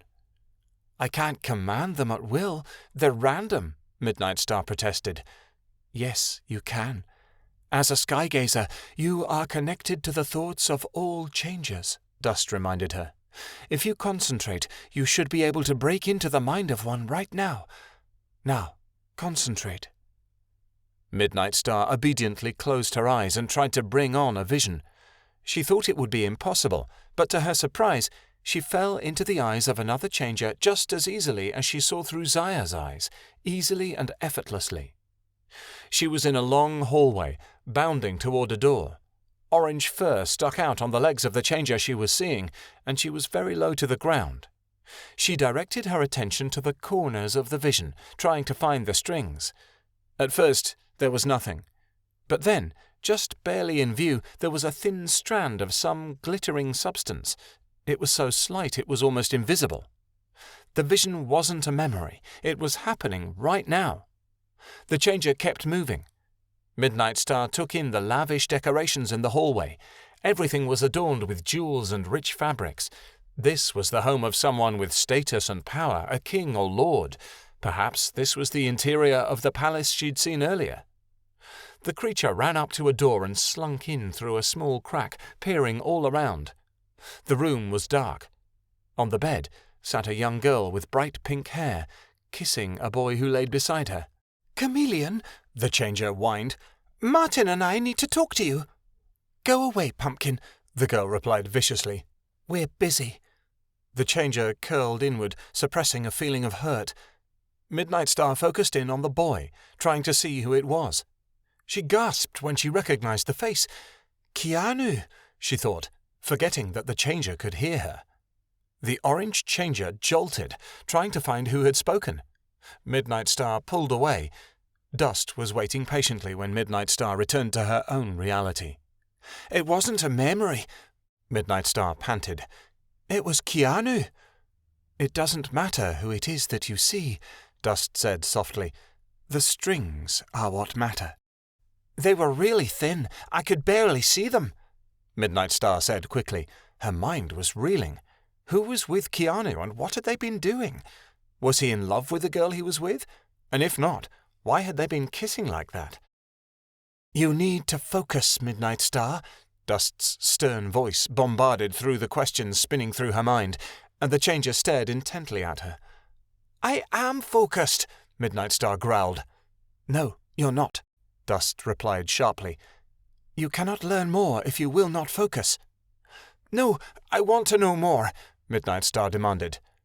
Not with your mind wandering like this, Dust told her. Rebecca will be leaving soon to hunt the Otuzen. You should bid her goodbye. I want to learn, Midnightstar snapped. You have to teach me. The lands depend on it. This may be the last time you see her, Dust said bluntly before walking away. You should value your friends, Midnightstar. Midnightstar struggled not to chase after Dust and drag her back. Why do you always do this? Midnightstar questioned. You're always walking away when someone is trying to reason with you. Dust didn't reply. Midnightstar stalked away, shaking her head and growling. She knew she should be afraid for Rebecca, but she was more worried about what Keanu had been doing. Rebecca could handle herself. Keanu couldn't, and wherever he was, she didn't want him getting into trouble. There you are, Midnightstar. We've been looking everywhere for you, Tattle said as he climbed outwards from a hole in the mountain. Where's Dust? Creator only knows where, Midnightstar replied. You're starting to sound just like her, Tattle joked. She always says stuff like that. Maybe I am, Midnightstar mumbled. She wanted to object to the thought that she and the changer were similar, but Midnightstar knew she was more like Dust than she could ever know. The thought terrified her. The unicorns were everywhere, running into the plains from what seemed to be all directions. They had planned this attack well, and despite Snapfoot's defences, Kaliska and her guard had obviously failed to stop them, or even warn the pack that they were coming. Head for the forest, he called as loudly as he could, hoping someone would hear him. The wolves would know the ashen remains of the Varanian better than anyone. They had travelled through it for months now, memorising every blackened path and crumbling tree on their search for food. It was the only place where they would have a fighting chance. If Snapfoot could get his pack into the forest, they'd be able to hide until the unicorns grew tired and left. But his pack didn't listen to his command. They wanted to fight. The hunger of the wolves fueled their rage, filling them with bloodlust and a ravenous desire to kill. Stop fighting! We must retreat, or we will all die! Snapfoot yelled. He was sure the members of his pack had heard him, but no one did as told. Why must we run? We must fight for who we are! A young wolf cried back. We are wolves! We do not run! We will be the last wolves to ever live if we don't get out of here now, Snapfoot responded, but no one cared to listen to him any longer. The fighting continued, and as Snapfoot watched wolf after wolf be impaled on the horns of the unicorns, his only remaining thought was to find Kaliska and ask her what had happened. Snapfoot ran across the field of carnage, ignoring the screams of the wounded and dying. They should have been prepared for this. Had it been wise to trust Kaliska with such an important task, or had she lied to him and sealed the pack's doom? As he ran, he saw a small group of wolves run for the ashy forest. They were the only ones who had bothered to obey his words. But how many had died before they took heed of his warning? Too many, he answered for himself. But numbers didn't matter now. Snapfoot dropped his head low to the ground, searching for the scent of the she-wolf. Where are you? He muttered. He caught Kaliska's scent just upon the border of the unicorn's land. There was a trail of blood, and a patch of grey, soft fur. Signs of a struggle, but not enough carnage to indicate she'd been killed. His worst fears were realized. They'd taken her hostage. "I'm coming, Kaliska!" he yelled, running after the trail. He hoped he wasn't too late, but doubt surged through his mind. If she'd been kidnapped hours ago, the unicorns had killed her already. There was no way they'd leave her alive after launching the attack. He'd travelled through most of the Vampire-werewolf before he found her, beaten and bruised, in the bottom of a large ravine. "Kaliska, are you all right?" he called. "Snapfoot," she whispered, her voice giving away the pain. He sighed in relief. She was still alive. "Yes, it's me," he answered. "Are you hurt?" "Yes," she moaned. "I'm hardly able to move." "Is anything broken?" he asked. "I don't think so," she whimpered. "I'm just bruised." "Then we have to get you out," Snapfoot barked. "I'll be right back." He ran off, looking for a branch he could lower into the pit. He found a dead tree with several low-hanging limbs. He used his body weight to pull one off, charging back to the hole.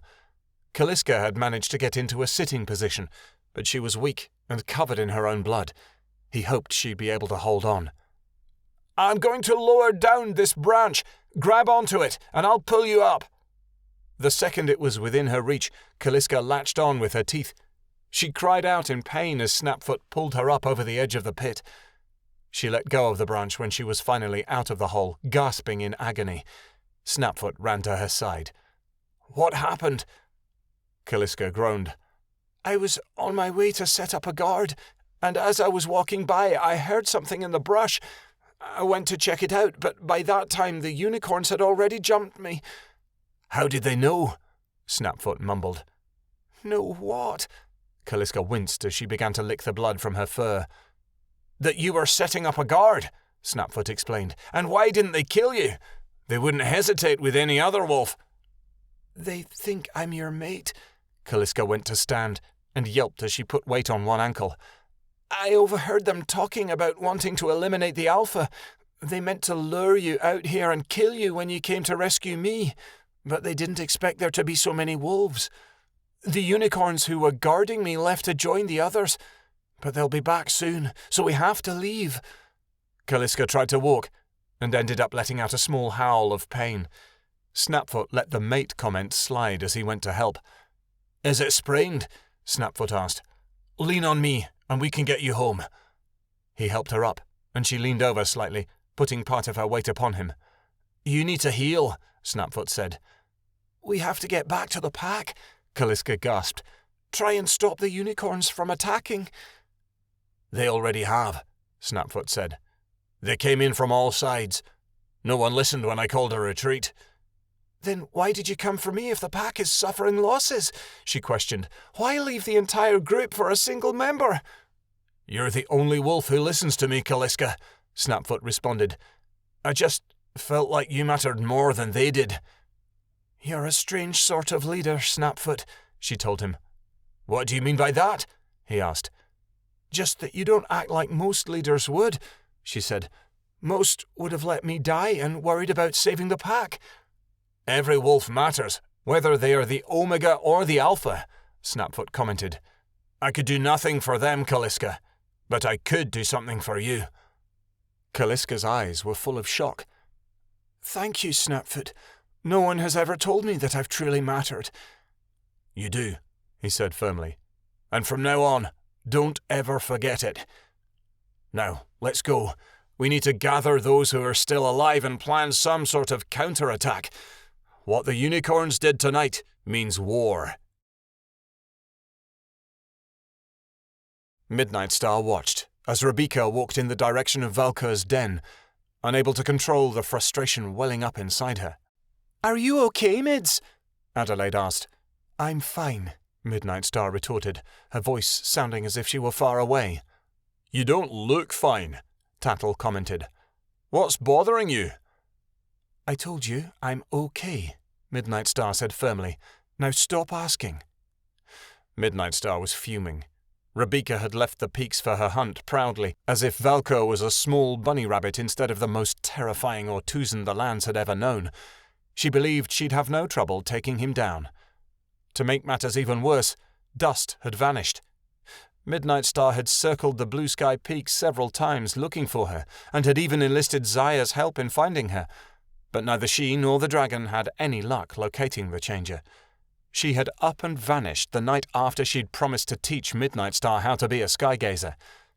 Midnightstar hoped she'd come back, but she didn't think that was going to happen. Dust had betrayed her, for seemingly no good reason. It was too much for Midnightstar to handle.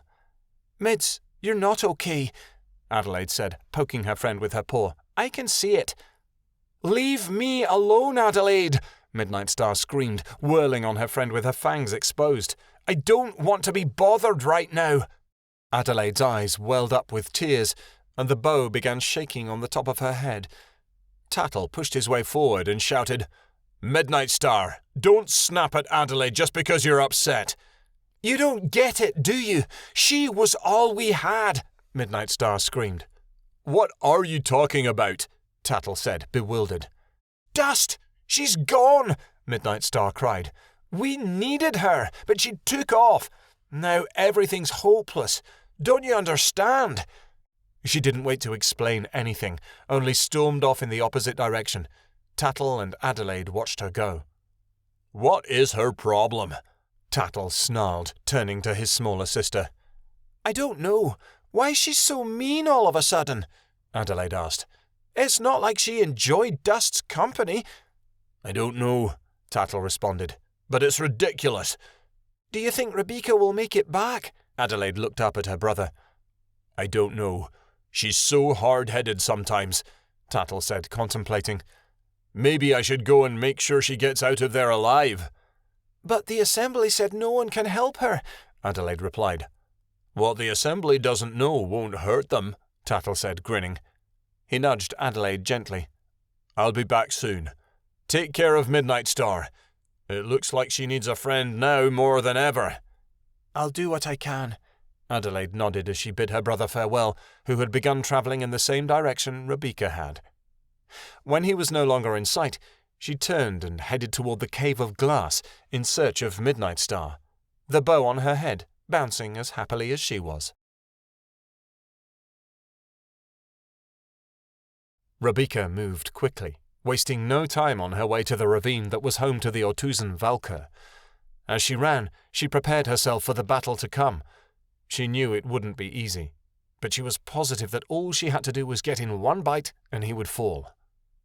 "I'm going to be the Wolf Queen," she whispered. "I'm better than all the others. I can be queen." She kept moving, her legs pushing her ever closer to the fight of her life. She drew to a halt as the earth before her gave way into a huge gaping hole. The ravine was disgusting, reeking with the smell of rotting flesh and death. Bones were everywhere, cast aside as if they were toys for some deranged creature. Blood caked the sides of the rocky walls, and the cries of wounded animals as they perished filled her ears. "This is horrible," she muttered, shaking her head as she tried to get the stench out of her nose. "How am I supposed to get down there?" A grouping of rocks caught her eye. It was a staircase down to the bottom of the ravine. "I guess that's it." Rebecca began to walk down the clusters of rocks slowly. The climb was steep, and she struggled to keep from slipping upon the surface of the stones. The farther down she got, the more blood and bones she saw. After a while, she reached a point where the light from the sun was blocked out against the ravine walls. The area she descended into was dark and bleak. "Where are you, Valkyr?" she called, her voice wavering slightly. "You can't run from me for long." "Who dares enter my home?" a rasping, cruel voice asked. The very sound seemed foreign and haunted. It was the sound of someone who had been completely desensitized to the world around them and who did not care to return to the grasp of sanity. "I have come to rid the lands of your presence," Rebecca shouted. "You have been terrorizing this place for too long." The laughter that came next chilled every bone, sending shivers through her skin.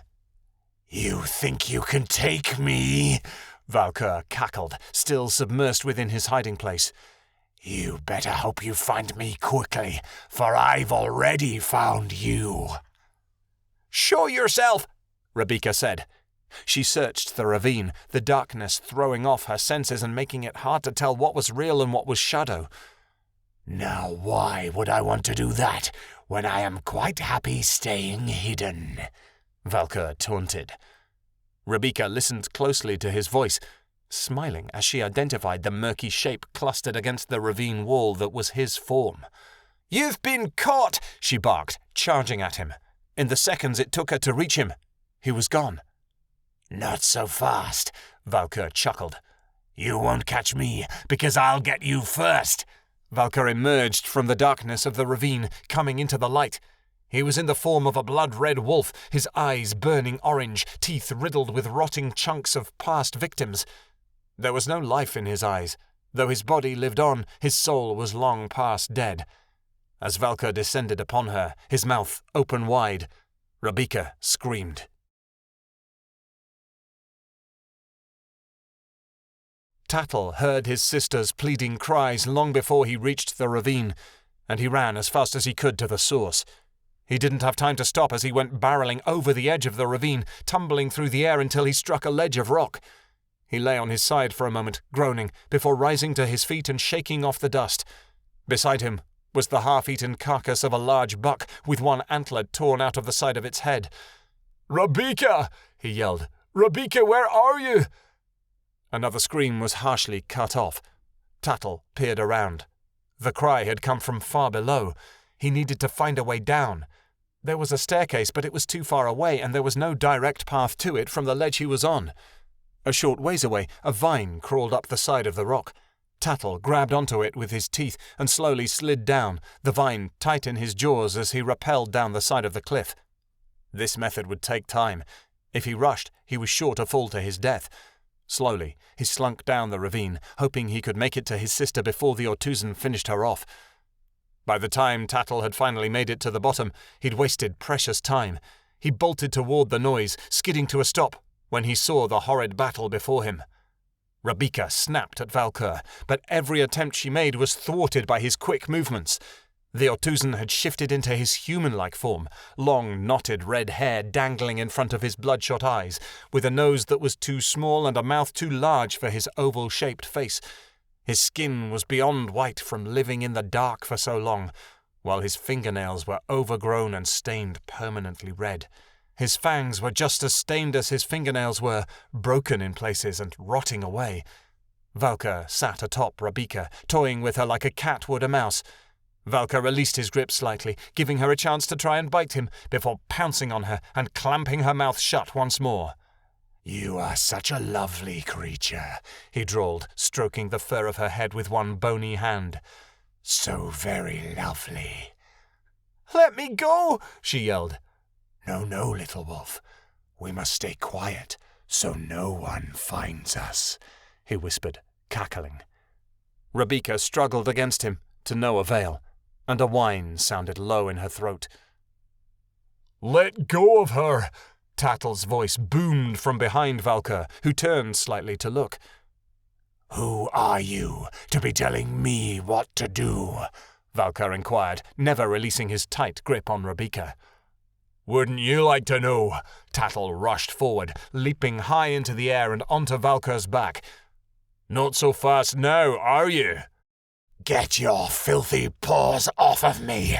Valkyr jumped up, reaching around to grab Tattle, but the wolf held tightly onto the Ortuzan's shoulders with his claws, digging his grip in.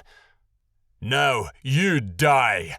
Tattle bared his teeth, the sharp points glittering white in the dim light.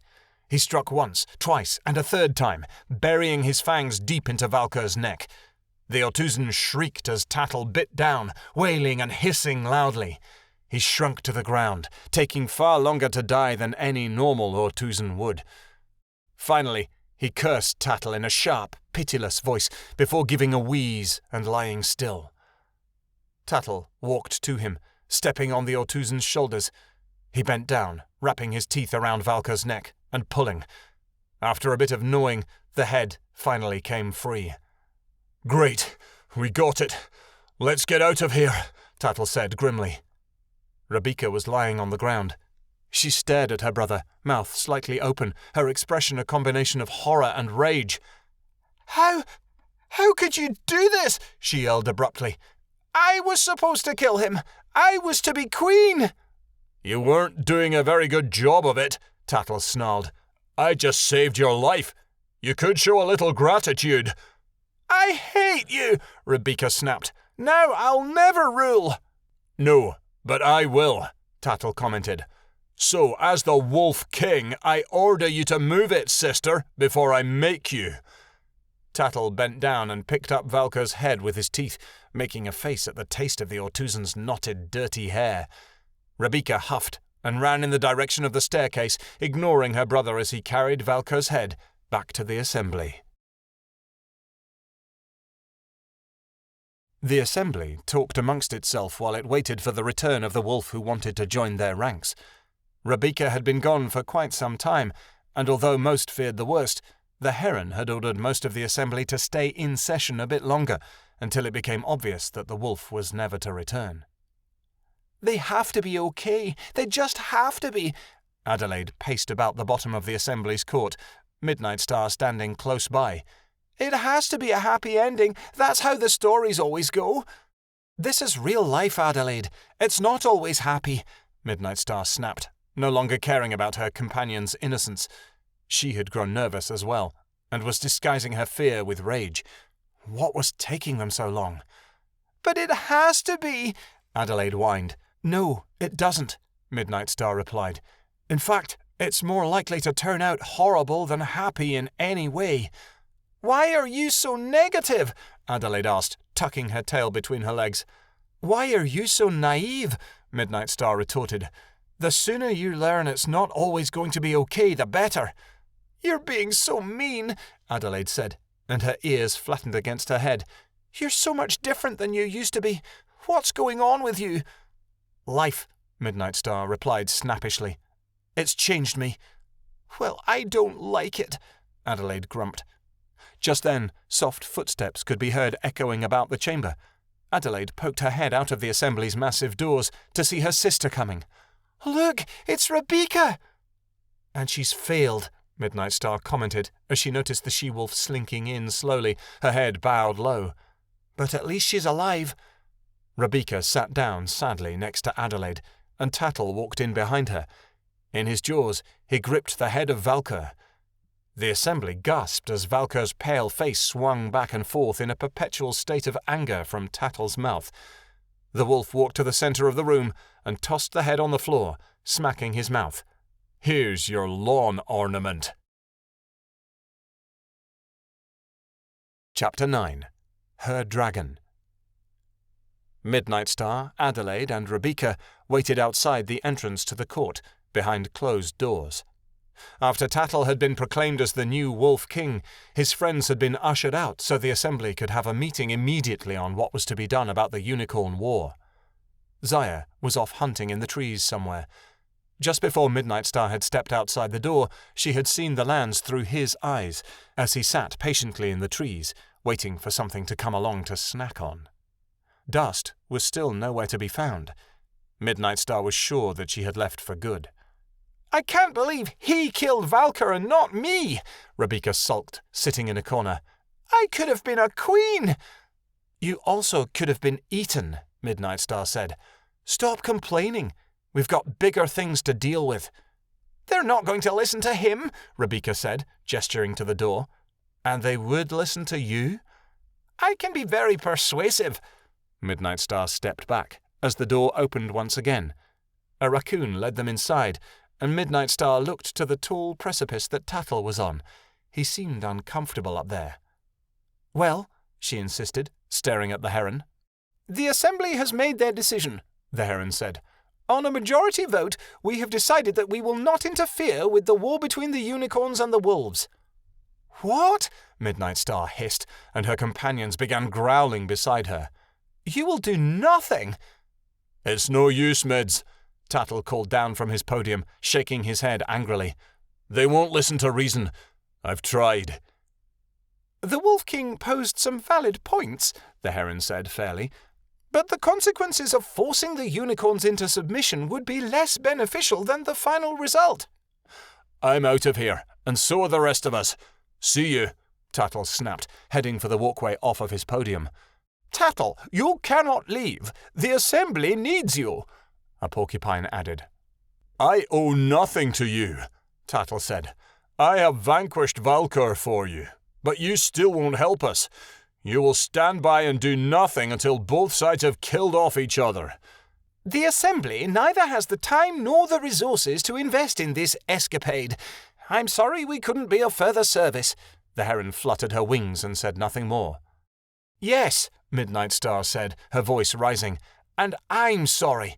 Sorry I wasted all this time believing that you could help us. I'm also sorry that I thought a bunch of bigots were going to do anything to help normal people. There was an instant uproar at Midnight's insult. Now see here, a voice cried from above. Other animals joined in, the screaming growing louder with each protest. Midnightstar's cries echoed over them all. You're all cowards, she called. While the Ortuzans grow in number and the animals of the lands keep turning on each other, you hide in your court, hoping that the second despondent will pass you by. Who are you to say what our intentions are? A badger grumbled, pounding his paw against the stone. Midnightstar dropped her head. We left our pack and travelled all this way for nothing. It all depends on me. Tears sparked in her eyes. She closed them tightly, gritting her teeth as they began to run into her fur. The fate of the lands has always depended on me, the one with the light of the stars upon her back. What are you blathering on about? Speak up, the heron demanded. Midnightstar let out an enraged growl. The assembly will fall. Her eyes flashed pure white with the declaration. The second despondent will not be over until each and every one of you has been cast to the corners of the earth. As sure as you have watched the blood of the lands be drained by the Ortuzans, you will also be drained of life. She's mad, the heron gasped, stepping back. This night I seal your fate, Midnightstar cried. As you have shown no mercy to the creatures of the lands, there will be no mercy shown to you. Midnightstar knew all had gone wrong. She threw back her head, and great beacons of light burst from her sockets, illuminating the court and blinding all who looked on. Her eyes are glowing, a jaguar shouted. She's a skygazer, the heron shrieked. At this sentence, the assembly erupted. Block the doors, the heron cried. We need her! Don't let the skygazer escape! The light emitting from Midnightstar's eyes went out. She whipped her head around to see dozens of animals blocking the exit, flooding the floor until they had made a circle around her, Rebecca, Tattle, and Adelaide. Halt! I demand it! I am the Wolf King, Tattle said, his voice intermingling with the others. One member cannot overrule us all, the heron stated. She raised her wings in a threatening position and said, Join us, Skygazer! Your duty is to the assembly! Zaya, where are you? Midnightstar whispered in her head, beginning to panic. She searched outwards for her dragon, wanting to force herself into his brain to cry for help, but he was nowhere to be found. What are you going to do to me? Midnightstar asked, terrified. Only what you've been destined for, Skygazer, the heron said, crouching low. Now I see why Dust brought you here. Midnightstar felt betrayed. Of course this had been Dust's real motive. She had led them into a trap. Dust had searched the lands for months in order to find a real skygazer, just so she could get the assembly to leave her alone. It didn't matter. Dust meant nothing to her now. You can't hold me captive. I won't be your servant like Dust was, Midnightstar warned. The assembly closed in. We just want to talk, the heron said. You weren't so keen to talk until you figured out you could use me, Midnightstar hissed. If you cooperate, no one will get hurt, the heron said lowly. However, if you fight, there will be consequences. Get hurt? Midnightstar gasped, shaking her head. Your friends will remain imprisoned. We won't kill them if you do what we ask. Midnightstar knew she should have come alone.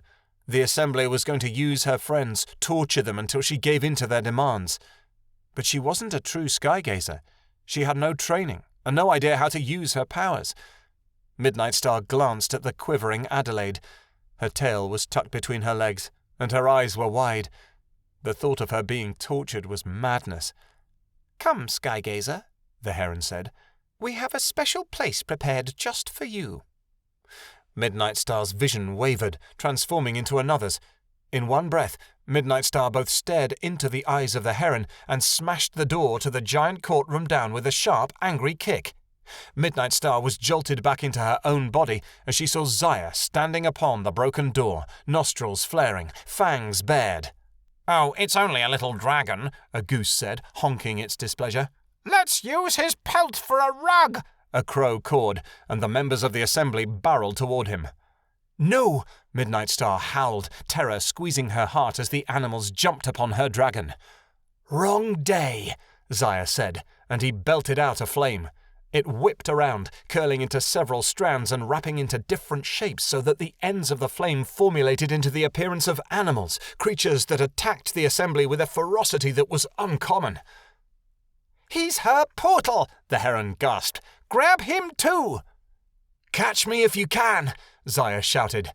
He breathed out a multitude of flames, which sent even the bravest members of the assembly scampering into hiding before stampeding his way over to the wolves. "Zaya!" Midnightstar breathed.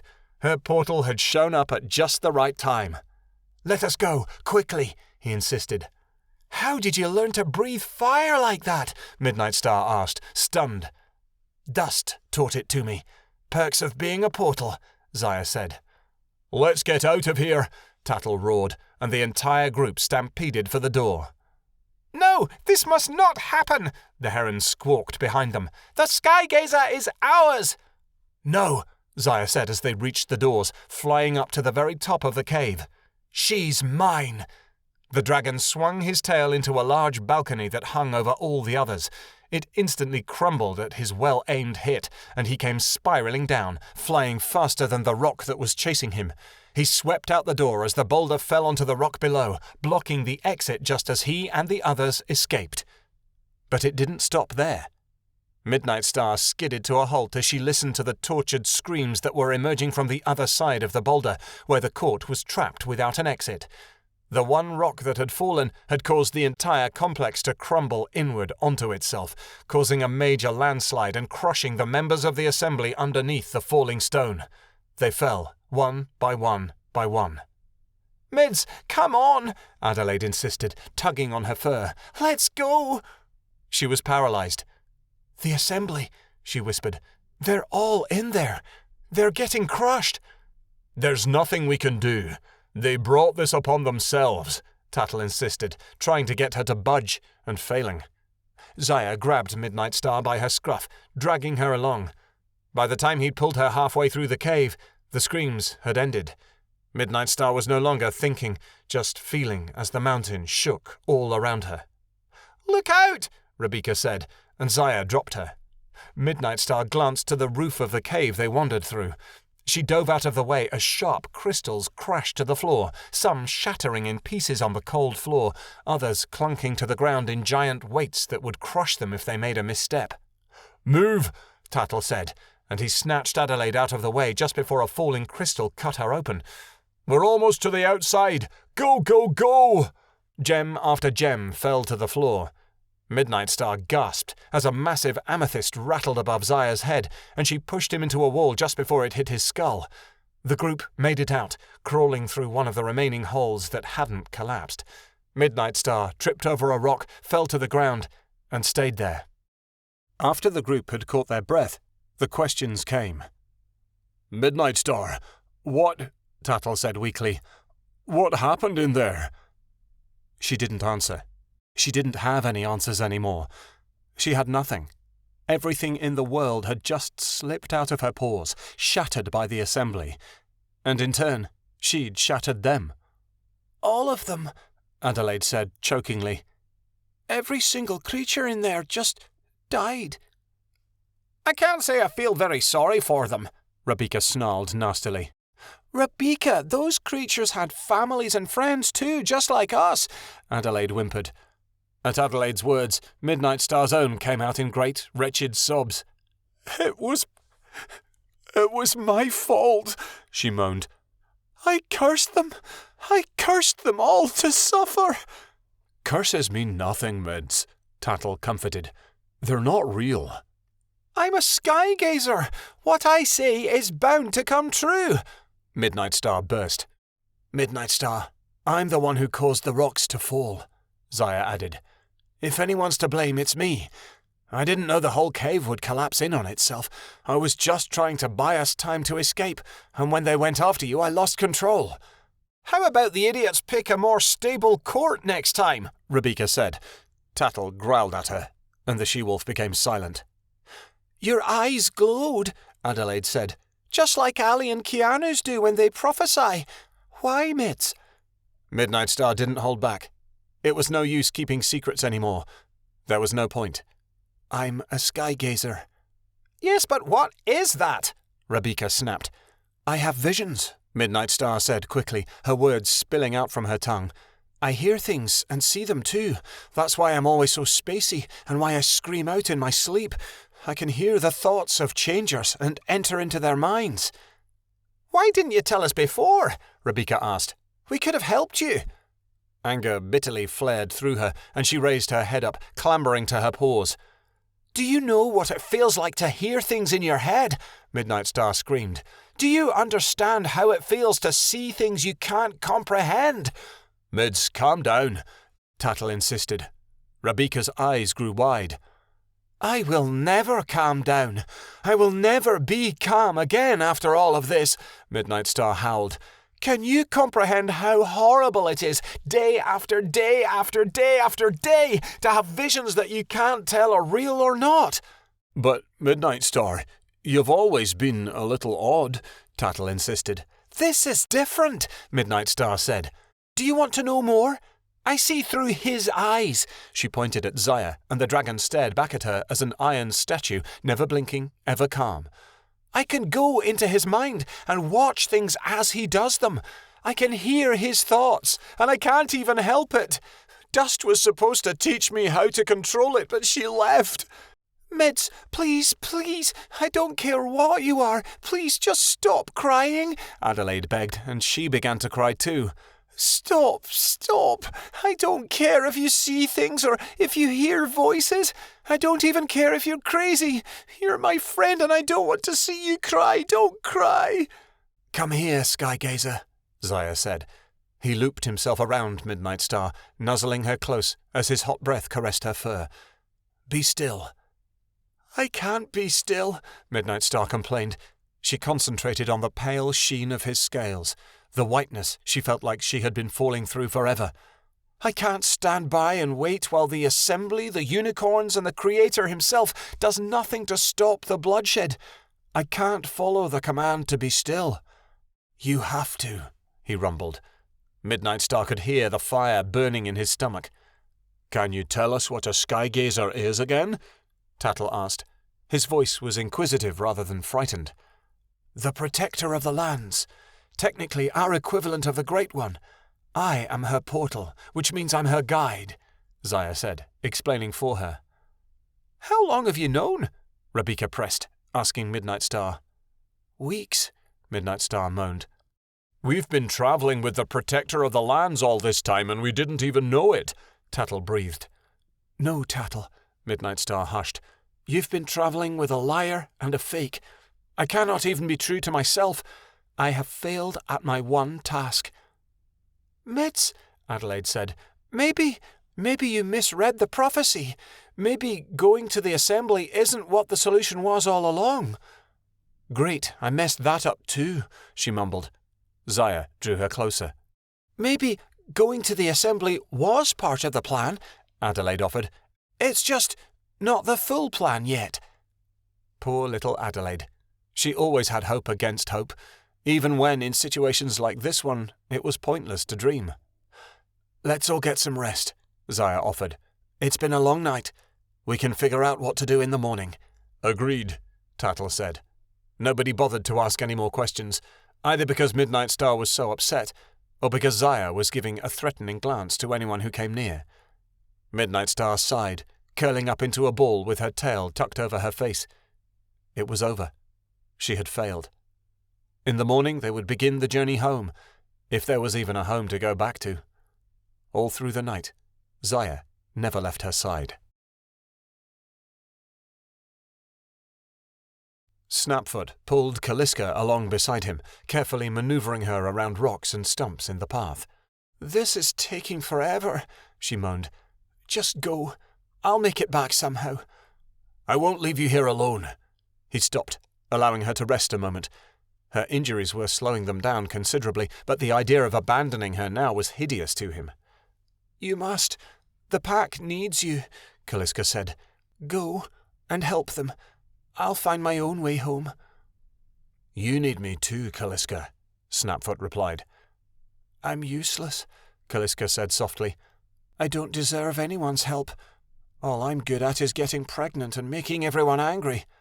"You haven't made me angry yet," Snapfoot told her soothingly. "So come on, let's get going." "You are a stubborn fool, Snapfoot," she commented, leaning against him once more.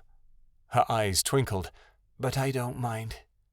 "You're the only one that's ever going to be allowed to get away with calling me a fool," he chuckled.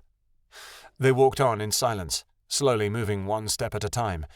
The barren trees ahead marked the barrier between the Varanian and the plains, and Snapfoot readied himself for the horrid sight he knew must lie in wait for them. Everything was covered in blood. The bodies of wolves were everywhere, with only a few unicorns lying among them. Out of the corner of his eye, Snapfoot watched as the few remaining wolves were making for the opposite end of the burnt forest, the unicorns close on their tails. All the hope Snapfoot had vanished in a single sigh of agony.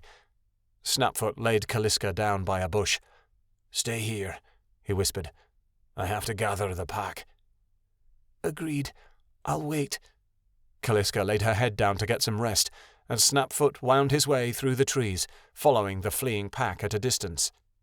When he'd finally found them, the unicorns had abandoned the chase. The rest of the pack was gathered in a clearing where only 20 or so wolves remained. "Is this all that's left?" Snapfoot said in astonishment, stepping into the group. He looked from face to face, shocked to see so many friends missing. His stomach gave a jolt as he realized that his father wasn't there. "You!" a wolf cried as they noticed him. "You tail-turning worm! You betrayed us!" "Where is Lilja?" Snapfoot demanded, pushing his way through the group. "Where is my father? Where?" "He's still in the plains, trying to save his sister," another wolf said, casting his head to the east. "Aunt Lottie!" Snapfoot was off in an instant, tearing back to the plains. In the distance, 2 wolves were dueling with a bright red stallion, Dragonheart. Snapfoot ran and ran, trying to get there in time. From afar, he heard their voices. "Lottie, run! Save yourself!" Lilja gave a great wheeze as he avoided the unicorn's deadly horn once more. The old wolf was battling valiantly, but he couldn't keep up.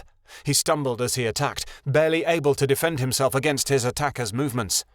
"I'm not leaving you," Lottie said. Lilja pushed her out of the way as the unicorn charged once more. His horn narrowly missed both of them. "Hold on, Dad! I'm coming!" Snapfoot cried. He got there just as the unicorn charged again. Lilja crouched down and used the remaining energy he had to leap into the air, sailing toward Dragonheart with fangs exposed.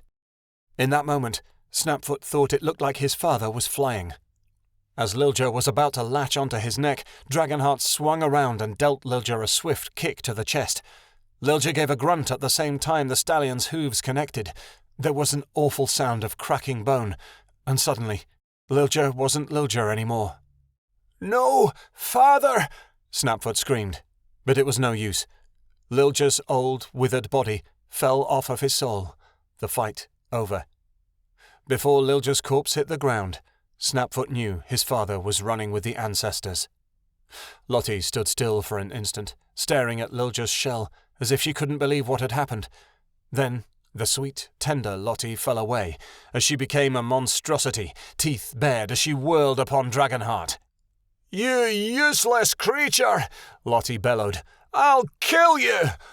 Lottie latched herself onto the unicorn's throat. The beast gave a great, bellowing scream before she ripped open his veins. He sunk in a writhing fashion to the ground, where he died in seconds. Snapfoot's paws were swamped in the unicorn's blood. Lottie, gentle Lottie, had killed the son of the Mare Lavender, the same unicorn that had given Lottie life through her horn so long ago. After the unicorn was dead, Lottie tore into its flesh, ripping out chunks of muscle and flinging them everywhere in a relentless rage. "Stop it," Snapfoot said, and he pulled her off the beast. "It's not going to help." "Snapfoot!" She snarled at him too, her mouth dripping with blood. "Where were you? Where did you go?" Snapfoot backed away quickly. You took off. Your father did his best to save the pack," Lottie screamed. "Because you weren't here, your father's dead. Dead!" "Aunt Lottie, he was old. He shouldn't have fought," Snapfoot said weakly. "No, he shouldn't have. That was your job. He took your place after the pack searched for the Alpha and couldn't find you." Lottie shoved herself into him, smearing blood onto his pelt. "What are you going to tell Cornea? What could you possibly say to your mother?" Snapfoot shuddered. Mama. What could he say to her? He had no idea. Telling Cornea that Lilja was dead was the worst kind of nightmare. He'd rather be tortured by the unicorns. Lottie looked at Lilja's corpse and said, "We have to bury him." "Now." "Yes, now. But there are other wolves as well." "Forget about them. We have to bury our own dead." "Where did your compassion go?" Snapfoot remarked, astonished at this sudden change in his aunt. "It left with my brother." Lottie gestured to Lilja and said, "Carry him upon your back. I'll find somewhere to put the grave." Lottie trotted on, growling in a murderous tone. With a heavy heart, Snapfoot bent down and cast his father over his shoulder. Lilja was heavy, but Snapfoot made no complaint. He followed his aunt for a long while, sagging under the weight of his father, and nearly losing his balance as they climbed hills and passed streams into the blackened ash of the Varanian. As they continued wandering in the woods in an aimless fashion, Snapfoot wondered if Lottie was going insane. "Aunt Lottie, there's nothing here. The whole forest has been burnt." Lottie kept going without answering him. Like an obedient pup, he continued to follow. Finally, Lottie halted, raising her head to the sky. "Here. We first met Ionan here." "How can you tell?" Snapfoot glanced from ash pile to ash pile, unable to recognize a single piece of what had once been the realm of his puphood. "It's been chiseled into memory." Lottie began digging, scooping the dirt up in great mounds with her paws. "Let me help," Snapfoot offered, coming forward. As he did so, she shoved him to the side. "No, this is a task I must do alone." It didn't take her long to create a grave large enough to place Lilja. "Lay him in," Lottie said, and for a moment her voice reclaimed that gentle tone he was so familiar with. Snapfoot did as he was told. Lottie gave her brother a kiss on the cheek before saying, "Farewell, my dearest brother, greatest protector. Mother was right when she said you would see her soon. I only grieve that I could not go with you, but it seems my task to help the new generation is still not finished. May the Creator bless your soul." Lottie looked at him expectantly. Struggling to find words to say, he whispered, "The Creator has abandoned us, but he hasn't abandoned you, Father. I hope that you're receiving the greatest reward in the afterlife with our ancestors. You deserve it." Lottie looked at him. "Do you really think the Creator has abandoned us?" Snapfoot stared at Lilja's body, soon to be covered in earth. "It feels like it." Without another word, both of them began filling in the grave. Snapfoot couldn't look, because he knew that if he saw the dirt being thrown on his father's pelt, he would stop and beg Lilja to wake up. He pretended he was a pup instead, playing one of his games with his siblings, digging a hole to the other side of the world. Lottie, however, didn't let her eyes leave her brother's body until the ground had swallowed him completely. They stood over a mound of overturned earth and ash, with nothing left to show that Lilja had been here, except for memory. "So, this is what it has come to," Lottie whispered. "The greatest leader the High Plains pack has ever known is gone." Lottie cast her head back, calling out a wild, anguished howl. Snapfoot and Lottie made it back to their pack in the darkest hour of the morning. The talking instantly ceased as they crept back to the group. "Snapfoot! His heart gave a jolt as he saw his mother lumber up to him, her eyes wide. "You're all right. Where's your father?" Snapfoot swallowed.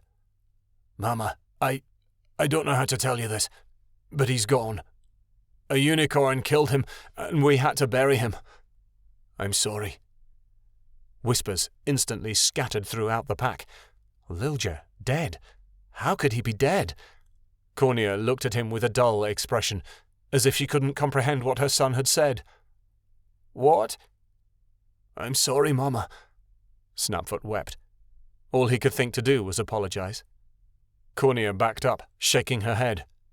The she-wolves of the pack drew her in, comforting her as she stared at the ground in shock.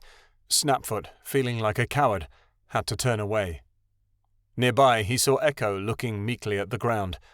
A flare of anger rose up in his throat. How was it, by some miracle, that Echo, with his injured legs, had managed to escape, while his own father, brave and noble, had fallen? "What now?" one wolf asked. "What do we do?" "We listen to our leader," another said, and all eyes turned on him. Snapfoot backed up instinctively. I'm still leader," he said in an astounded voice. "You shouldn't be. You're no kind of leader at all," one wolf snarled. "You left us, betrayed us all." "Leave if you wish," Snapfoot replied to her, and to all the others. "Go, run. You won't have to follow me anymore." "Where to? There's nowhere to go," she shouted back at him. "We have nothing left. We're all forced to stay here with you because these wolves are all the plains have left. We may be all the wolves that the lands have left. Living alone is sure death." "Pick a different leader then," he said defiantly. "Who? All of our best fighters are dead. There is no one left to take your place." "What if I refuse to lead you anymore?" he declared. "You will not step down, Snapfoot," Lottie said. Her voice was thick with rage as she drew to his side. "You will stay in this position, no matter how hard it may be. You got us into this mess, and so you can get us out."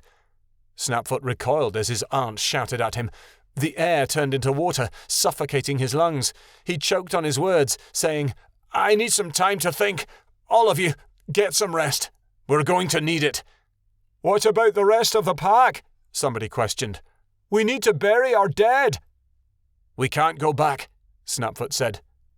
"The Ortuzans will take care of them," Echo said, and his voice cracked. "Snapfoot is right.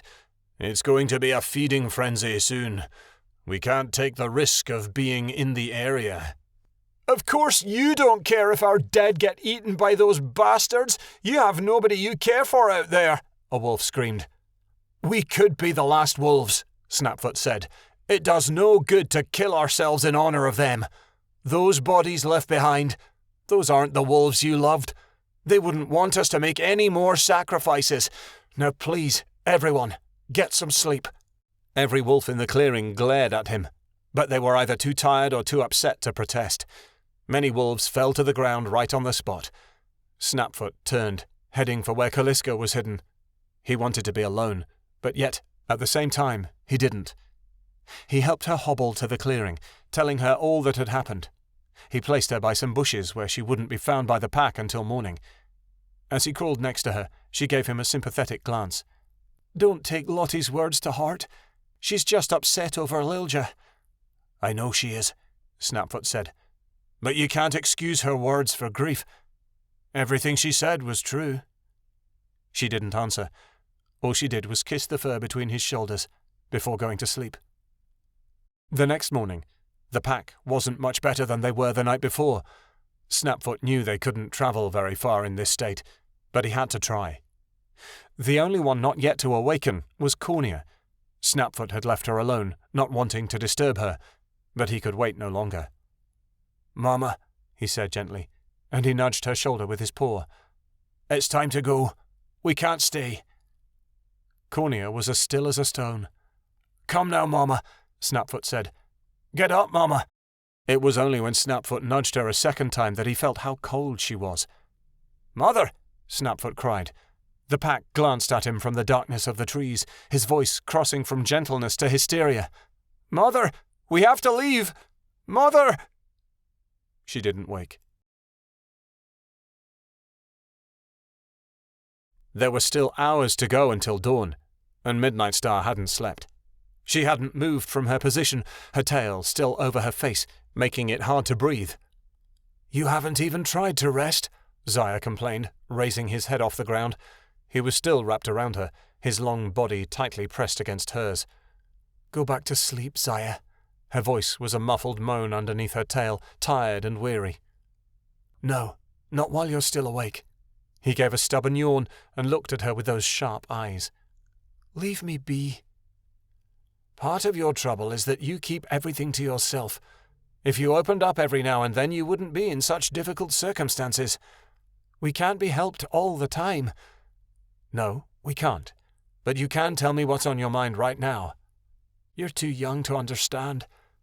"I'm not too young to listen," he said. "You can't reason with dragons," Midnightstar complained. She let her tail fall back from her face, but moved nothing else. "What's on your mind?"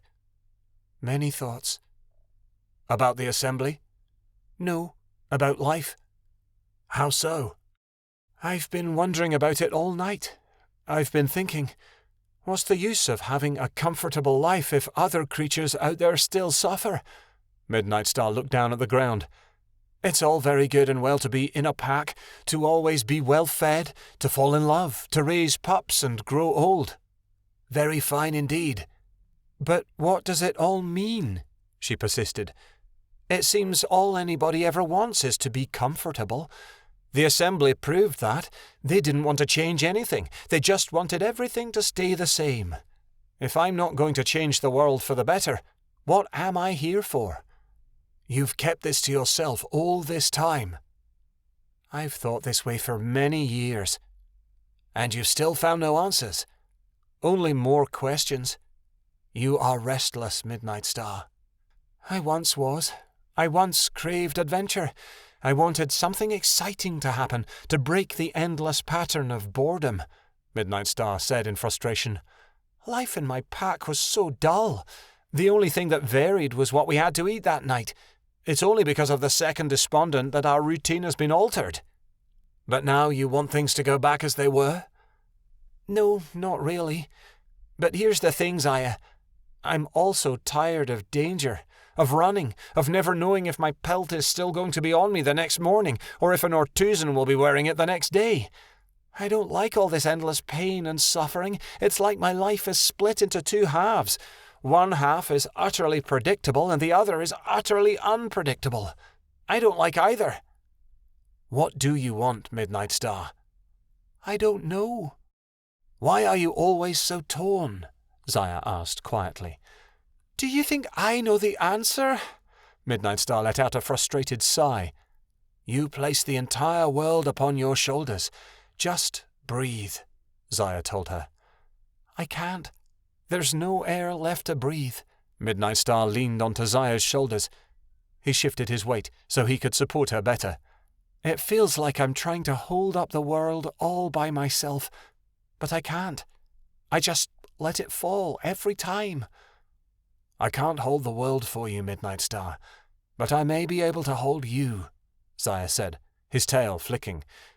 Midnightstar closed her eyes, pretending to be tired. "I'm going back to sleep. Good night, Zaya." The relief in his voice was evident. "Good night." He was slumbering within minutes. As soon as he was deep within his dreams, Midnightstar clambered away from him, squeezing out of his grip. "What am I going to do?" she thought, and her head started swirling. The thoughts were racing by so fast she couldn't think. What in the world am I going to do? In an instant, the voices were in her ears, whispering small things. She listened intently, because there was nothing else to hear. "Let go, Midnightstar," the voices hushed. "There is nothing you can do. This is the way of the world. There is suffering and there is pain. One wolf can do little to alter the course of fate. Stop fighting. Allow life to take its course." "How so?" Midnightstar hushed back. "You are ruining your friends. Do you think little Adelaide should be blissfully unaware all her life? Should Rebecca continue in her rudeness? Is it right to let Tattle think he can protect you from whatever threat that may come, but won't there be a day when he will either be too weak or too late? And Zaya, should he keep dwelling in this state of endless hope? Should he keep believing that you care for him and will never leave, even though you know this isn't true? Midnightstar gazed upon her sleeping companions. No, she thought. I suppose not. Then you know what to do, Midnightstar. She did. It was what she always did when she had no other course. But where do I go? Anywhere. It doesn't matter. You know that the Unicorn War will never end whether you go home or not. Abandon your mission. What about them? She took a long glance at each one of her friends in turn, her eyes lingering on Zaya's face. You can't help them. You never could. They are better off without you. They don't want to be around a wolf who has lost her mind. Before Midnightstar realized she was running, her friends were already far behind her. The trees and bushes whipped past her as she climbed the heights of the blue sky peaks. Should I go back? She wondered. Don't bother, Midnightstar. The voices hushed. It is better this way. The only way to survive in this world is to be selfish after all. Let go. Let them go. So Midnightstar did just that, as her paws carried her farther and farther away, abandoning the ones she loved, abandoning her dragon. Chapter 10. A Connection Unwanted. Jade looked to the sky as the figures of her friends slowly disappeared into the clouds, the ocean lapping at her paws. Ali, Reagan, Kia, Kasif, Vixen, Dragonstar and Snowdrop were heading to Nesting's Haven to find Keanu and the others. With no way to join them, she and her brother had been forced to stay behind. The two wolves painfully felt Kenai's absence. They'd only lost their sister to the cruel hunting trap yesterday, and without Kenai here, the world felt empty. So, just like that, we're alone again, Jade grumbled. It'll work out, Shadowin said. We'll see them all when they return. There won't be anything for them to come back to, Jade snarled. The Ortuzans are taking over. We should get started on hunting them all, Shadowin replied. Though I'm not sure where to start. We can't go after them if they're in large groups. What we need to do is figure out where they call home, Jade said. They're banding together, which means they must have a large coven of sorts stationed somewhere. If we can find it, we can start picking them off one by one. If we don't get rid of them soon, the lands will be gone. The lands are already gone. All we're doing is getting rid of the leftover monsters, Shadowin answered. We need to make this place habitable so it can be brought back to life again. If there is any chance of life, Jade hissed. Shadowin sighed. The fairies can restore the realm, but they can't come out of hiding until we get rid of the bloodsuckers. Then let's get to work, Jade barked. We have leeches to destroy. Shadowin howled excitedly. Let's make those posers pay for what they did to Kenai. They began the hunt immediately, prowling into the jungle. As they went, they decided the best plan would be to find an Ortuzan hiding in the woods and then follow it back to wherever its coven was. Shadowin took charge, leading the way with his nose to the ground. He searched desperately for any sign of the monsters. It didn't take long to catch a scent. I smell blood, he whispered, his ears perking up. Stay low to the ground. Jade hunkered down. It smells fresh. They couldn't have fed too long ago, she commented. What if it spots us? Don't let it live, Shadowin said gruffly. Show them no mercy, as they have shown no mercy to this land. They fell silent, watching closely as they crept forward. Just ahead of them was a short monster. He had dark hair and bright yellow eyes. Blood dripped from a fawn held tightly in his grasp. The small creature struggled frailly as its life vanished, the Ortuzan sucking the life from its veins. Jade growled anxiously, and Shadowin shushed her. The Ortuzan looked around, tossing the dead deer to the side as he rose to his feet. The wolves waited until they were sure he was far enough away before they began to follow. They moved silently, doing everything they could to slow their frantic hearts. The Ortuzan moved rather quickly. The wolves struggled to keep up while staying low. This is ridiculous. Jade muttered. "He's going to find us soon enough." "Yes, but until he does, we follow," Shadowin replied. Eventually, the jungle's thick foliage grew thin. The Ortuzan drew near to a small camp. 12 other monsters lurked around a fire, gnawing on bones and fighting over scraps of meat. Some were in wolf form, and others were not. "Steady now," Shadowin said. "Wait until he enters." The Ortuzan walked into the camp.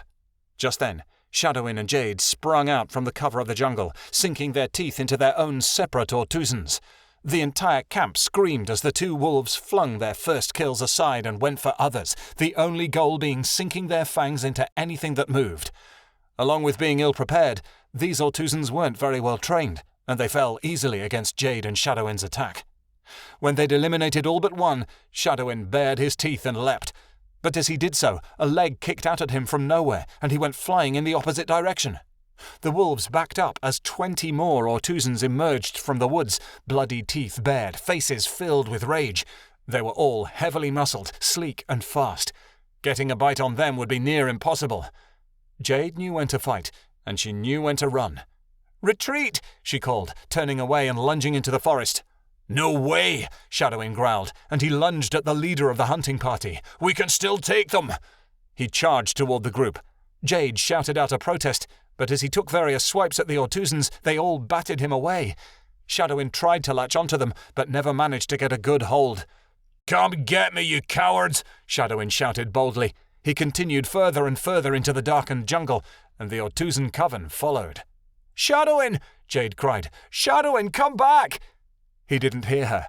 Fleeing in the opposite direction, Jade didn't pause for breath until she was sure there were no Ortuzans behind. Jade sat down and waited for Shadowin anxiously. Several hours passed.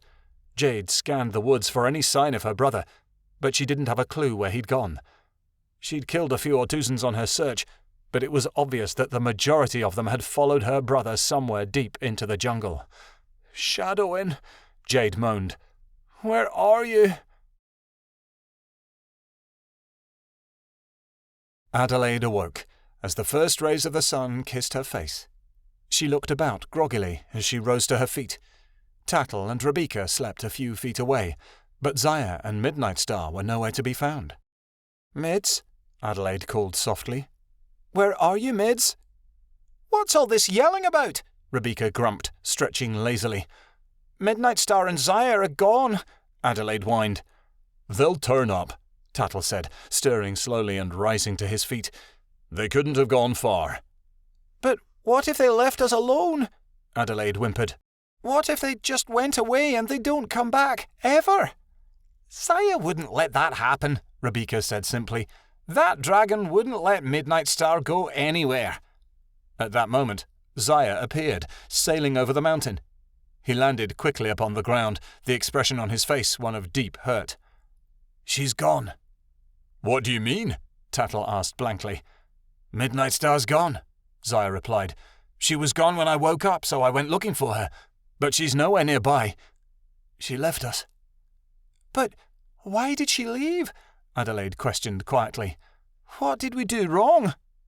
"We did nothing. She's just being selfish," Rebecca snorted loudly. "Besides, we're better off without her. There isn't anything to do anyway. The Assembly's dead, so there's nobody left to stop the Unicorn War." "Wrong, Rebecca. We need her," Tattle snapped. "Midnightstar is the protector of the lands. We need to find her." "I've been searching for hours," Zaya moaned. "She's long gone." "What do we do now?" Adelaide asked. "We can't go home without her." "We can and we will," Rebecca snapped. "She left us, so we can leave her." "A claw for a claw leaves everyone defenseless, Rebecca," Zaya said. "We can't abandon her, whether she left us or not." "Zaya's right," Tattle said. "We can't leave her out here. She needs us. Come on, guys." Tattle led the way, picking up on Midnightstar's scent as they wandered. Adelaide eagerly walked beside him, following closely, too often bumping into him with her large, floundering paws. "Adelaide, if you want to help, go walk by Rebecca," Tattle ordered. "But Rebecca is being sour," Adelaide replied. "Just look at her." Rebecca walked a few paces behind them, her face filled with anger. "She deserves to be alone in the woods," Rebecca grumbled. I don't know why we're looking for her." Zaya had gone onward to scout ahead. They found him lying by the side of the river, his serpentine body drooping. "I lost the trail here," he muttered. "She must have jumped in the water." "She didn't want us to follow," Tattle said, shocked. "But why?" "Because, Tattle, she doesn't care about us," Rebecca snapped. "All she cares about is herself. Why do you think she went on this crazy mission? She wanted to get away from the pack and get some attention, not stop the second despondent." "She wouldn't do that," Adelaide said, jumping to the defence of her friend. "Mids cares about everyone." "She cares about no one," Rebecca growled. "She was bored with being a wolf, so she tried to be something different. But she can't be a true skygazer, so she ran away." "Just because you didn't get what you wanted doesn't mean Midnightstar has the same reasons for leaving, Rebecca," Tattle shouted. "This isn't about you." Rebecca hung back, muttering under her breath. "It's never about me, and it's always about Midnightstar. But she's still the one who left. At least I stayed."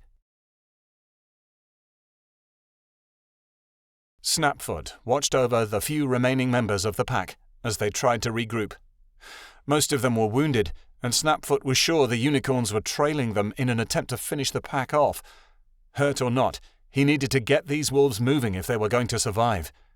Kaliska stood by his side.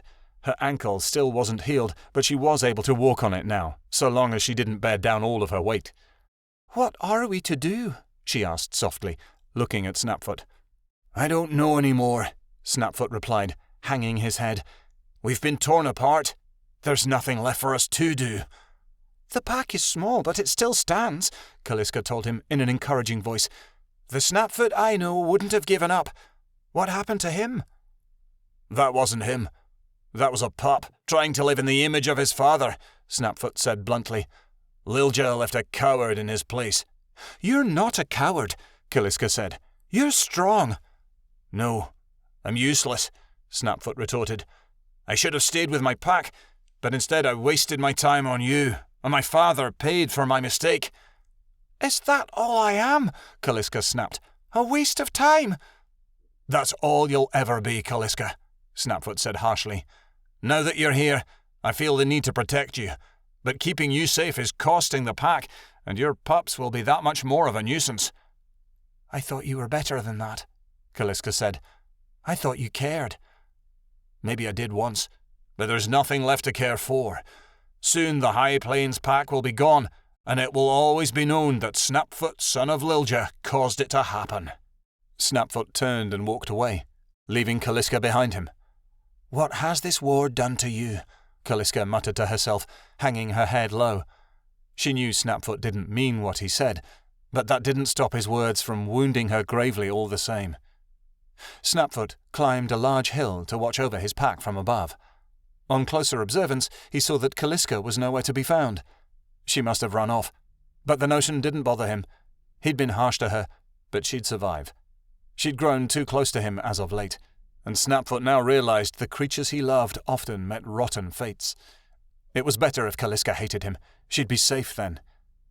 The pack milled about aimlessly, broken and falling apart. No one trusted him anymore, and he didn't blame them. He had left the entire pack to save one wolf. Because of him, over 30 wolves perished, including both of his parents. Lilja had fallen in battle, and Cornia had died of a broken heart. But he had saved Kaliska's life. That was something that seemed priceless to him. Off in the distance, something caught his eye. A bright and shining city gleamed in the distance, appearing as shimmering as gold.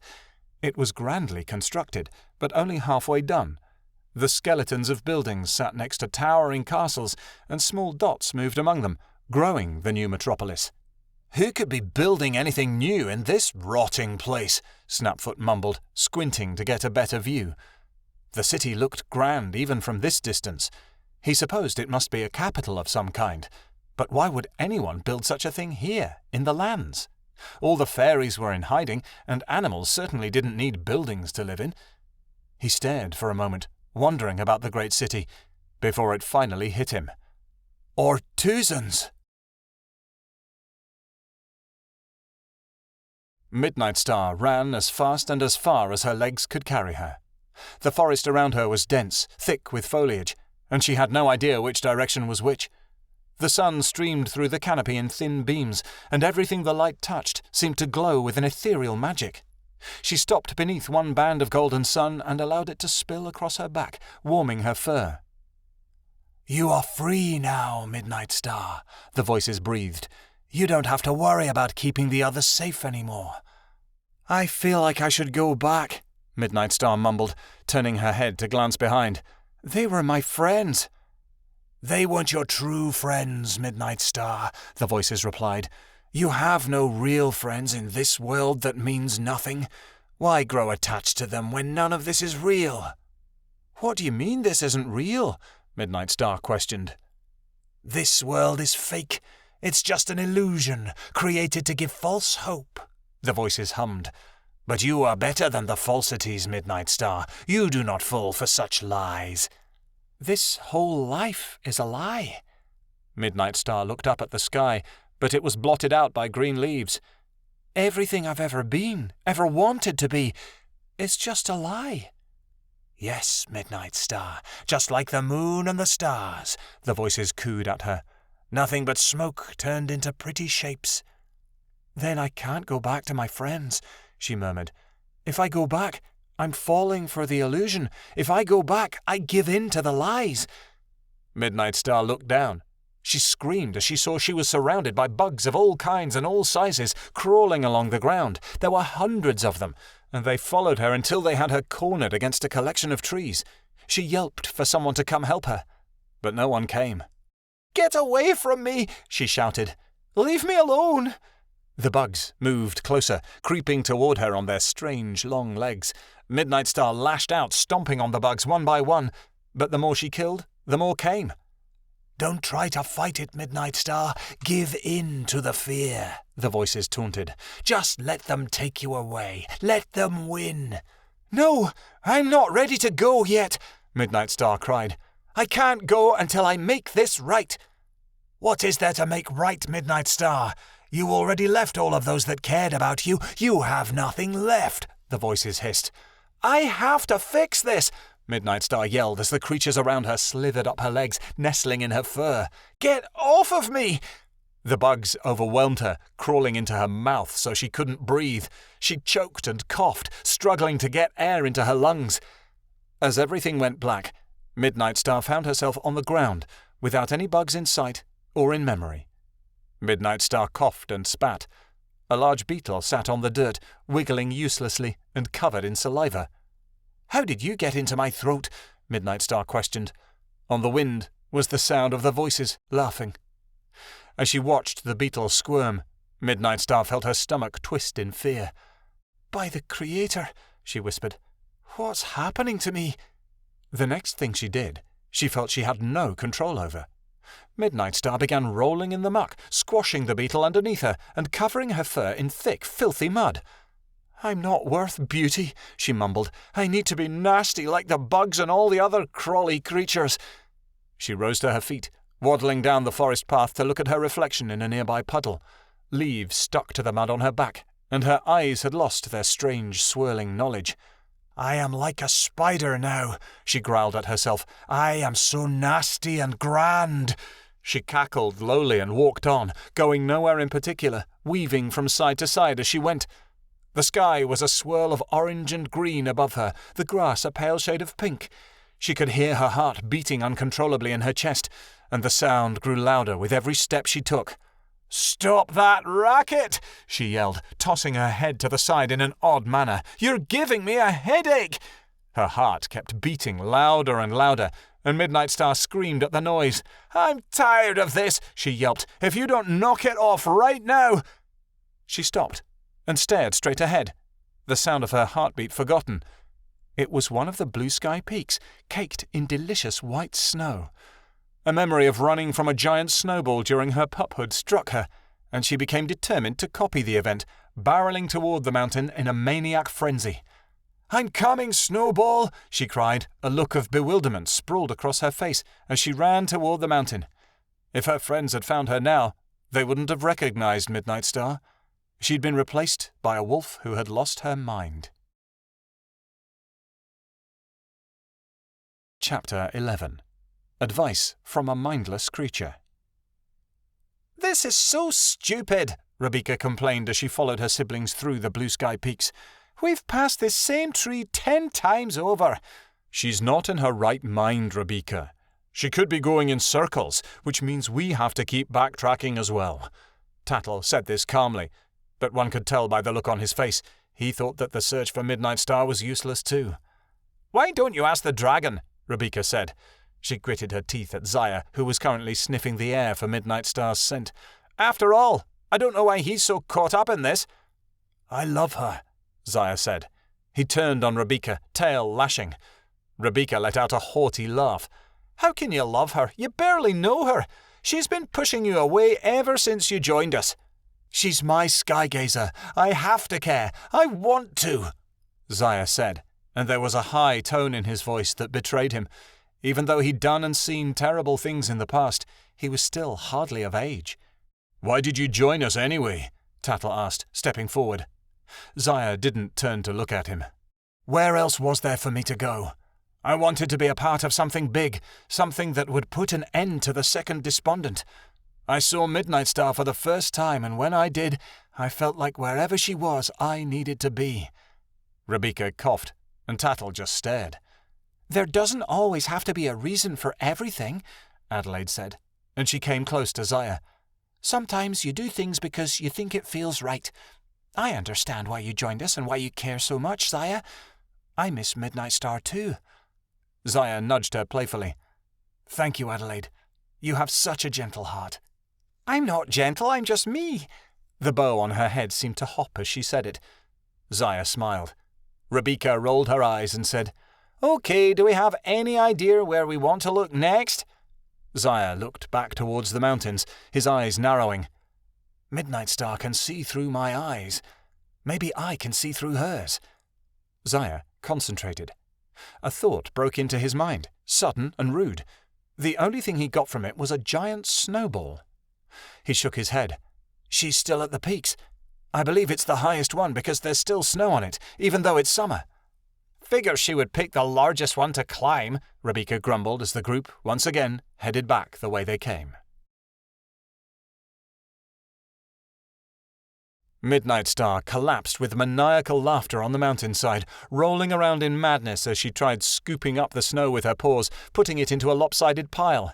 And now, she said, I'm going to make a huge snowball, and I'm going to ride it all around the world. The whole planet will be mine, and they will bow to me and the ball of death that I name Freezy. The snow mound was no bigger than a tiny drift, but in Midnightstar's mind it was huger than the mountain. Now, if I give it a big enough shove... She stood back, then charged, ploughing straight through the snow and tumbling through a hole in the mountain she didn't see, a passageway that led down, down, down. Ow! She whispered, closing her eyes as she curled up against a solid stone floor. I think I just flew. You should know better than to let the voices push you that far, a mystical, musing voice whispered in her ear. Her eyes flew open. Who's there? Midnightstar jumped to her feet and looked from left to right. She was in a cave that was piled with all sorts of animal and fairy bones. They were everywhere, with one particular pile reaching to the ceiling. Her eyes widened. By the stars, I'm going to be eaten! Calm down, a voice said behind her. I don't eat wolves. I kill them. Midnightstar nearly fell over her own paws as she turned to stare at the horrifying sight behind her. It was the same creature that had tormented her when her visions had first begun, the one that had sung the horrible song and tossed all those bodies into the fire. She had a half-dog, half-reptile face, with a twisted, curled body, walking around on crooked legs. Midnightstar let out a scream so blood-curdling it made the cave walls shake. The creature screamed back and shouted, I only killed one wolf because I thought I was hungry, and that was 10 years ago. I haven't touched them since. What are you? Midnightstar whispered, backing up against the wall of bones. Another vision? The creature clucked. Unless I am going crazy, I think I am real. At least I was the last time I checked. The monster began poking her body experimentally with a curious look on her face. appearing to wonder if she was actually real. "What are you talking about? I'm seeing you, aren't I?" Midnightstar said, choking on fear. The creature shrugged and looked at Midnightstar again. Okay, I've checked. I'm not a vision. I'm real, believe it or not. My name is Nagli." The name hit a chord in Midnightstar's memory. "The old stories," she said, pausing. You helped my father on his travels, didn't you?" Nagli nodded. "Liljer and his friends took my crown, then never paid a visit back. Oh well, I can't say that I blame them. Some people get tangled up in things. Busy, busy life, you know." "You're going to hurt me, aren't you?" she said. Nagli tossed more bones into the pile, stacking higher and higher. "Of course not. I don't hurt friends." "Friends?" "Any daughter of Liljer's is a friend of mine, Midnightstar." "How do you know my name?" Midnightstar demanded. Nagli kept stacking the bones. "You were muttering it as you fell down into my house. Besides, rumours of a new skygazer have swept the lands far and wide. They have even creeped into my tiny cave." Nagli nudged a long spine to the side. "You really shouldn't listen to the voices, my dear." "How do you know about those?" Midnightstar asked cautiously. "Dearest love," Nagli said in a patronizing tone, "I could hear your ramblings well outside my walls." Nagli kept stacking the bones higher and higher. "What are you doing?" Midnightstar asked, tilting her head. "Organizing. These bones make me quite insane. I think it is time for them to go," Nagli said. The task was something to do, and Midnightstar wanted a distraction. "May I help?" "Certainly." Midnightstar picked up a spare bone with her teeth and threw it into the pile. She tried not to look at Nagli, for if she did, she would be scared again, and she wanted to be as polite as possible. "I want you to know that I didn't want to give in and listen to the voices. Everything just came crashing down at once." "Everyone has trouble with the voices, Midnightstar, yet you are more susceptible than others. If you fall, so will many others." Nagli picked up a giant rib and pitched it across the room. It made a smacking sound as it hit the floor of the cave. "I know." Midnightstar threw 3 more bones onto the pile. "But I have no idea how to make them go away." "You've got to find ways to make them go away, Midnightstar. It's so very hard, but you must fight them. Tell them that you are good enough, that what they say isn't true. Everything they say to you is a lie, and if you let them in, you'll end up believing the lie. Doubt may creep in, but you must find ways to push it out." "How?" Midnightstar asked, but she realized that she already knew one way. Zaya could make them vanish. His voice chased all the others out. His presence made the frightening images less real. "Midnightstar, you have so many worries over so many things. Why can't you stop worrying and believe?" "Believe what?" She stopped her work, looking at Nagli. "Believe that everything will turn out all right. Nothing will befall you that isn't for good."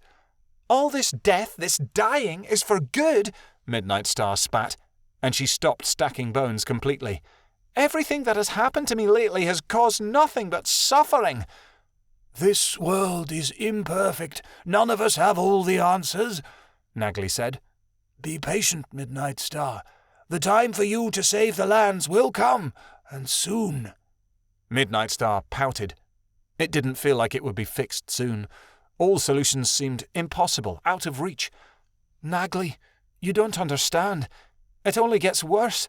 It doesn't get better. There is no joy left in this life. Only pain." "Isn't your pain worth it, if it's for love?" Midnightstar paused. "What do you mean? Nagli, don't you see that I can't do this all on my own?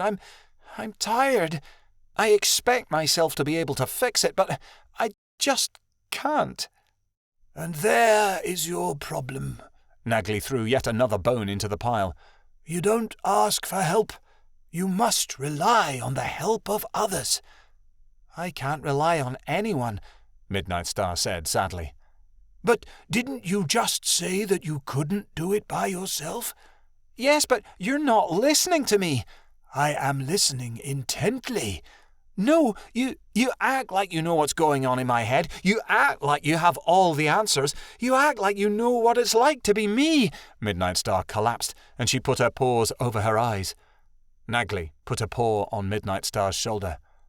No one can know what it's like to be the last skygazer, which is why you need your friends all the more. But why me? Midnightstar insisted.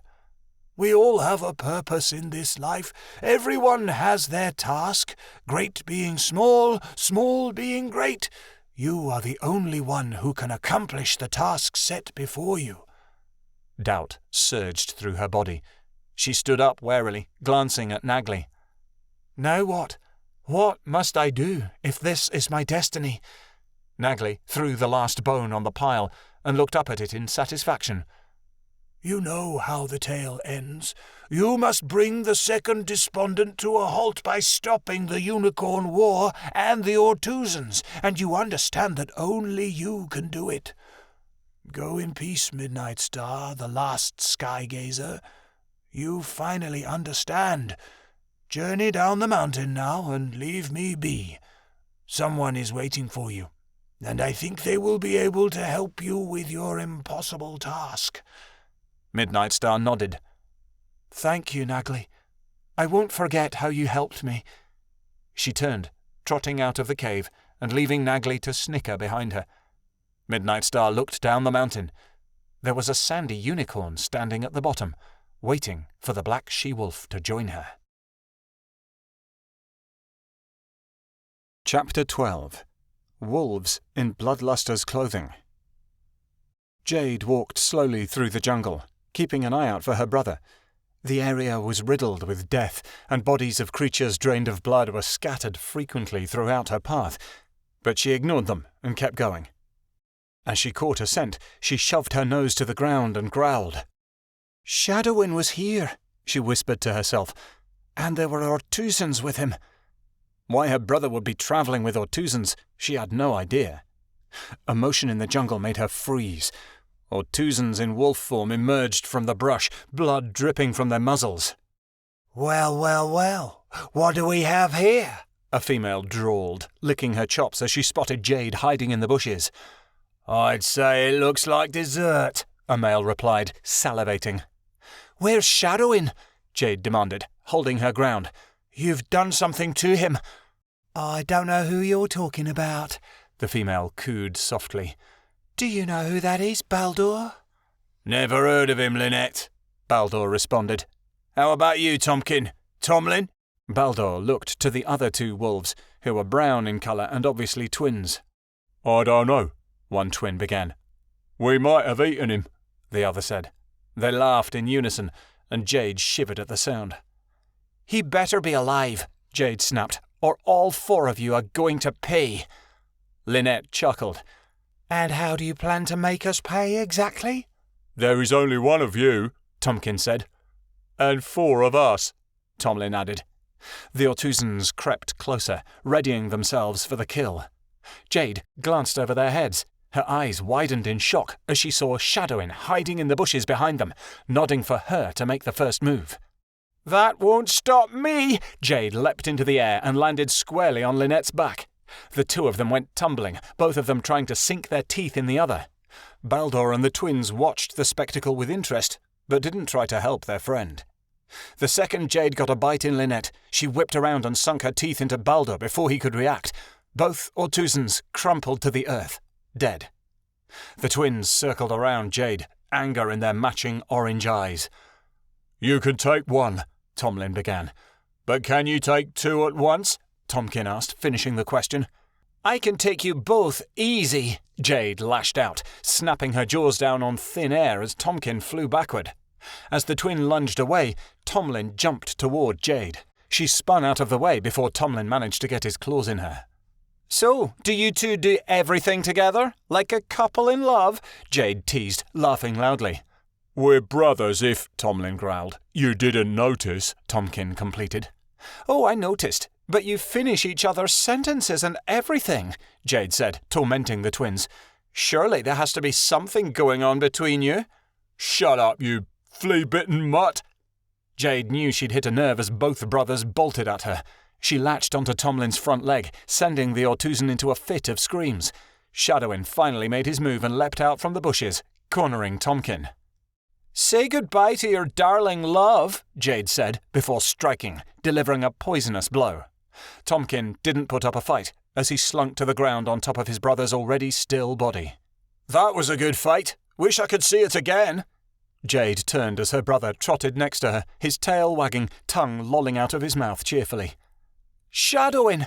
Jade shouted, rising to her feet and shaking dust from her fur. "Thank the Creator I found you." "Actually, I found you," Shadowin said with a happy bark. "It's a shame you killed the twins. They were actually quite amusing." "Wait, what?" Jade stared. "They were going to kill you and you found them amusing." "They thought I was one of them," Shadowin explained quickly. "After I got away from the ones we found at the camp, they found me and asked me to join them. I was going to follow them to some big city they were talking about, but now they're all dead." "They actually believed you were an Ortuzan?" Jade questioned. "I was covered in Ortuzan blood. Smelled just like them," Shadowin explained. "They can't tell what we are if they can't smell us." "I can't believe that works," Jade said. "You'd have to be really stupid not to tell." "They aren't as bright as they make themselves out to be," Shadowin chuckled. "We could all be Ortuzans." Jade looked away. "That gives me an idea." She slunk down to the ground, rubbing her head and shoulders against the earth until the Ortuzan blood began to stain her fur. Jade, what are you doing?" Shadowin asked. "We're going to smell like them and get into this city they're talking about," Jade said. "If we can infiltrate it and begin killing Ortuzans quietly, it'll make this a lot easier." "Oh, you reek," Shadowin said, holding a paw up to his nose as his sister walked toward him. "So do you," Jade said, nearly gagging. The rank, deathly smell of Ortuzans assaulted her nose, making it hard to breathe. The two wolves left their patch in the jungle, abandoning the 4 Ortuzans they'd slaughtered to the elements. After a day or so of wandering, both wolves found themselves tired and weary. "If we don't find an Ortuzan soon, we should head back to the beach," Shadowin suggested. "We've been out too long, and we both need rest." "We can't just go back," Jade argued. "We have to keep going and find these fakes." "We won't be able to find them if we're starved and tired," Shadowin said. "But we don't have to find them right away," Jade replied. "We can live among them until we're strong again, and then we can take them down." "We can't risk staying among them for too long. They'll find us out and destroy us," Shadowin told her. "This will work. I know it will." Jade was practically begging him now. "We can't give up." "Hey, did you guys get lost?" a foreign voice behind them questioned. "I can help you find Sanctus Cruor if that's where you're going." The siblings turned. Behind them was a reddish-orange she-wolf, who smelled worse than they did. Definitely an Ortuzan. "Sanctus Cruor," Jade cocked her head to one side. "You know, the city of Ortuzans," the fake wolf answered. "That is where you're going, isn't it? It's where all of us are heading." Shadowin nodded. "That's exactly where we were heading, but my sister seems to have led us in circles." He nudged Jade. The Ortuzan giggled girlishly. "My name is Amira.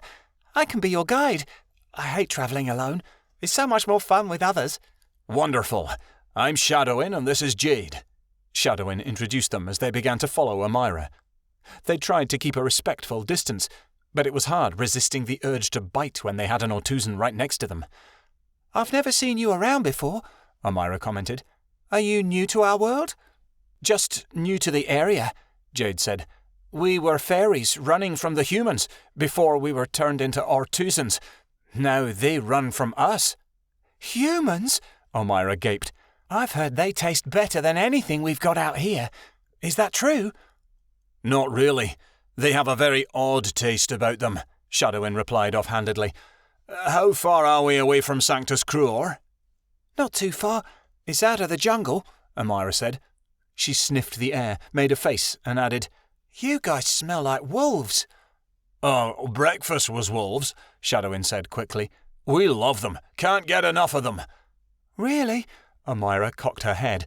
I've never tried one because I'm always trying not to get killed by them. Oh, well, they're delicious, Jade said. Maybe I'll have to find one next time I go out hunting. Amira took a step to one side, closer to Shadowin. Maybe you could help me. That would be lovely, Shadowin smiled, pulling his tail off to one side as she tried to twine hers around it. Amira giggled. How long have you been one of us? Only a little while, Shadowin replied. We're still getting used to it. I love the young ones, Amira breathed. They're so much more fun. Shadowin gulped. How so? Because they aren't serious, Amira explained, leaning against Shadowin's side.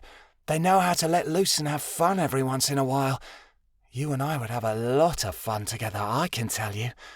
Shadowin looked back at Jade, desperate for some sort of help. Jade chuckled softly, adding, I'm sure we'll have a lot of fun together, Amira. Just you wait and see. Snapfoot peered at the large city in the distance, trying to judge how far away it was. If the Autuzans had a city, then they had to have a food source, and food was exactly what his pack needed. The city dominated the skyline. It couldn't be more than a day's journey if he progressed at a reasonable speed, and he was certain his pack could make it that far. But would he be able to find a safe place for them once they arrived? If his assumptions were correct, the area would be filled with Autuzans after all.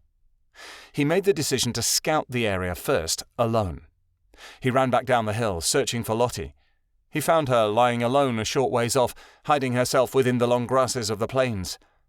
Aunt Lottie, can I ask you something? What is it, Snapfoot?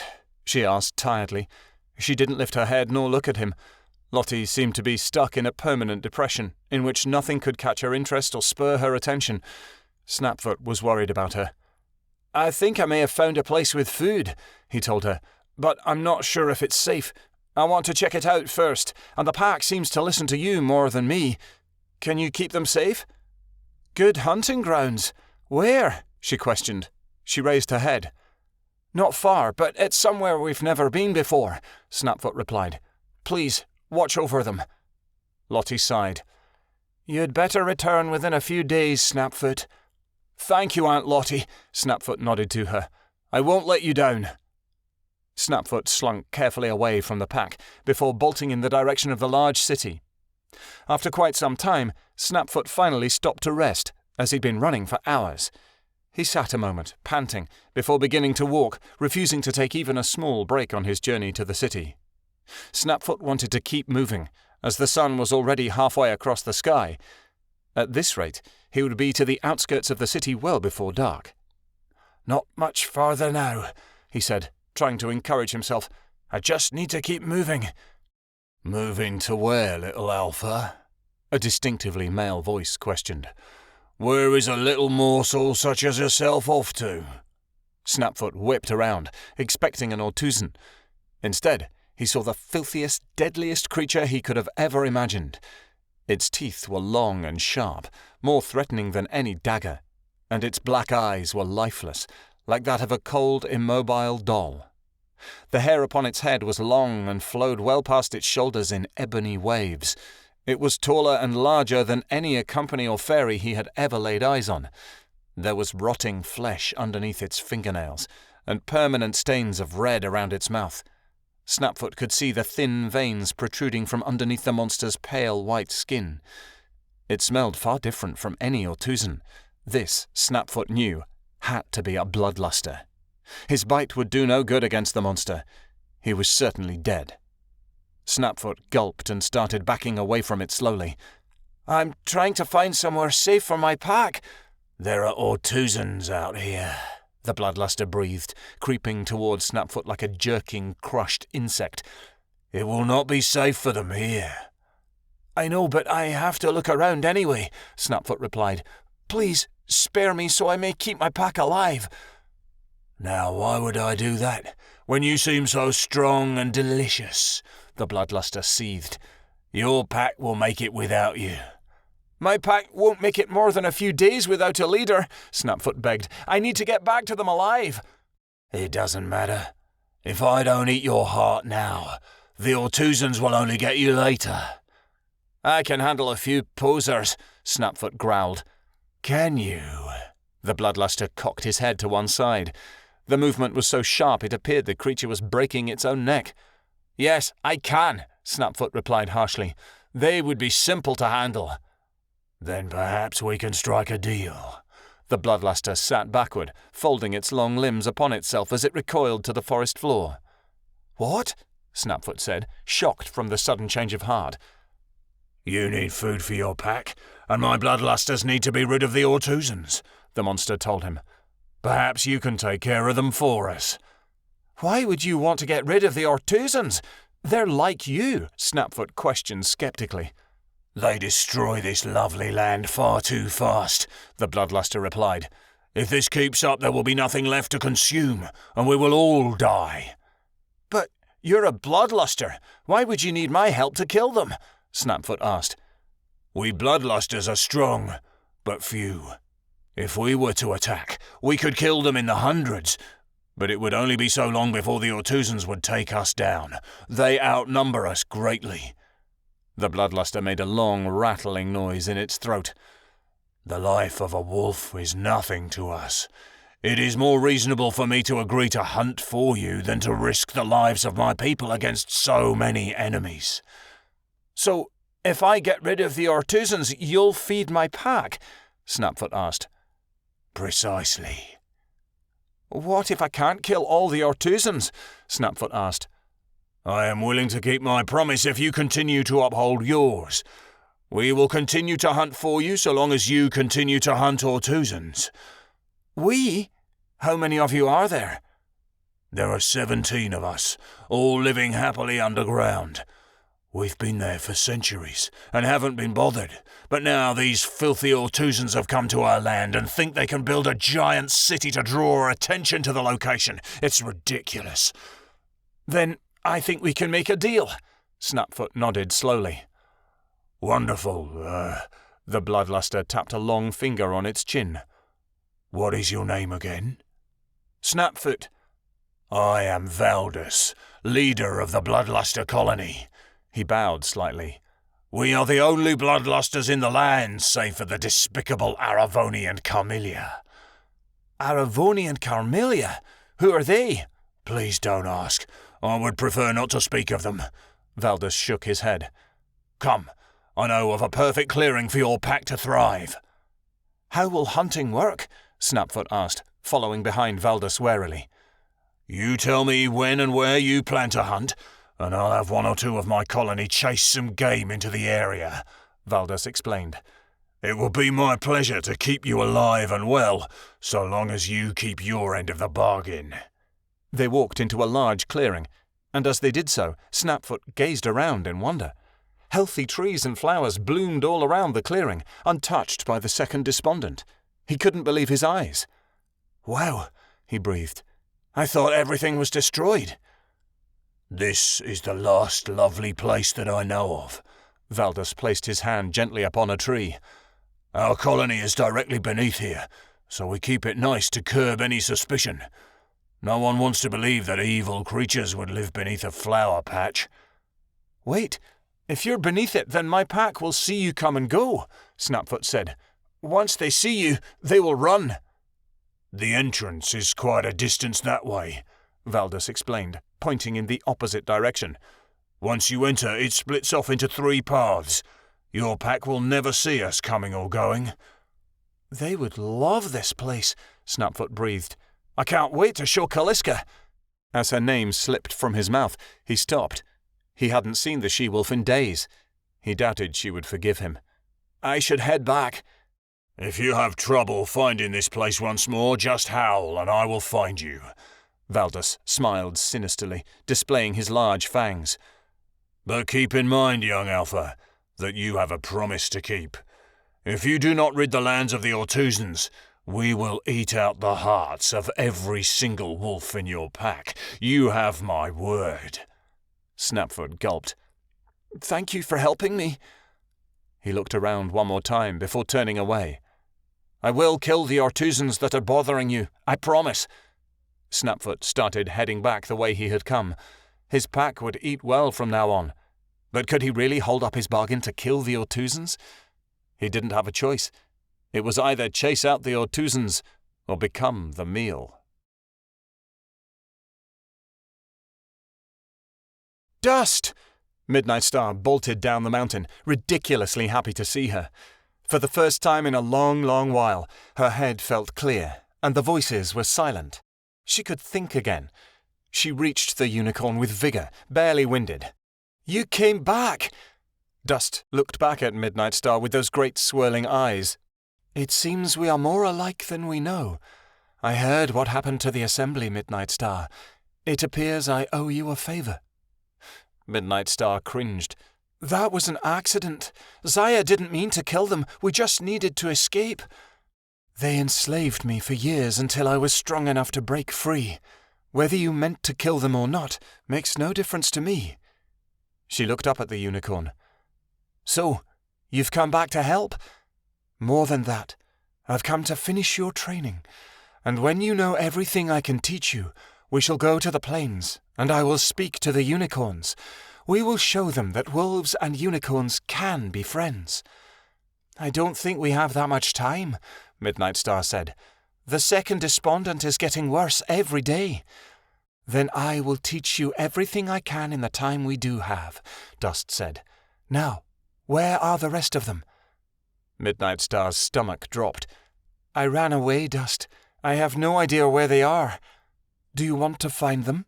Dust asked. Yes, I need them now more than ever.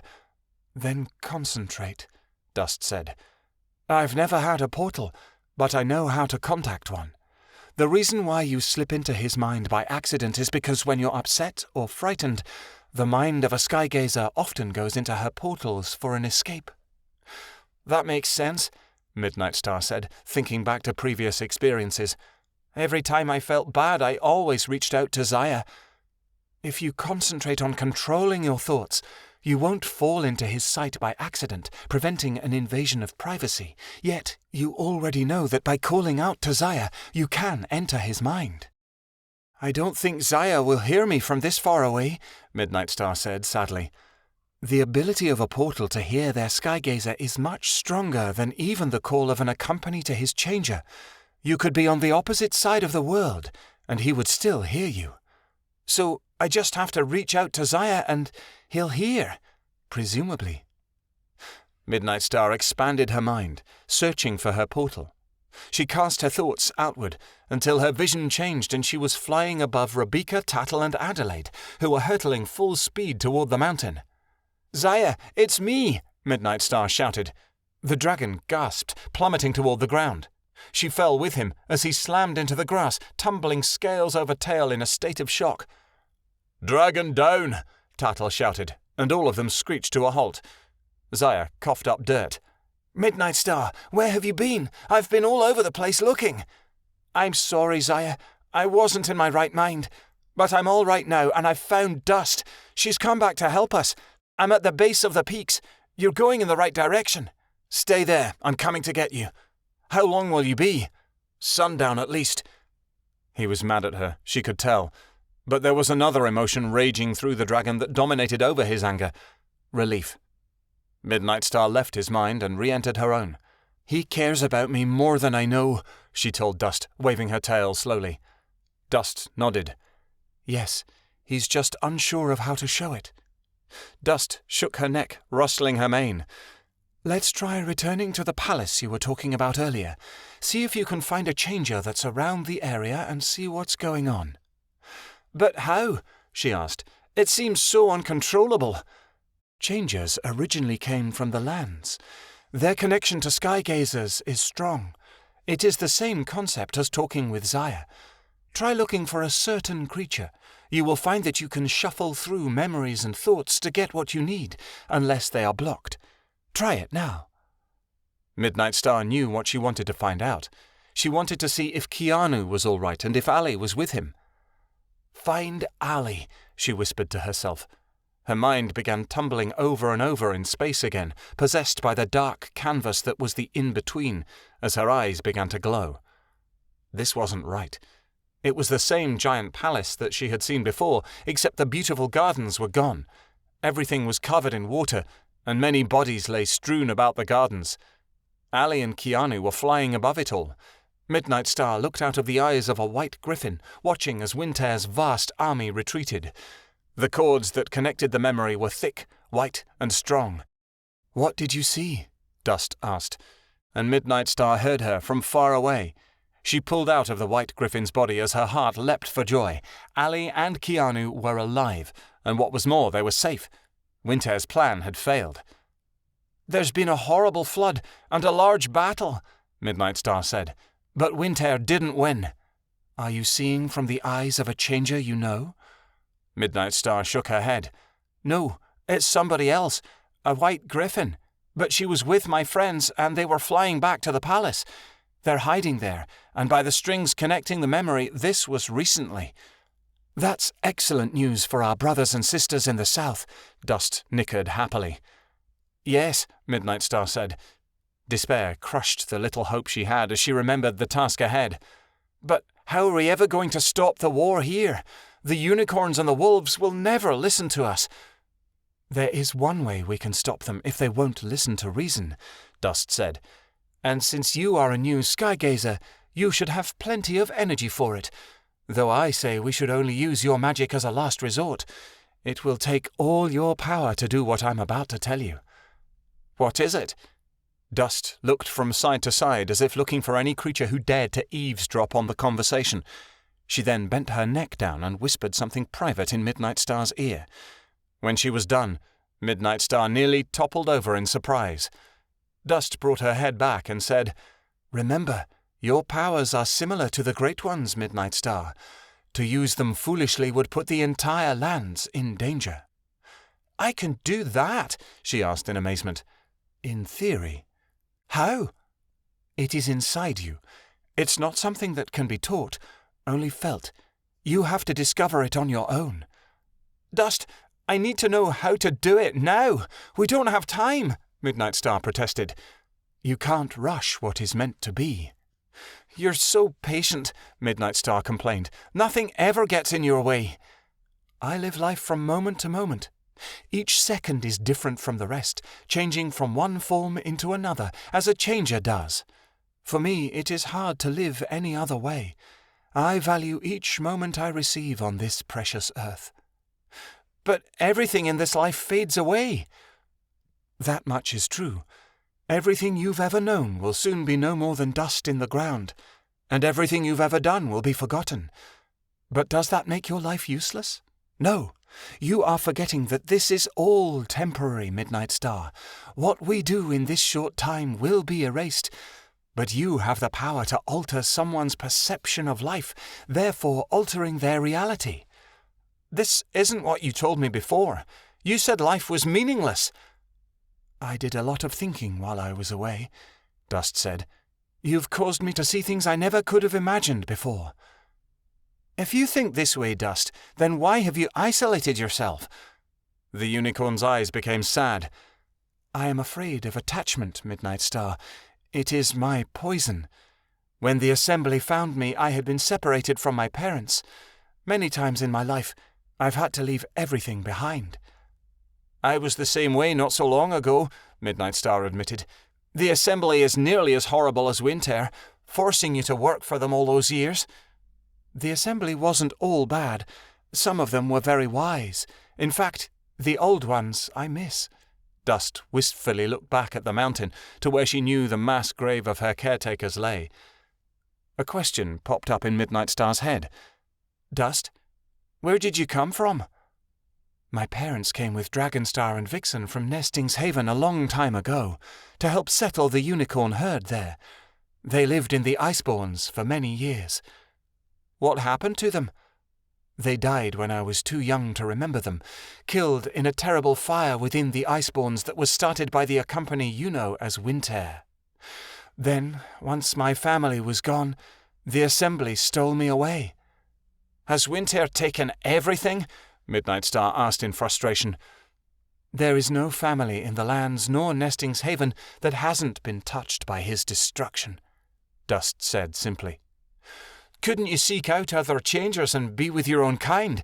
Why don't you go back to Nesting's Haven? I am a land creature, born and raised here. Though I am a changer, I am not of Nesting's Haven. I wouldn't belong with the others. I would miss this realm too much if I left for good.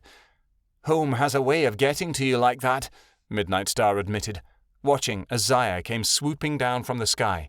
She rushed into his embrace, nuzzling herself against his scales, before adding, "And that's exactly where we're going." Chapter 13. Starfall. "This is amazing, Snapfoot," a wolf proclaimed happily in the clearing as she kicked aside a bone that was completely gnawed clean. "There's so much food here. It's like the second despondent never even touched this place." "Yeah," Snapfoot grimaced. He hated that his pack didn't know the truth. It was only because of the bloodlusters that there was more than enough food for everyone. "You've done well," Lottie said softly, as he dropped another rabbit at her feet humbly, keeping his eyes down. "Your father would have been proud." Snapfoot swallowed. "My father would have never let things get this bad in the first place. I'm only fixing what went wrong." "Though I must wonder," Lottie said with suspicion, glancing around the clearing, "how did you manage to make all this prey appear? The hunting is far too easily." He smiled sheepishly. "Instinct?" "Help! Help!" a wolf cried as he tore out of the bushes, his face frantic. "Help! A bloodluster! I saw a bloodluster!" Snapfoot's heartbeat quickened, but an elder sat up and said, "Now see here, little one, you've had too much to eat. No bloodluster could dwell in a place so grand." "No, his fangs were big and sharp. He was huge and mean. Please believe me." Tears sparkled in the wolf's eyes as he danced around the clearing in a panic. "I'll go check it out," Snapfoot promised, plastering on a fake smile, and the other wolves chuckled. "Just to make sure." "Thank you, Snapfoot," the wolf said with admiration. "It's such a relief to know we have a leader like you." Snapfoot nodded weakly at the young wolf, leaving camp. Once he had gotten out of eyesight, he broke into a run, looking for the bloodluster that had caused all the trouble. What he found was Valdus, leaning against a tree patiently and humming a tune. "Sorry about that," Valdus said as he saw Snapfoot start toward him. "One of ours wasn't careful. I'll make sure he hears about it." "Sorry? You could have caused the whole pack to panic," Snapfoot exploded. "If another one of your kind makes a move, the deal is off." Valdus's face morphed from friendly to threatening. "What deal? So far we've fed your pack as much as you've asked and there are no dead Ortuzans." "My pack is still tired from settling in, and so am I. We have no energy to hunt Ortuzans yet," Snapfoot said angrily. "You must kill an Ortuzan soon. Don't forget who you're dealing with, Wolf." "I'm not about to," Snapfoot said. "I don't want any bloodshed." Valdus gritted his fangs as Snapfoot turned his back on him. "Remember that if you break our pact, you still lose. You can't fight us, young Alpha." Snapfoot ignored him. He didn't want to start another argument. He had to partner with the bloodlusters to survive, but tomorrow might be a different story. If that was the case, he would deal with it then. All he knew was there was no room for any more slip-ups. "Come on," Omira encouraged, dragging the wolves along. "We're nearly there, only a bit farther." Shadowin and Jade panted behind her. Ortuzans were naturally stronger than wolves, so they'd been travelling non-stop for hours. "Don't forget we're, still young, Omira," Shadowin added, inventing wildly as he went. "We're not as strong as you." Omira leaned against him adoringly. "Of course, my love. I forgot.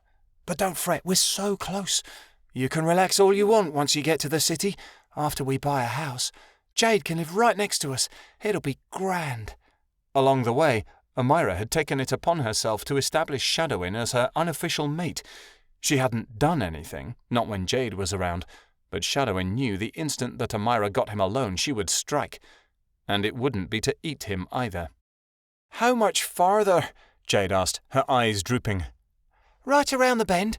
Omira broke into a run, and the other two followed, struggling to keep up with her quick pace. The trees broke, and then they were staring at a huge fortress. A long stone wall encircled the city, protected by a great mahogany gate. The gate was carved with illustrations of Ortuzans dancing, Ortuzans playing, Ortuzans in love, and Ortuzans eating. On the gate, designs of animals and fairies were being slaughtered, devoured by Ortuzans carved within the wood. To the wolves, it was disgusting, but to Amira and the loving gaze she gave it, the gate was art. Amira strode up to the gate and howled, "Hey, let us in!" An Ortuzan peeked over the top of the wall. "Names?" "Amira, Jade, and Shadowing," Amira said, smiling. Amira! A voice cried, and another Ortuzan's head popped over the wall. I was wondering when you'd get here. "A cello!" Amira burst, and she began bouncing up and down. "A cello! A cello! A cello!" Yes, it's me. It's about time you showed up. We can finally party, a cello shouted back, grinning wildly. "Not yet, dear. I still have to get a house and put some things in order," Amira said, flirtatiously batting her eyes at Shadowing. Oh, I see, the other Ortuzan said mischievously, and he broke out laughing. "I love you," Amira shouted, her tail wagging frantically. "I love you too," the other Ortuzan burst out. The wolves looked at each other. Okay then, Shadowing said. Amira laughed. "Poor dear, a cello is drunk on too much blood. He's got a problem, but none of us will try to stop him. All right, you two, let us in." Without another word, the great gates opened. "Welcome to Sanctus Cruor," Amira said happily. The wolves gazed upward, their mouths dropping open in shock. Tall citadels and castles climbed into the sky, glimmering and golden. Among these monstrosities were large houses, constructed from the forest surrounding the giant stone wall. Quite a bit of construction was still taking place. Jade looked closer and realized that the people working on the buildings weren't Ortuzans. They were fairies. The fairies were malnourished, bruised, and wore tattered clothing. Every so often their wings would appear and disappear, flickering like a candle that was just about to go out. "Fairies make such good slaves," Amira said happily as they passed them by. "After all, none of them want to be eaten." Jade's blood boiled as she passed a little girl fairy no older than 5, hammering away on a post. A couple slave masters were nearby, and they looked hungry. "They pick off the weakest ones, see, and feed off of them," Amira explained. "That way, the city gets built faster and we don't waste any food." "Are the streets paved with gold?" Shadowing said, forcing himself to change the subject so not to lose his temper. "Darling, the whole city is made of gold," Amira giggled. "We Ortuzans wouldn't have it any other way. After all, we've lived in dirty old hovels for centuries because of those fairies. It's time we had something nice." Everywhere, Ortuzans were jostling each other, some in wolf form and some not, buying from the various stores and carts that lined the streets. "People are so rude," Shadowing exclaimed as an Ortuzan shoved him out of the way to get to a sale on makeup at a peddling cart across the street. "Just attack them," Amira shrugged. "Nobody cares if you kill off another Ortuzan, just so long as you make sure he or she wasn't anybody's mate so you don't cause a major disruption. There aren't any laws here." "I will next time," Shadowing said slowly. But he knew better. If he bit just one of these creatures, he'd blow their cover. "Do we go find a house now?" "Of course not," Amira said. "We first have to offer sacrifices to Saint Aravoni and Saint Carmelia at the temple. After we offer a sacrifice, we can go and get a free house." "What do we have to give them?" Shadowing asked. "You'll see." Amira grinned. The wolves looked at each other, but didn't say anything. After they had crossed several blocks, they came to a massive stone castle with a grand temple in front of it. Giant pillars were grouped at every entrance to the building, 2 at every door. Jade looked up and saw that the pillars were carved in the shapes of 2 people, a beautiful, elaborate goddess with a cruel smile, and a muscular hero with long, dreadful fangs. "That's our king and queen," Amira explained. "Saint Carmelia and Saint Aravoni. They live in the biggest castle. They don't come out often, but I don't blame them. Royalty shouldn't have to deal with some of the scum that comes through here." "They're terrifying. No way they look like that in real life," Shadowing scoffed. "I wouldn't see why not," Amira shrugged. "They are bloodlusters." "Why do bloodlusters run an Ortuzan city?" Jade questioned. "Because they were the ones who brought us together," Amira responded. The other bloodlusters said it was best to stay hidden, but Carmelia and Aravoni came to us all, coven by coven, and inspired us to rebel against the fairies and form as one. We take what we want now, and it's because of them. They have ushered in an age of glory for our kind that the world has never seen. They have saved us all." "You speak of them as if you worship them," Shadowin added. "Oh, I do. We all do. And you will too," Amira said. "Have you ever met them?" Jade asked. "No, but I know they must be great. I can't meet them because I'm not worthy. I could never measure up to their power. I tried to be a palace servant, but I wasn't picked." Amira sounded heavily disappointed. "I was devastated for days. They wouldn't even take me as one of Aravoni's girls. But maybe when I go back and reapply, they will. It's my dream to be one of his females." Amira's daydreamy face faded as she leaned on Shadowin. "But I guess you'll have to do for now." Shadowin sighed. As they entered the temple, mosaics of Aravoni and Carmelia tiled the walls and the floors. There was a great red altar at the front of a stained glass window portraying the gods of Sanctus Cruor. Ortuzans were crowded into the space, throwing various offerings upon the altar, singing as they went. "From every mountain to shining sea, we pledge eternal loyalty. The mother and father of our race, we weep aloud for their beaming grace. The other gods, they're all a lie. The Creator's gone, they made him die. Ortuzans now have all control. To lift our champions is our goal. To Carmelia and Aravoni we give our life, and every single sacrifice." As they sang that dreadful song, and it really was dreadful, because besides the awful lyrics, none of the Ortuzans could hit a note, Jade's eyes wandered around the room. As they did so, she caught a horrifying sight. Wooden cages were stacked against the walls, one right on top of the other, encasing animals of all kinds within their grasp. Deer, birds, bears, goats, raccoons, mountain lions, rabbits, and all kinds of various other creatures were trapped within the cages. As Ortuzans approached the altar, animals were taken out and killed upon it, some right before their very families. Jade could see that they wanted to cry out in protest, but the ones that did were the next to die. Most of the animals huddled up in a frightened fashion in the back of their cages, trying to remain as unseen as possible. Jade wished to lunge away from the group and free them, but she knew there was nothing she could do. "I'm going to get an offering from the priest. Stay here," Amira said eagerly. She happily trotted off to talk to a tall Ortuzan by the altar. Once she was gone, Jade whirled on her brother. "I won't do this," she said. "I won't bow down to their idols." "Jade, we have to. It's the only way," Shadowin argued. "No. They've taken away everything else. They won't take away who I am," Jade snapped. Amira pointed with her paw to a porcupine shivering in a cage. The priest grabbed the creature, and it wailed loudly as the Ortuzan drove his long nails into the creature's belly. He disemboweled it quickly before tossing the body on top of the red altar with all the others. Jade had to struggle not to throw up as Amira padded back to her. "It's done. We can go to our new home now." As Amira led them out of the temple, a skip in her step, Jade struggled to keep a low growl under control. "That was sick, Shadowin. We should have done something," Jade argued. "We will, Jade," Shadowin whispered back to her. "Give it a little more time." Amira led them to a tall building, one with many Ortuzans going in and out. "It's called an apartment. Isn't it grand?" Amira said as they entered. They climbed various flights of stairs until they had reached the very top of the building. She turned to the wolves. "Jade can take the room next to us, Shadowin." "Great," Shadowin said. Amira got up on her hind legs and opened the door for Jade with her paw. The apartment was large and filled with luxurious furniture. "Let's settle in," Amira said. She opened up her own room and stepped inside, dragging Shadowin with her. "You have a nice evening, Jade, and we'll see you in the morning," Amira said pleasantly. Before Jade could come to the rescue, Amira shut the door in her face. "Finally," Amira said dramatically. "We're alone."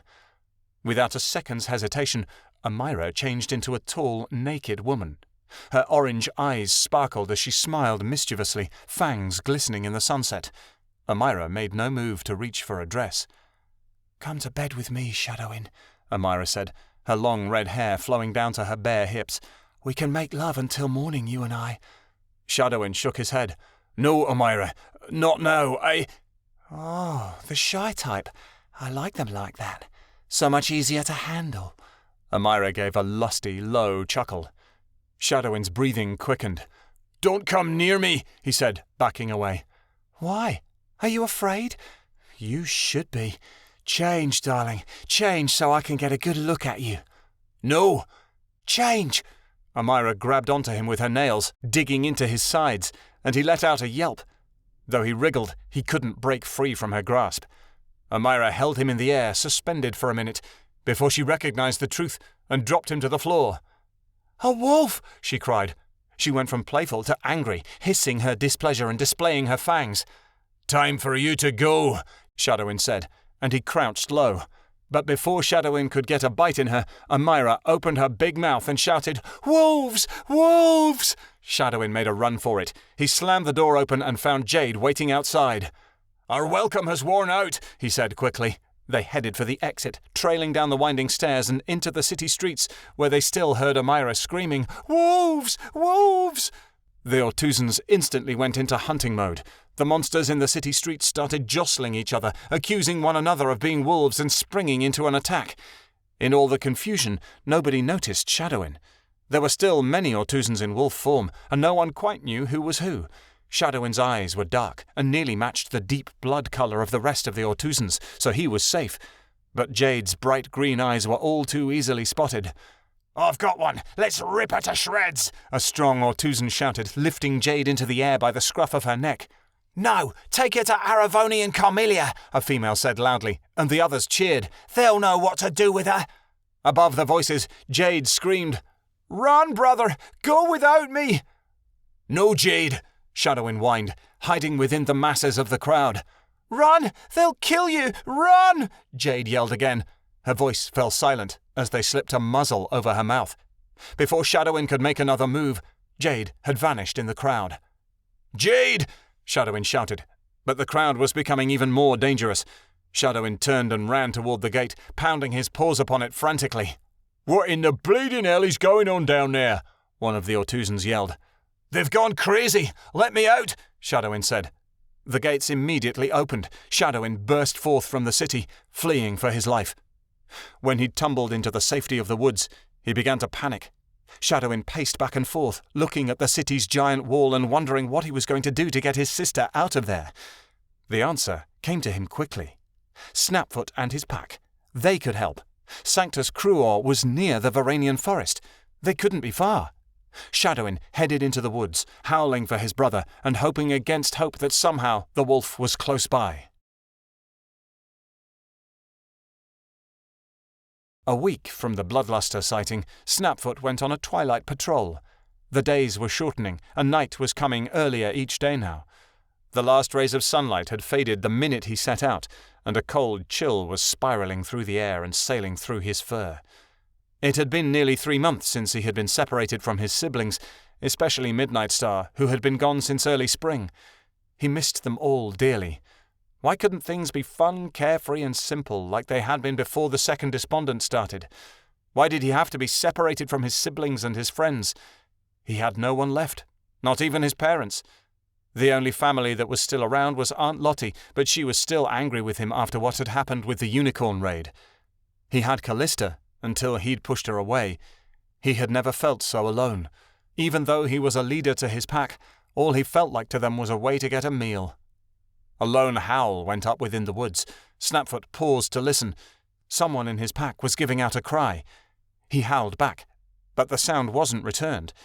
He hung his head low and continued on his way. A whine could be heard from far, far away. Snapfoot spun around. What was going on?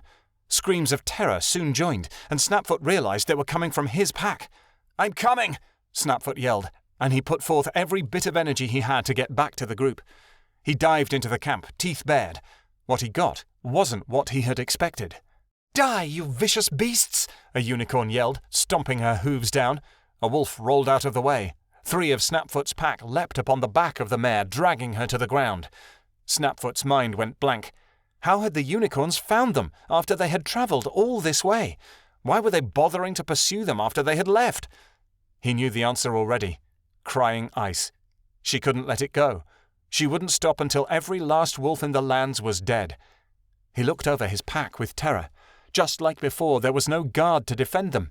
Where were the bloodlusters to offer the protection that was promised? Crying Ice dove her horn at wolf after wolf, not pausing to take a breath. "Drive them to the plains so they can't take cover," she shouted. "Stop! Stop! This is all that's left of my pack," Snapfoot shouted, running toward Crying Ice. "Every wolf must die," Crying Ice shouted in a delirious fashion, ignoring Snapfoot's plea. She lunged out her back legs, and Snapfoot went flying as she kicked him across the clearing. She'd missed delivering a devastating blow, so he got his bearings back quickly and came to his feet. It was too late, however. The unicorns had chased his pack into the openness of the plains, where it would be all too easy to slaughter them without the cover of trees and bushes to protect them. "Don't!" Snapfoot howled. "Please, Creator, do something!" He joined his pack in the middle of the plains, where the wolves were giving it their all. Snapfoot knew this battle was the last thing they would ever do, that he would ever do. But it didn't matter. He was going to fight to the bitter end to protect his pack, even if it meant his death. "Unicorns of the plains, stop your madness!" A mystical voice boomed over the fields. Snapfoot had hope against hope as he looked up, for those were the words of a changer. A sandy-coloured unicorn reared on top of a hillside overlooking the plains. Her face was one of determination and strength, eyes swirling with fire as she waved her hooves furiously in the air. "End this quarrelling amongst yourselves. Don't harm your wolf friends." The unicorns looked up, one by one, eyes wide as they yelled proclamations of the changer's majesty. "Look at her. She's beautiful. We must listen to her. It's the right thing to do." "Everyone back off and do what she says." "No," Crying Ice said in frustration. "Keep going. The wolves must be slain." The unicorns looked at each other confused. "But, Crying Ice, do it now or I'll kill you as well." The unicorns grudgingly lowered their horns, preparing to charge. The pack instinctively huddled together and Snapfoot took the lead. If his family had to die, he wanted to be the first one to go. This was it. Not even the strange changer could help them now. "This has gone on for too long." Snapfoot looked upward, frozen in place as he saw a white dragon with his wings spread wide. He stood behind a black she-wolf whose eyes glowed like the sun, the white spots on her back sparkling like stars. The white dragon rose into the air, and the she-wolf cried, "This war must end!" The she-wolf cast her head back, giving a wild, untamable howl. The very skies shook. The moon expanded and came down to earth, glowing over the scene with a mystical light as the very stars fell from the heavens. The stars sat glowing upon the ground before they formulated into shapes, becoming great beasts of light. Constellations of wolves and unicorns formed a barrier between the two sides, making a move to hurt neither, but rather forming a wall. "She's got the Creator on her side. It's hopeless. Run!" a unicorn shouted. The herd tried to retreat, but the constellations simply herded them back into one place so they couldn't move. "This is absurd. Someone kill her!" Crying Ice shouted, trying to step around the starry constellation holding her back. She turned away from the constellations and charged toward the she-wolf upon the hill, her horn lowered. "You brought this upon yourself," the sandy unicorn shouted. She flew at Crying Ice, head lowered. Crying Ice reared up on her hind legs to meet her, and the sandy beast stabbed her horn into the mare's heart. When the sandy unicorn had run Crying Ice through, the darkness ended. The constellations returned to their places in the sky, and the moon returned to her place in the sky. Crying Ice fell over backward, gave a grunt, and was no more. "Why must everything end in death?" the sandy unicorn said in disgust, her horn dripping with blood. The other unicorns from the herd stood paralyzed with shock, stunned that the sandy unicorn had slaughtered Crying Ice. "A unicorn?" one whispered. "A unicorn just killed a unicorn." "Not just any unicorn. That unicorn," another hushed. "She's come to save us from the second despondent." Snapfoot gazed back up at the she-wolf with the light of the stars upon her back. With a quivering voice, he asked, "Who are you?"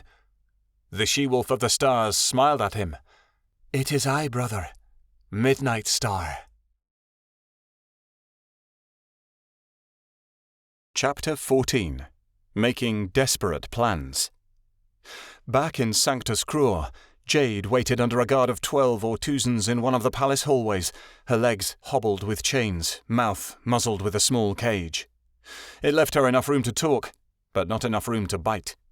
She'd been dragged to the palace immediately by the mob, and had sustained heavy bruises and injuries. But that didn't worry her now. She was more concerned about Shadowin, and if he'd gotten out. The palace was 10 times more extravagant than the city itself. The very floor was made of diamonds, and statues of Aravoni and Carmilia were everywhere. There wasn't one space that wasn't filled with useless, lavish junk. Whoever Carmilia and Aravoni were, they sure liked to brag about their newfound wealth. They would torture her to find out where her brother was, but Jade would never tell.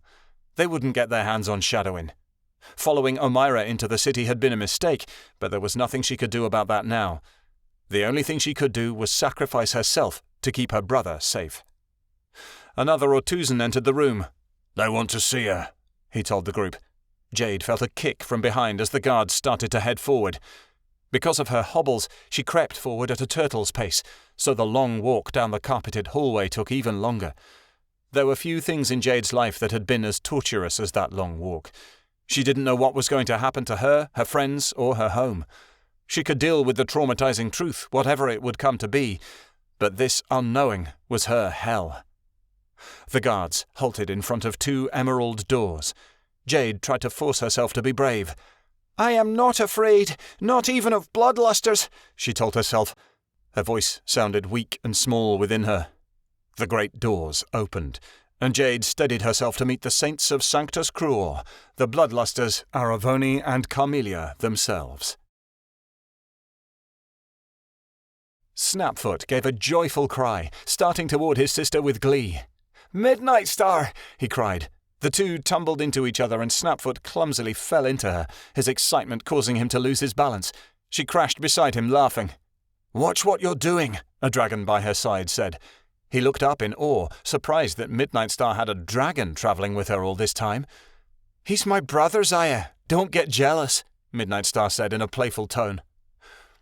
Both wolves got off the ground, and Snapfoot said, "Mids, you came back." "I always wanted to come back," she said, nuzzling his neck. "I just had to wait until it was time." But you ran away and—" "We had to stop the unicorn war, Snapfoot," a perky voice began babbling in his ear, and he noticed that Adelaide was beside him, Tattle and Rebecca tagging along. "There was no other way. But then we went to the assembly and they couldn't help. But then we found Dust and then—" "You're all okay," Snapfoot tumbled upon his friends. Tattle said, "I never realized how long we were gone until now. I feel like I've missed out on a part of my life." "But there's a part of our life we've missed the most. Mama!" Adelaide said happily. She and her siblings headed down the hill, charging happily toward Lottie with cheerful barks. Snapfoot doubted he'd seen them happier. Zaya looked at Midnightstar and said, "I'll go help get Dust with the unicorns." "I hardly doubt Dust needs help," Midnightstar said. But she let him go, a wistful expression on her face. After they had left, Snapfoot turned to his sister. What was all of that? With the stars and the sky and everything?" Midnightstar went to answer, but before she could, a familiar voice nearby cried, "I found you!" Both of them turned, unable to believe their eyes as their eldest brother rushed to them. "I was looking for you, Snapfoot, but Mids is here too," Shadowin said, amazed. "How did you find us?" Snapfoot asked. "And where's Jade? And Kenai? They left with you." Shadowin's face fell. Midnightstar looked out over the pack below. They had merged together with the unicorns, hanging onto Dust's every word as she spoke to the group. "So few are left from the pack. Mother and father—" "I'm sorry," Snapfoot whispered, and she glanced at him. "A lot happened when you were gone." "Jade is kidnapped. She's in Sanctus Cruor, the Ortuzan city," Shadowin said in devastation. "Our plan was to disguise ourselves as Ortuzans and kill them one by one, but it failed. I escaped, but she's still back there." "Then we must hurry," Snapfoot said. "We have to gather the wolves so we can save her." "But Kenai, where is she?" Midnightstar demanded. Both she and Snapfoot stared at Shadowin, and the wolf hung his head. "Come into the woods," he said. They followed him slowly, a weight already sinking down their hearts. Shadowin's tone was heavy as he replied, "You're not going to like what I have to say, and I prefer that no one sees." Dawn was rearing out of the corner of the world by the time the three wolves emerged from the woods. All of their faces were stone cold with grief, misery mixing with the joy that they had found each other once again. It made everything bittersweet. "I can't believe it," Snapfoot said as they slowly made their way back to the pack. "Kenai, Mom, and Dad, all gone." "It's too much," Midnightstar moaned. "Mother and Father I can understand. They were old and it was their time. But Kenai was so young. It seems so wrong, especially since she died in such a horrible way." Shadowin nodded slowly. "And you, a skygazer? I can't believe it." "I didn't want to be at first," she admitted. "I fought it. But you can't fight who you're meant to be." "They will not quarrel amongst each other again," Dust said as she came up from behind them, swishing her tail. "The unicorns and the wolves have agreed that this war is foolish. After 10 years, it has finally ended." Midnightstar felt tears perk in her eyes. "After so long, and it took so much sacrifice." "It's okay, Midnightstar. Now we can finally rest," Zaya said. He came up to her with Adelaide, Tattle, and Rebecca in his wake. "No, Zaya. Now we must take down the Ortusans in Sanctus Cruor," Midnightstar answered. "You wish for more bloodshed?" Dust asked, unable to believe it. "My sister's in there," Snapfoot said, turning to the unicorn. "We have to save her." "She's not the only one that was taken, Snapfoot," Tattle said. "There was another one, a thin she-wolf with a grey coat. She was injured and wandering their border looking for food. We tried to save her on our way here as we passed the city, but she was gone and taken by Ortusans before we had a chance." "Kaliska," he moaned. "I bet she's with Jade," Shadowin said. "They're probably being held hostage in the same place right now." "The pack has to save them," Snapfoot said. "This pack is not enough. That city has hundreds of Ortusans," Shadowin argued. "We need more warriors." "Do you think you can do that really cool thingy again, Mids?" Adelaide asked innocently, wagging her tail. "The thing with the stars. That'll show 'em." Midnightstar shook her head. "That took everything I had, Adelaide. It's like the Great One's power. It's not infinite, and it needs time to replenish. I won't be able to do that again for a long time." "The unicorns will unite with you," a green stallion proclaimed, coming forward. "It is time for our adversity to end. Let us fight together against the enemy, wolf and unicorn as brothers." "The bloodlusters will help as well," a raspy voice added. All creatures screamed as Valdus came into the clearing. "No, stop! He's a friend!" Snapfoot shouted. The clearing fell silent in shock. A rude voice broke the quiet. "You made friends with a bloodluster," Rebecca said, jaw-dropping. "Sort of," Snapfoot said meekly. "And how did you do that?" Lottie asked, though by her voice one could tell she had it figured out. "Not now, Aunt Lottie," Snapfoot whispered to her. Valdus licked his lips. "Sanctus Cruor will go down. We witnessed what the wolf with the stars upon her back has done to bring two sides together. With the pack helping us and the skygazer on our side, we stand a fair chance." The crowd mumbled, but no one was willing to do anything to push the bloodlusters away, for they were powerful allies. "There is only one thing that can kill an Ortusan," Midnightstar said. "A wolf's bite." "Not true, young skygazer," Valdus responded. "It is not commonly known, but a stake to the heart will also eliminate our foes."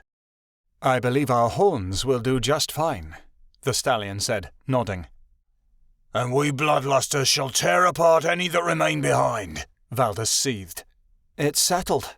Only together do we stand a fair chance," Midnightstar said. Zaya nudged her gently. "It would be foolish to go at it any other way." Chapter 15. The Hall of Carmilia and Aravoni. The saints posed high upon golden thrones, sneering downward at the servants clustered around their chairs. Saint Aravoni sat tall, a look of twisted rage overwhelming his features. He wore rich, emerald-green robes lined with white fur. Saint Carmilia sat beside him. She carried an air of arrogance that Jade could smell even from this distance.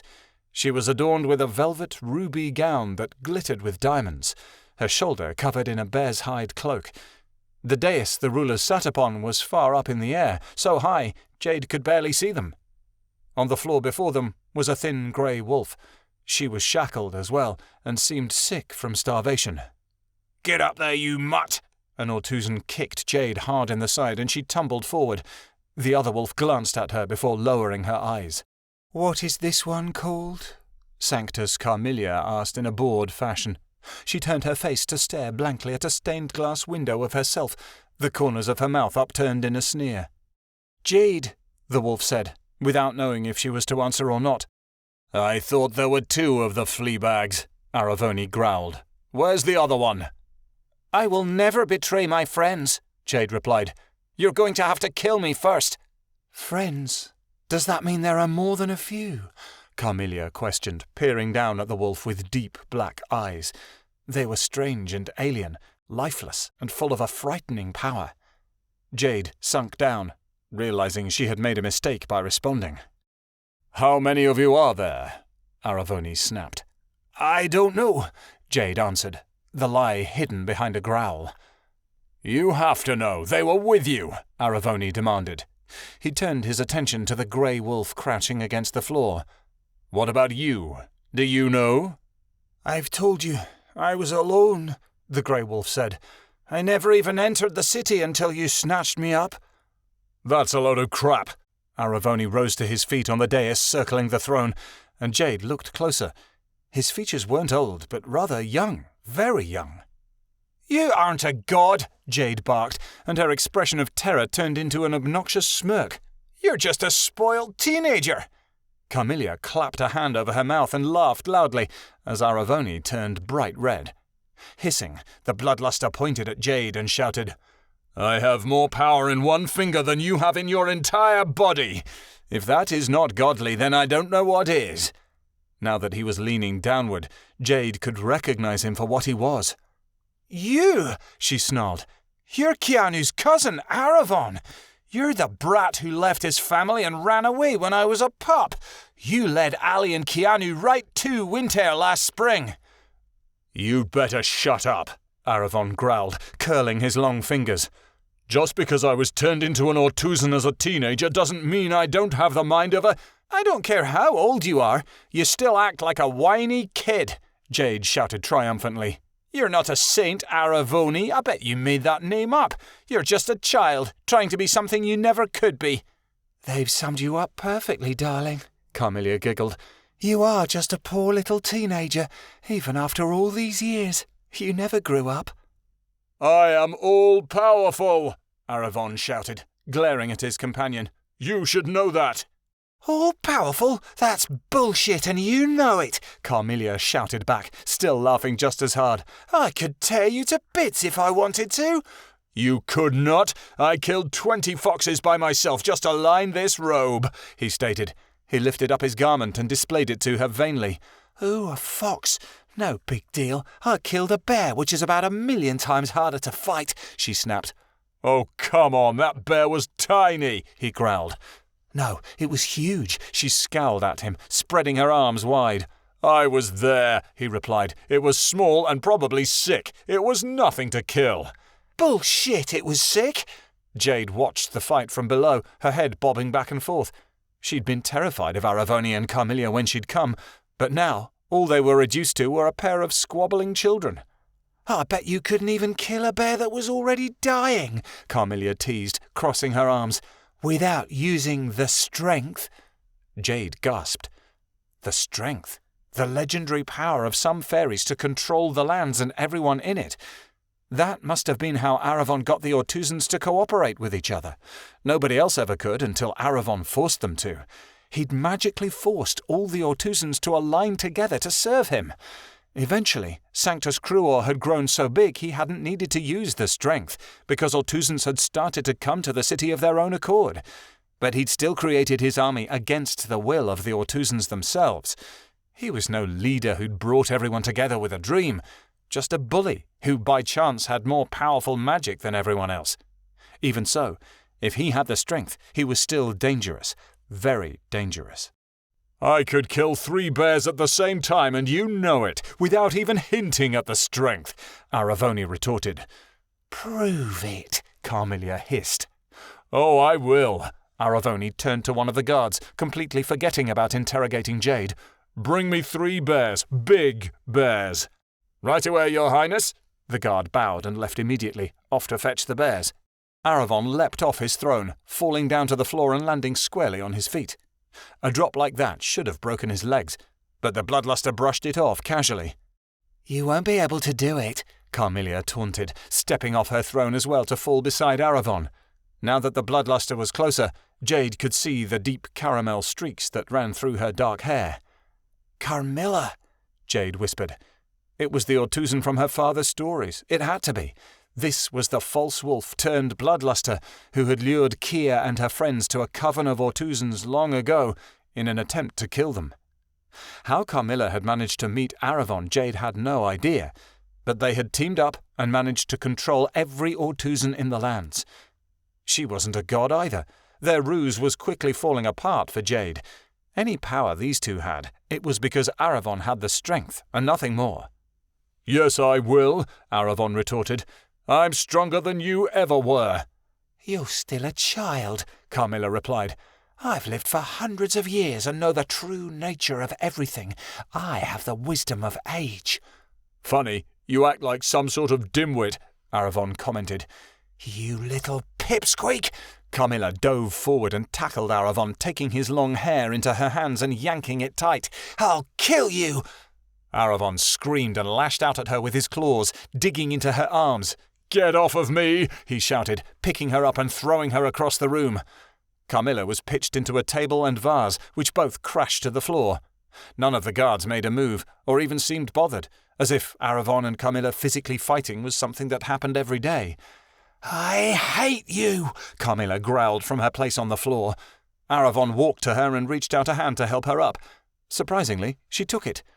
The feeling's mutual, he replied, daggers shooting out of his eyes. He stared at her intently, and she stared back, until Aravon lunged forward and placed a kiss upon Carmilla's lips.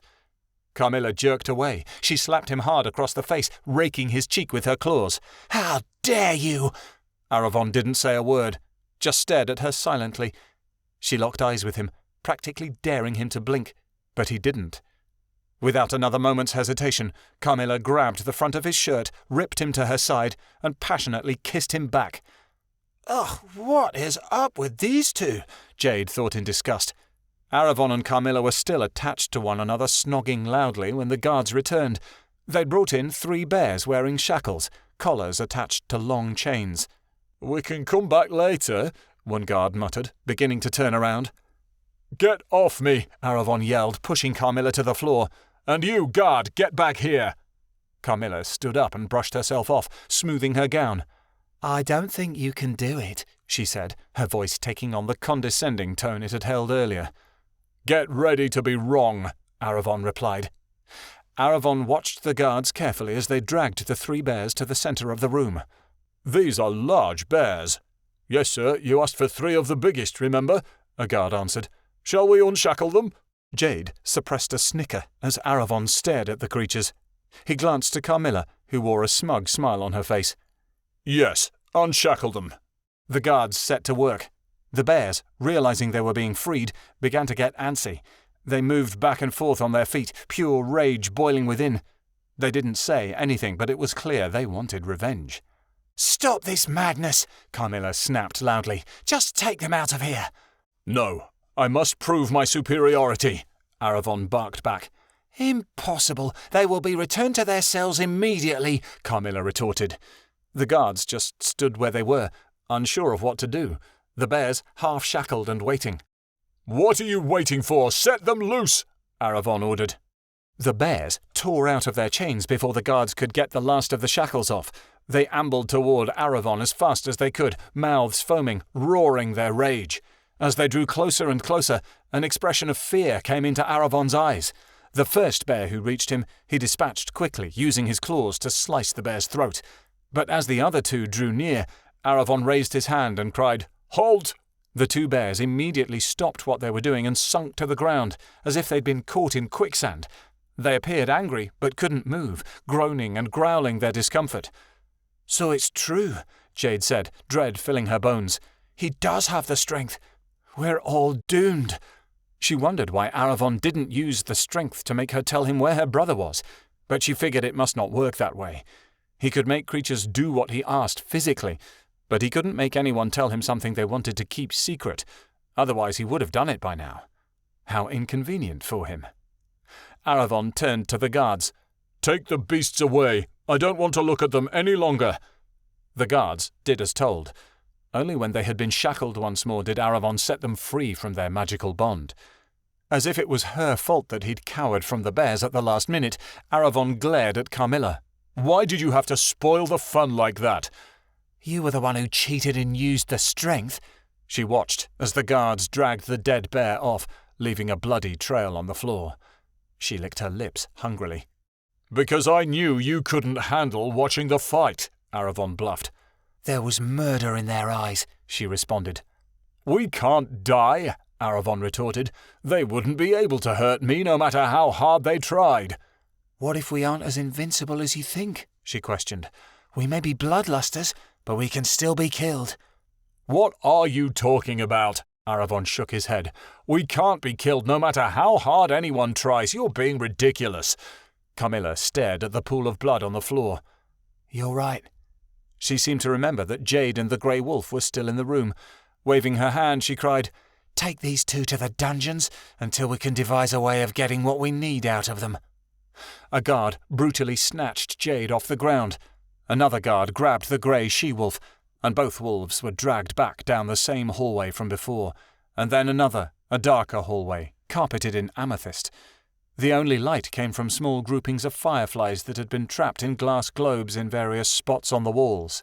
Huge doors locked with thick chains lined the hallway, and the sound of screaming could be heard from behind most of them. The guards dragged them to a door about halfway down the long hall, taking off their shackles and throwing them inside a dank room. Jade fell upon the Grey Wolf as they tossed her in, and the door snapped shut. Chapter 16. All the Pretty Little Colours. "Get off of me," the Grey Wolf whined. "I've been through enough." "Sorry." Jade clambered to her feet and looked around. "It's not my fault they dropped me." "I guess I can't blame you." The Grey Wolf licked absent-mindedly at her wounds. "I'm Kaliska." "Jade." The she-wolf began to pace about the room. It was small, and every wall was covered with blood. "Look at this. They don't even clean up the old blood." "This whole place is terrible," Kaliska groaned. "And the monsters who built it are even worse. I was just minding my own business trying to find food, and they grabbed me. Apparently some idiot wolves were trying to masquerade as Ortuzans." "I'm no idiot," Jade growled. "So you're the one that got me into this mess," Kaliska snapped. "Why don't you tell them to let me go since I wasn't involved in this scheme?" "I don't think they'll listen to reason very well in case you haven't noticed." Jade flopped onto her stomach. "I'm fairly certain they'd eat me before listening to what I have to say." "It doesn't mean you can't try," Kaliska muttered, placing her head on her paws. "I'm sorry you got pulled into this mess," Jade replied. "I wanted to save my brother, so I let myself be captured so he could get away. I would have helped you too, but it seems it's too late for that." "It's not like I have anywhere to go," Kaliska whimpered. "Snapfoot doesn't care about me like I thought." "Wait, Snapfoot?" Jade perked up. "Is he a leader? No older than me?" "Yes, he's the leader of my pack, or what used to be my pack," Kaliska said sadly. "He told me I was a waste of space, so I left." "The Snapfoot I know wouldn't do that," Jade said, shaking her head. "What was he to you?" Kaliska asked sharply. "A mate that got away?" "He's my brother. I haven't seen him in ages," Jade replied. "It seems like forever since we were last together." "I'm sorry to hear that. Losing family is always hard." Kaliska stared at the bloodstains on the wall and fell silent. Jade tucked her head into her tail and tried to sleep, but it eluded her. She was far too anxious about what the Ortuzans would do to her once they returned. After a while, Jade was pacing again. She was unable to sleep with the sounds of those suffering plaguing every corner. The screams of what she believed to be a rabbit were louder than any other creature. He would cry out in pain, his voice never forming actual words. Jade listened closely, hoping that he could tell her something that would help her get her out, or at least of what her fate would be. But all she heard were his tortured cries. "Would you please stop walking around like that?" Calliska complained. "You're making me nervous." "I'm trying to think of a way out of here," Jade replied. "Can't you just admit that there is no way out?" Calliska snapped. "We're going to die here." "Sorry that I like to think positive." Jade sat down, her spirit crushed by the negativity of her cellmate. "Thinking positively only got me hurt," Calliska said. "It caused my mate to get killed and my pack to reject me. I'm done with being positive. It's time to be realistic and accept our fate." "There has to be a way out of here," Jade mumbled. "They didn't kill us right away, which means they don't intend to. At least not for a while." "All they want to do is torture us so they can figure out where your friends are," Calliska muttered. "They won't get anything out of me," Jade growled. "You can be sure of that." "Why would you defend the wolf who left you behind?" Calliska asked. "Why stand by your brother when he ran out the first chance he got?" "He ran because I told him to," Jade said. "I let myself be taken so he wouldn't get caught. He wouldn't leave me here." "Why?" Calliska questioned.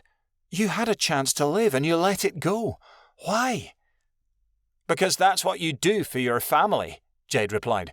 "You give up your own life so that they may live." Jade perked up her ears as the sound of foreboding voices drifted to her ears. "That's Aravon. He's coming to get us." "Now the torture begins," Calliska said, wobbling to her feet. She didn't look very strong. Jade doubted she'd last long. "I'm sorry you got dragged into this, Calliska," Jade said softly. "I really am."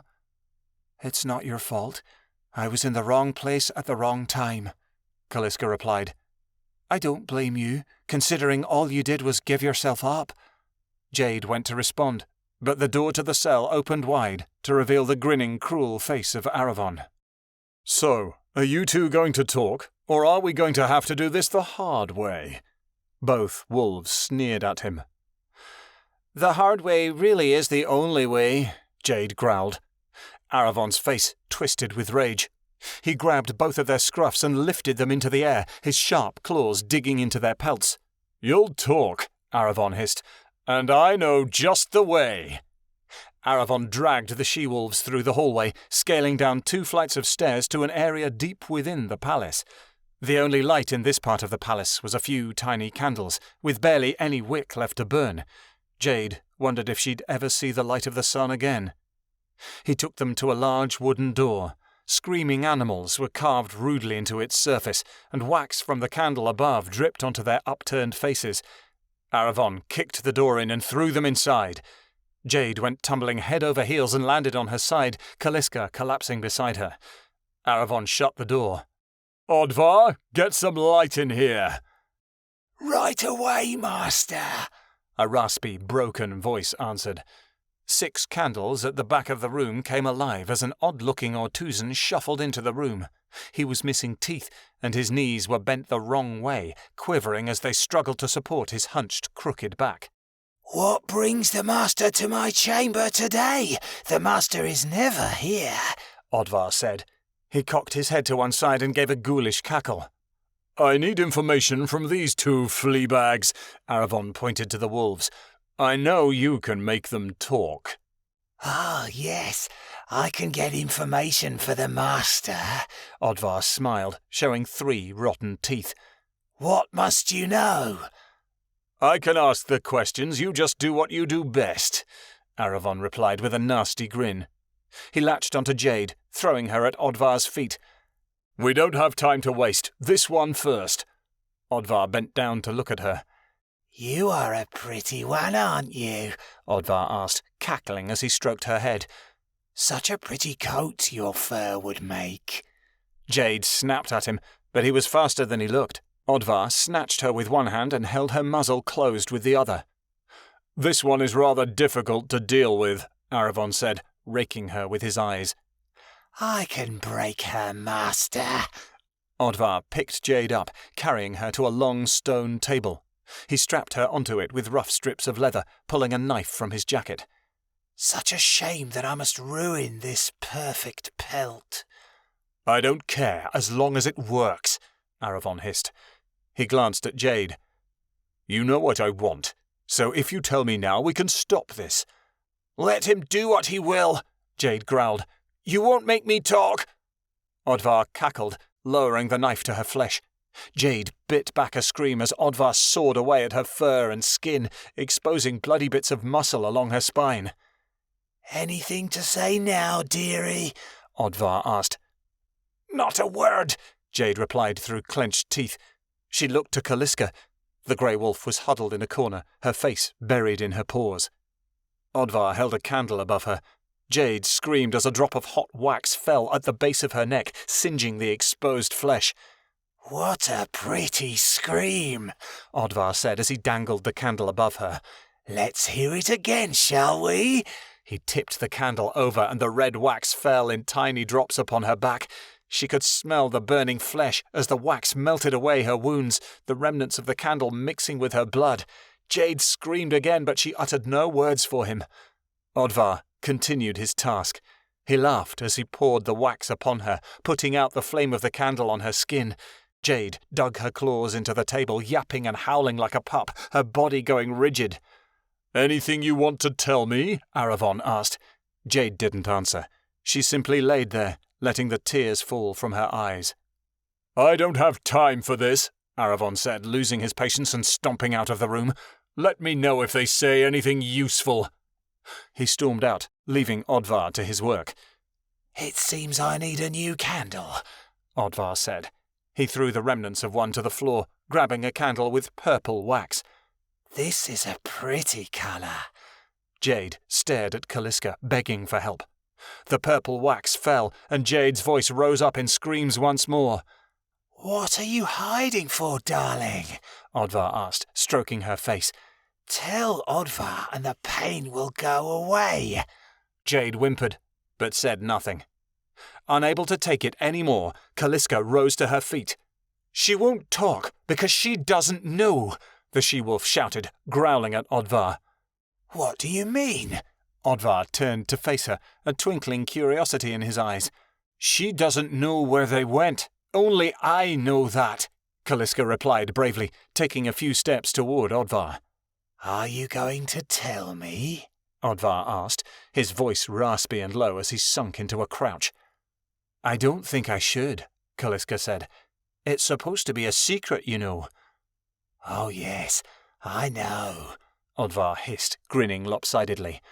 But I also know how to make you talk. Go ahead and try, Kaliska growled. You won't get a word out of me. That's what you say now. Oddvar reached for Kaliska, but the wolf lashed out her fangs, digging them into the Ortuzan's hand. Oddvar let out a hideous scream, grasping his wrist and sinking to the floor. He coughed, spittle trickling from his foul lips, before collapsing onto the ground, twitching once or twice, before he died. Kaliska, Jade whispered, barely conscious on the table. They've gotten too cocky, Kaliska said, kicking Oddvar's body aside with a disgusted face. It's as if they don't think our poison works on them anymore. Kaliska jumped onto the table and released Jade's bonds, pulling her down. Kaliska, why did you do that? Jade asked, gasping as her paws hit the stone floor. Why were you so brave when you knew he could have hurt you? Because a wise wolf once told me that's what friends do, Kaliska responded. I realized she was my friend, even if I didn't want her to be. Thank you, Kaliska. Jade weaved on the spot.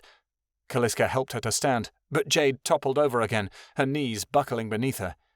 Jade leaned her entire weight onto Kaliska, who could barely walk herself. We'll get out of here together, Kaliska said. Don't worry. Jade winced with each movement. How bad does my back look? It's a rainbow of colour, Kaliska answered, not knowing what else to say. I'll be the most colourful wolf alive, Jade scowled. You already are the most colourful wolf alive, Kaliska said, giving a small, desperate laugh. Now, maybe I can figure out these locks. When Kaliska fiddled with the door, it became obvious that Aravon had forgotten to lock it. "He's not very good at what he does when he makes 2 mistakes in one day," Jade said, giving a laugh that only resulted in a gasp of pain. "No, he's not. Mistake 1, leaving 2 wolves with 1 Ortuzan. Mistake 2, forgetting to lock the blasted door." Kaliska wagged her tail triumphantly. "He's not as clever as he thinks." "I think we came from the right," Jade said, hobbling forward. "So let's go that way." "Sounds good to me." Kaliska walked slowly, ears perked as they walked down the hallway. "I suppose we're not lucky enough for a distraction. That would be simply ridiculous." "If they catch us, they catch us. Whatever will be," Jade responded simply. The 2 wolves managed to drag themselves up the 2 flights of stairs. When they re-entered the palace, they could hardly believe their luck, for they hadn't met a single Ortuzan. "What is going on here? They're all gone," Jade said, completely confused. "We should have run into them by now." "Look," Kaliska said. She rushed to one of the palace doors as fast as she could. She pushed it open and walked onto a balcony that displayed Sanctus Cruor and the land surrounding the city below. Jade cried out in triumph as she saw her brothers, Snapfoot and Shadowin, leading an army of wolves and unicorns toward the gates. Within their ranks, she saw with surprise, were several bloodlusters. The monsters climbed the city walls, dispatching the guards easily and opening the gates to let the animals swarm into the city streets. Ortuzans screamed at the sight, dropping their things and running for cover. Wolves bit as many Ortuzans as they could, felling them instantly, while unicorns speared the monsters through the heart. Bloodlusters ripped open their enemies, screaming in victory. "Jade, who is that?" Kaliska said, nudging her and looking to the end of the line. Jade gasped as she saw her sister, Midnightstar, charging into the fray with a white dragon at her back. Chapter 17. The True Power of a Skygazer. "Head for the palace," Valdus called out. "If we can take their leaders, they will disband." "Don't let any survive," Snapfoot cried. "We must kill them for what they've done to this land." The Ortuzans ran in all directions as the animals came at them. Shadowin and Snapfoot ran together toward the palace, moving in unison and taking out each Ortuzan that dared to step into their path. As the army moved inward, into the temple, more animals emerged, victims of Sanctus Cruor. These tortured beasts began fighting with a frenzy not even the bloodlusters were capable of, desperate for a chance to get back at the monsters who had turned them into sacrifices. Fairies joined the fight, using the small tools they'd been given by their captors to fight back. Most fairies fell against the ranks of the Ortuzans, but even as they perished, it was with freedom, as they were finally released from the hell that had entrapped them for so long. The city became a bloodbath, as masses of Ortuzans sank to their deaths. The army of creatures was winning, despite sustaining losses, but the time for grief was not now. The sight of their fallen companions only enraged the group more, and caused them to fight harder, more fiercely. When a bloodluster was slaughtered by 5 Ortuzans, Valdus gave an angry cry and dug his claws into the bodies of each of the monsters, ripping them limb from limb with a relentless carnage. Zaya sank his fangs into 2 Ortuzans at once. He tossed them into the air and lit the monsters on fire before catching them in his talons. He slammed both Ortuzans to the ground, using his long talons to rip out their hearts. He left the Ortuzans to smoulder as he landed next to Midnightstar. "Very few are left," he said. "The unicorns are taking care of the last ones now." The moon had risen, and stars were beginning to rise over Sanctus Cruor as the day ended. Midnightstar looked from left to right, trying to locate the leaders of the city, but they were nowhere to be found underneath the darkness of night. "Zaya, I need you to find St. Aravoni and St. Carmelia," she said. "They'll be the only bloodlusters trying to escape. We can't let them get away, otherwise this'll just happen all over again. Right away." Zaya took to the sky. Midnightstar let herself sink into his eyes as he scanned Sanctus Cruor, searching for any sign of the rulers. Finally, his sharp eyes settled on 2 lone figures clothed in fine garments, making their way over the wall and toward the woods. "There they are! Aravoni and Carmelia!" Midnightstar gasped. "It's not Aravoni and Carmelia, it's Carmilla and Aravon," a familiar voice groaned. Midnightstar leapt back as she saw her sister Jade approaching. She was leaning on a strange grey wolf, flanked by Snapfoot and Shadowin. Jade breathed heavily as she said, "They're working with Windtear. Aravon's trying to use the strength to win, but he doesn't have anyone left he can force to fight, and he's too much of a coward to join the battle himself." "Jade, are you all right?" Midnightstar asked, rushing toward her sister. "I'll be okay," Jade protested. "Caliska is taking care of me." Snapfoot was looking at the grey she-wolf in a very peculiar way. "We need to follow them. Will she be okay here with you?" The wolf called Caliska nodded. "I'll watch over her, Snapfoot. You don't have to worry." "Zaya's tailing them now," Midnightstar said, her eyes still swarming with the dragon's sight. "I know where they are. If we hurry, we can catch up." "You will go nowhere without me." Valdus had appeared, and he was growling. "Carmilla and Aravoni will die at my hands." "Let's go." Midnightstar took off, leading the way as her brothers and Valdus followed. She couldn't see where she was going, as she was still looking through Zaya's eyes, but that didn't seem to matter as her feet guided her around objects and buildings, past the wall of Sanctus Cruor, and into the trees. Midnightstar was jolted back into her eyesight when Zaya hurtled at Aravon, letting out a jet of flame. The dragon knocked the bloodluster to the ground, and that was the last thing Midnight saw before her connection to Zaya was cut off completely. "Zaya attacked them! We have to get to him before they tear him apart!" Midnightstar screamed. Midnightstar rushed into a dark and barren clearing which was rank with the smell of decay and clustered with dead trees. Zaya was in the middle of the clearing, but he wasn't attacking. The dragon was pinned to the spot, unable to move as Aravon harshly glared at him. Carmilla was leaning against a tree, panting as she stared at the wolves and Valdus who entered the scene. "You fools should know better than to come after me," Aravon said. "I am a god with limitless power." Aravon turned his gaze on them, and the wolves were held in place by Aravon's magic. Not even Valdus could move. He was just as bound as they were. Only Midnightstar found she could still move about freely, as Aravon laughed, glancing harshly at Zaya once more. For some reason, Aravon's power didn't work on her. Midnightstar knew her skygazer magic protected her from being influenced by the strength. But what good did that do her, when it was 2 against 1? "I'll use the dragon to take out all of you one by one," Aravon said, redirecting his magic. Carmilla began to laugh as Zaya stomped toward Midnightstar, trapped under a cruel enchantment. "Zaya, you don't want to do this," Midnightstar said, backing up slowly as the dragon approached. "You don't want to hurt me. You're my portal." Zaya shook his head, replying, "I'm sorry. I can't stop myself." Zaya lunged for her, snapping his jaws closely by her head. Midnightstar rolled out of the way as Zaya swiped at her with his claws, raking them across her fur. Any closer, and he would have gutted her. "And you two, you'll fight each other," Aravon said, pointing at Shadowin and Snapfoot. Against their will, the 2 wolves started circling each other, growling lowly and crouching down. Despite the snarls etched onto their faces, their eyes were terrified. "I won't kill my brother," Snapfoot growled, trying to fight Aravon's power. "Neither will I," Shadowin said. "We just need to stay alive long enough to get out of this." The 2 brothers sprang at each other, snarling as they began to fight viciously. The 2 alphas went to deliver killing blows, while at the same time attempting to resist the strength. Carmilla maneuvered around the fighting brothers, twirling to Valdus's side and running her long fingers over his skin. "You're quite ugly," she laughed. "I'm going to enjoy making you even more hideous." Carmilla took his arm and bit into it, ripping out chunks of skin and licking up the dark, seeping blood that followed. She began biting Valdus's neck. She took her claws and made tattered shreds of his stomach and chest, devouring the bits of flesh that peeled off his body.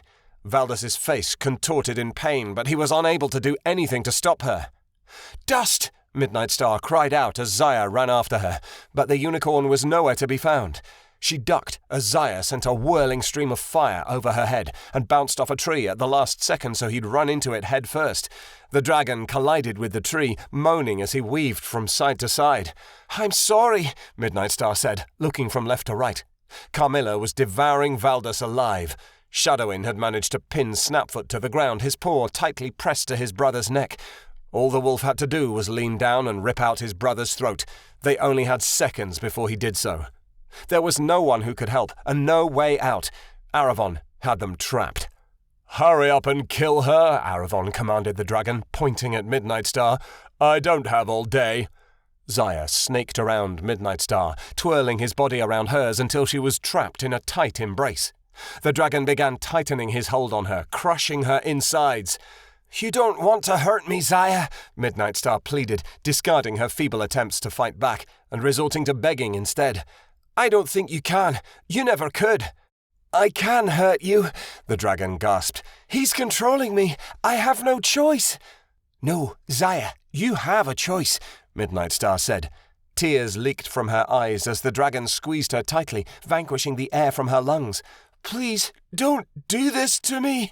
Midnightstar touched her forehead to his as the last breath of air whooshed from between her lips. Just then, something extraordinary happened. The stars themselves trickled down from the sky, maneuvering between the leaves of the trees and landing gently on Xayah's back. They did not come crashing down to form monsters of constellations as they had before, but rather floated down like snow, kissing Xayah's scales and causing them to shine with a bright light. Midnightstar's eyes were glowing once more. Her tears became crystals as they fell to the ground, her face still pressed to Xayah's as he held her. She reached out to the in-between, drawing her strength from there as she used her magic to harness the power of her devotion. The dragon loosened his hold on her.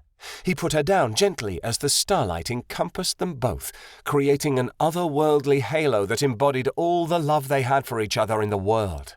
"What's going on?" Aravon hissed. "Why isn't she dead yet?" The starlight trickled onto Shadowin and Snapfoot. The brothers released each other. Aravon's magic defeated. "Not even the power of the strength can defeat a skygazer," Snapfoot breathed harshly in triumph. "Her magic has broken your spell." Aghast, Aravon stared at Midnightstar. His cruel expression changed into one of fear. The stars landed on Valdus. As they did so, the monster was released from his captivity.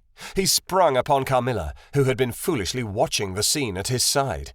Carmilla screamed a great cry of horror, but it did her no good. Valdus picked her up, smashing her skull against a tree. Her head cracked in two, and Valdus pried her skull open, scooping out the brain and devouring it whole. Aravon wailed in sorrow and terror as Valdus dropped Carmilla's body to the forest floor, where it lay immobile. All Xayah had to do was turn and growl. Aravon tried to run, but Midnightstar got to him first. She jumped on Aravon's cloak. It caught him by the neck, pinning him down. Xayah grabbed onto his arm, Shadowin and Snapfoot each took a leg, and Valdus grabbed his head. All at once, the four of them pulled in different directions. Aravon's limbs were torn from his torso. Valdus reached up into Aravon's dismembered head and pulled out his brains, swallowing the organ. The creatures tossed Aravon's parts to the forest floor, and just like that, it was all over. Valdus interrupted the silence. "We should burn them," he said. "Just for good measure. You can only kill a bloodluster by eating its brain, but I always prefer to be on the safe side." "I take it you've done this before," Snapfoot said dryly. "Only when two of my own became too risky to keep around," Valdus replied. "Come, the battle is over." They stacked Carmilla's corpse on top of Aravon's dismembered husk, and Xayah set flame to the corpses. When the remains were little more than ash, Midnightstar led the group back to Sanctus Cruor. They stopped at the torn ruins of the temple. The fallen idols of Aravoni and Carmilla were shattered into pieces around its doors. The unicorns were gathered around this area, turning over the debris with their horns and looking for survivors. They found Tattle, Rabika, and Adelaide there, sitting atop the broken statues and observing the wreckage. Sometime during their journey back, Valdus had slipped away. "I'm glad you're well," Dust said cheerfully as Midnightstar drew near. "The battle is over, and you have fulfilled your destiny, Skygazer." "You knew all of that was going to happen," Midnightstar said. "Didn't you, Dust?" "Knew? I never knew." Dust shook her head, tossing her mane from left to right. "I only knew there was greatness within you, and so I had to nourish it, until you became what you were meant to be." "Thank you for never giving up on me, Dust, even when I gave up on myself," Midnightstar said. She leaned against the unicorn, and the mare wrapped her neck around the wolf in the form of a hug. "The bloodlusters are gone," Snapfoot said. "Valdus left with all the rest. We won't be hearing from them again." "Should have killed them too," Rebecca said, lashing her tail and snarling. "We needed their help to win, don't be so horrible," Tattle bit back. His words were cut off as Kaliska and Jade joined them. Jade wavered, but she never fell, supported by her new friend. "Oh, Jade," Midnightstar said, rushing to her sister. She observed the injuries on her back, saying, "I'm sorry I left without telling you. I'm so very, very sorry. Are you going to be all right?"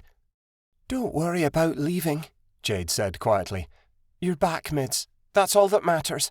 The fur will grow back, eventually." "What do we do with the city now, Midnightstar?"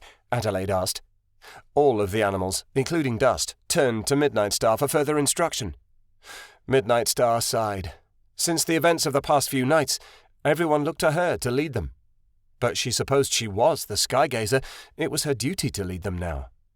"We rebuild it," Midnightstar said, "and give it to the fairies. Once they're strong enough, they can rightfully take over. All of us animals can watch over them, and soon it'll be a great city."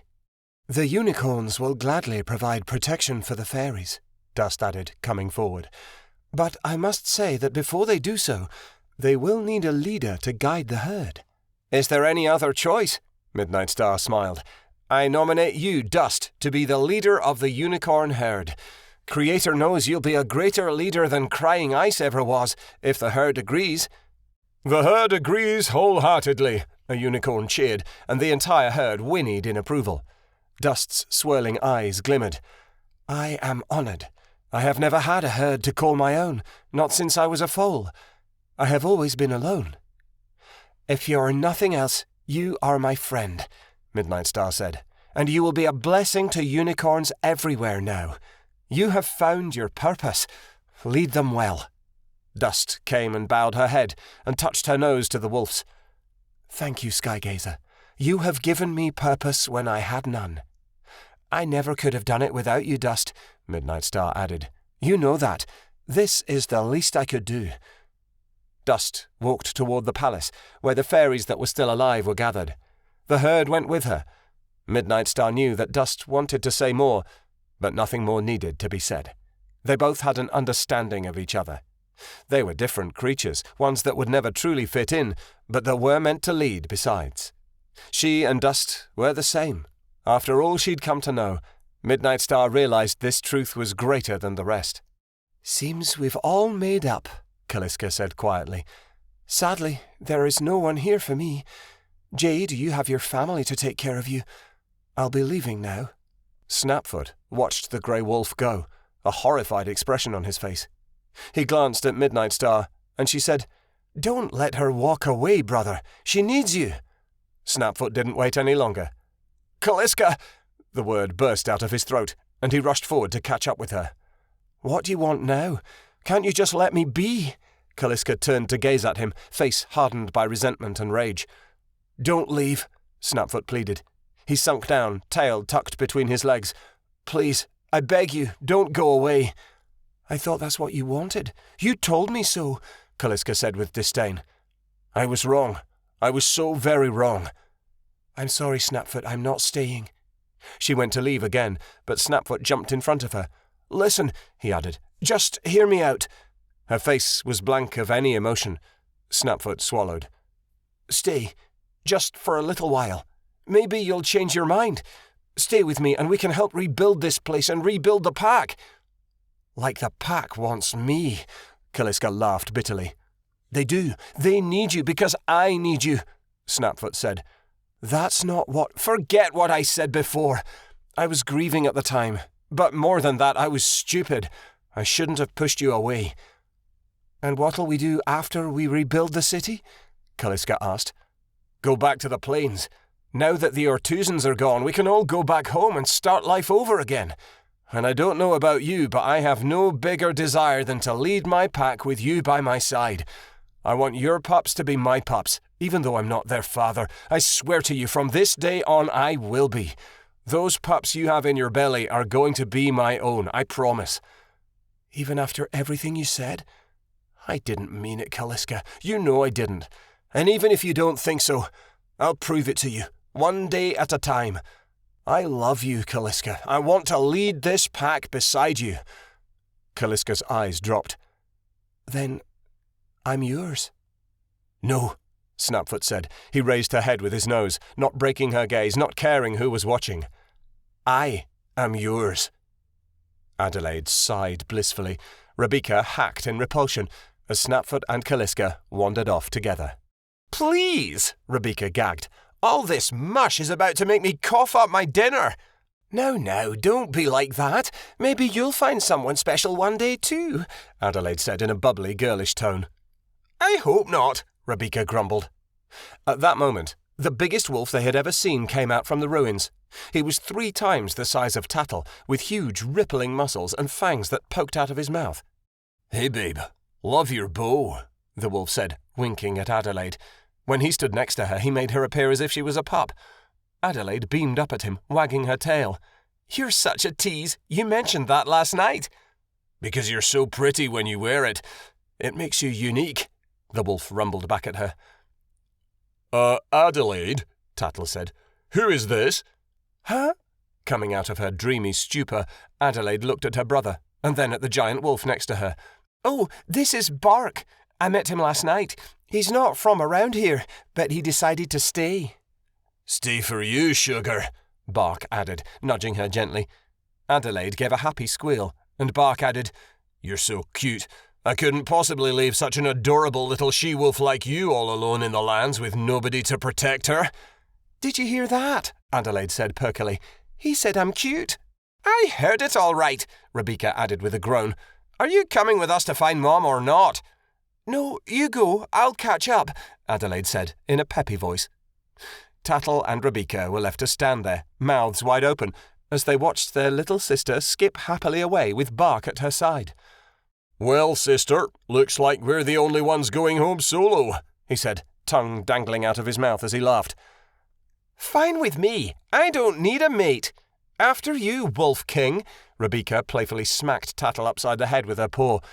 The 2 of them trotted off to find Lottie somewhere among the ruins. Everybody, meet me back here in about an hour, Midnightstar announced to the group before anyone else left.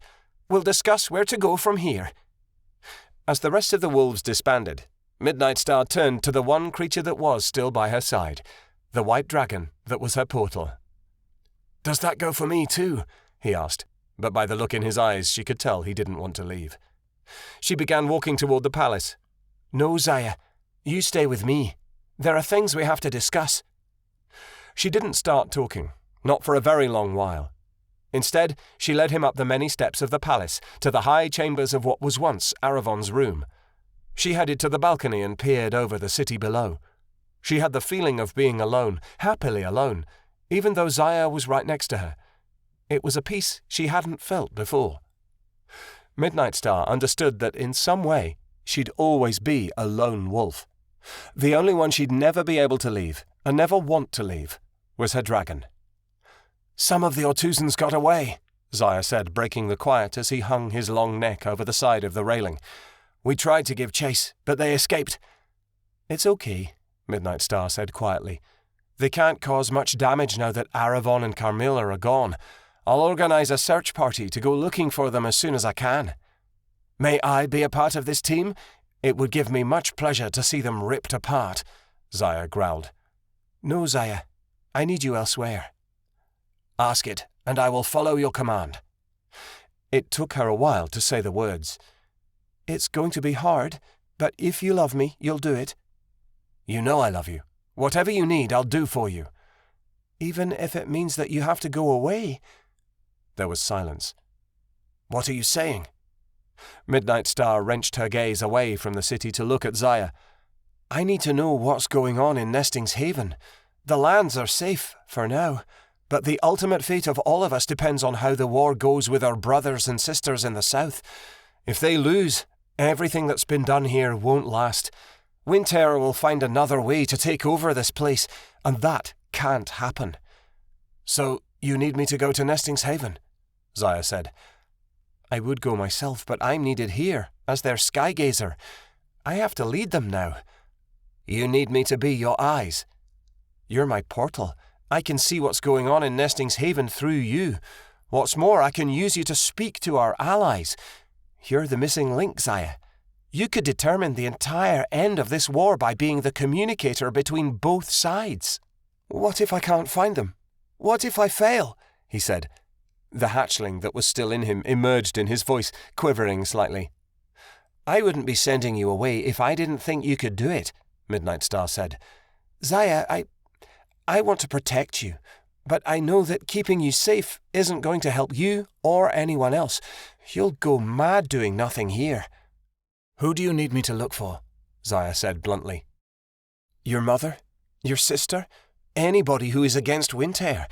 And for the Creator's sake, please find Keanu and find Ali, she begged. They're the most important piece of the resistance, I'm sure of it. Keanu and Ali? You've seen them, in my visions. The green-haired fairy and the griffin? Yes. Once you locate them, the real hard work begins.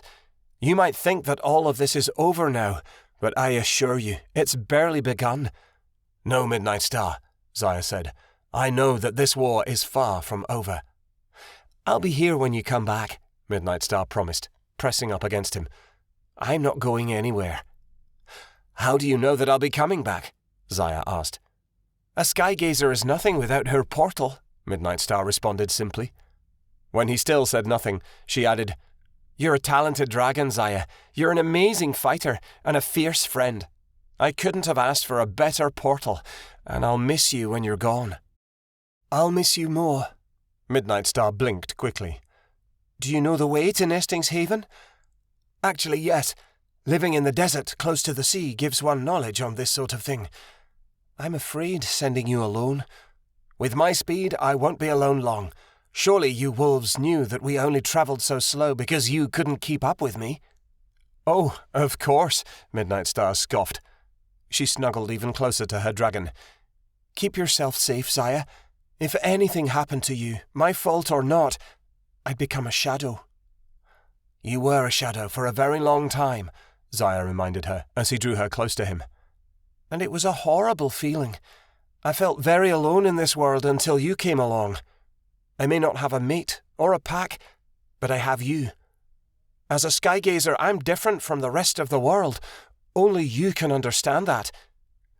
Being your portal has made me different from the rest of the world, Zaya said, but I find it more than worth it. It doesn't matter if all the lands find me confusing, so long as I'm not confusing to you. The only thing that's confusing about you is how you can be so devoted to me, Midnightstar chuckled. She found tears sparkling in her eyes as she realized the truth. She was in love with Zaya, and he was in love with her. But he was a dragon and she was a wolf, so they could never be together. They were two different creatures who could never really share a life.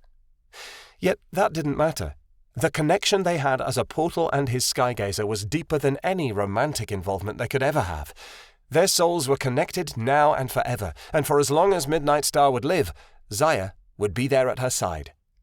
Perhaps in a former life they had been together, and perhaps in the next life they would be again.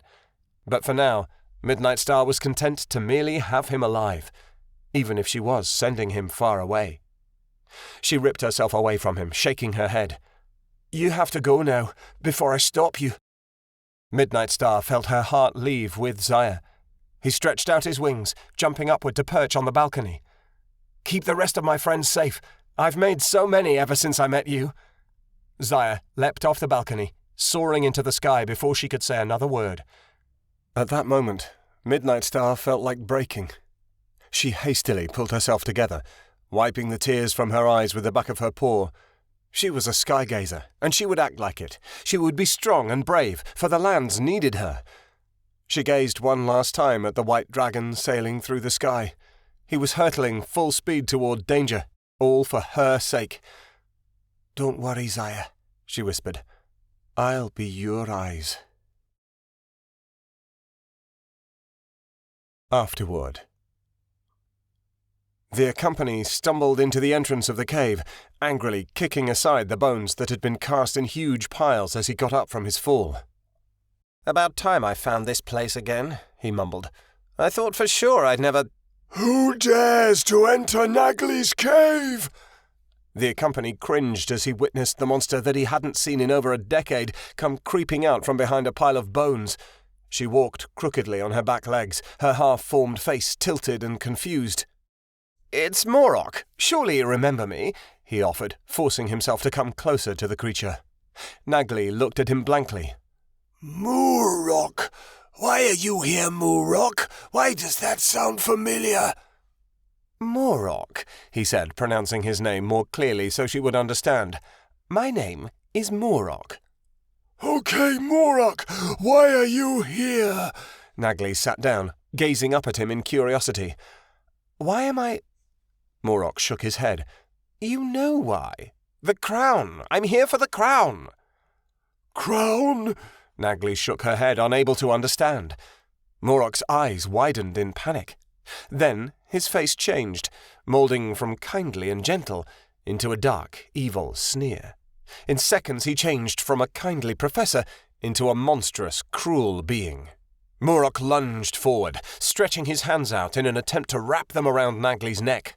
"The crown, you ugly creature! Tell me where—" Nobody shouts at Nagli. Nagli used her reptilian tail to smack Morok across the face as hard as she could. The company stumbled backward, slamming into the wall and falling to the stone floor. He got up, clumsily regaining his balance as if under a spell. Nagli watched with interest, peering at Morok as he shakily made his way to his feet again. "I'm sorry," Morok said, hands and voice quivering. "It's something I can't control. Forgive me." What was that? Nagli didn't seem offended or scared. Rather, she sounded quite curious. Winter changed me," Morok stated shamefully. He sank onto a rock and covered his face with his hands. "He used an experiment to make me into a monster years ago. I tried to rebel against him, but it didn't work. I've tried coming here to hide with the elves, but it doesn't help. He always finds me. He told me if I work for him, he could fix what's wrong with me and change me back into the man I once was." Nagli squinted.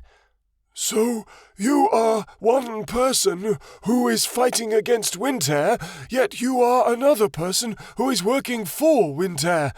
And you are another person who is trying to run away from it all by acting like none of this is happening. "I don't know what's going on," Morok shouted. "All I know is that I left the crown here with you many years ago, and that if I don't return it to Winter, he'll kill me." Surely it isn't all that dire? "You don't understand," Morok cried. "He'll kill Miriam. He'll take everything away. There's nothing I can do to stop him, and I was foolish to think so in the first place. Now please, give me the crown." So you are the person I've been looking for. Fantastic! Nagli bounced on her hind legs with joy. I was wondering who left that old crown here many years ago. Now I have found the answer. "Well," Morok asked in annoyance, "where is it?" Nagli's face went blank. Where's what? "The crown!" The creature's confused expression melted into complete understanding. Oh, yes. Now I remember. Oh, I gave it away a very long time ago. Morok's face crumbled. No, you didn't. You're lying!" I am not. I gave it to the fairy Kia and her friends, Nagli said cheerfully. "You what?" Morok burst, his eyes popping out of his skull. "Why did you do that, Nagli? There is literally no one worse you could have given it to." Well, I think it's ridiculous you asked me to watch over it all this time, without any instruction whatsoever, not even so much as a letter or a visit, Nagli said sourly. "This can't be happening," Morok said, beginning to pace around the cave of bones. "Winter has to have that crown." At least I didn't give away the secret of the boom boom, Nagli added. "That's something to hope for," he grumbled. Morok sighed, shaking his head. "We don't know where the necklaces are, and the one item I asked you to guard you gave up. What next?" Quit babbling. Say what you mean or nothing at all, Nagli said, irritated. Morok motioned to her with his hand. "You're coming with me. You can explain to Winter what happened. I'm not going back empty-handed." Just leave the cave? Nagli asked, aghast. Nobody needs you here anymore. We'll go to Nesting's Haven together. You can explain yourself there. Maybe Winter will have some use for you." "I'm not going anywhere with someone who isn't my friend," Nagley said stubbornly, twirling her tail. "That would be just plain stupid." "We're friends, then," Morok said, a touch of irritation in his voice. "Now come, quickly." "Very well." Nagley fell down to all fours and followed Morok merrily out of the cave. "My first time out in years, and to Nesting's Haven too. I do say, Morok, this is one vacation that I won't soon forget." The story will continue in Angel's Rebellion, Creatures of the Lands, Book 6. The end. This has been Midnightstar, Creatures of the Lands, Book 5, authored by Megan Linsky and Kristen Lisson, writing as Natalie Erin. Narrated by Pete Gold.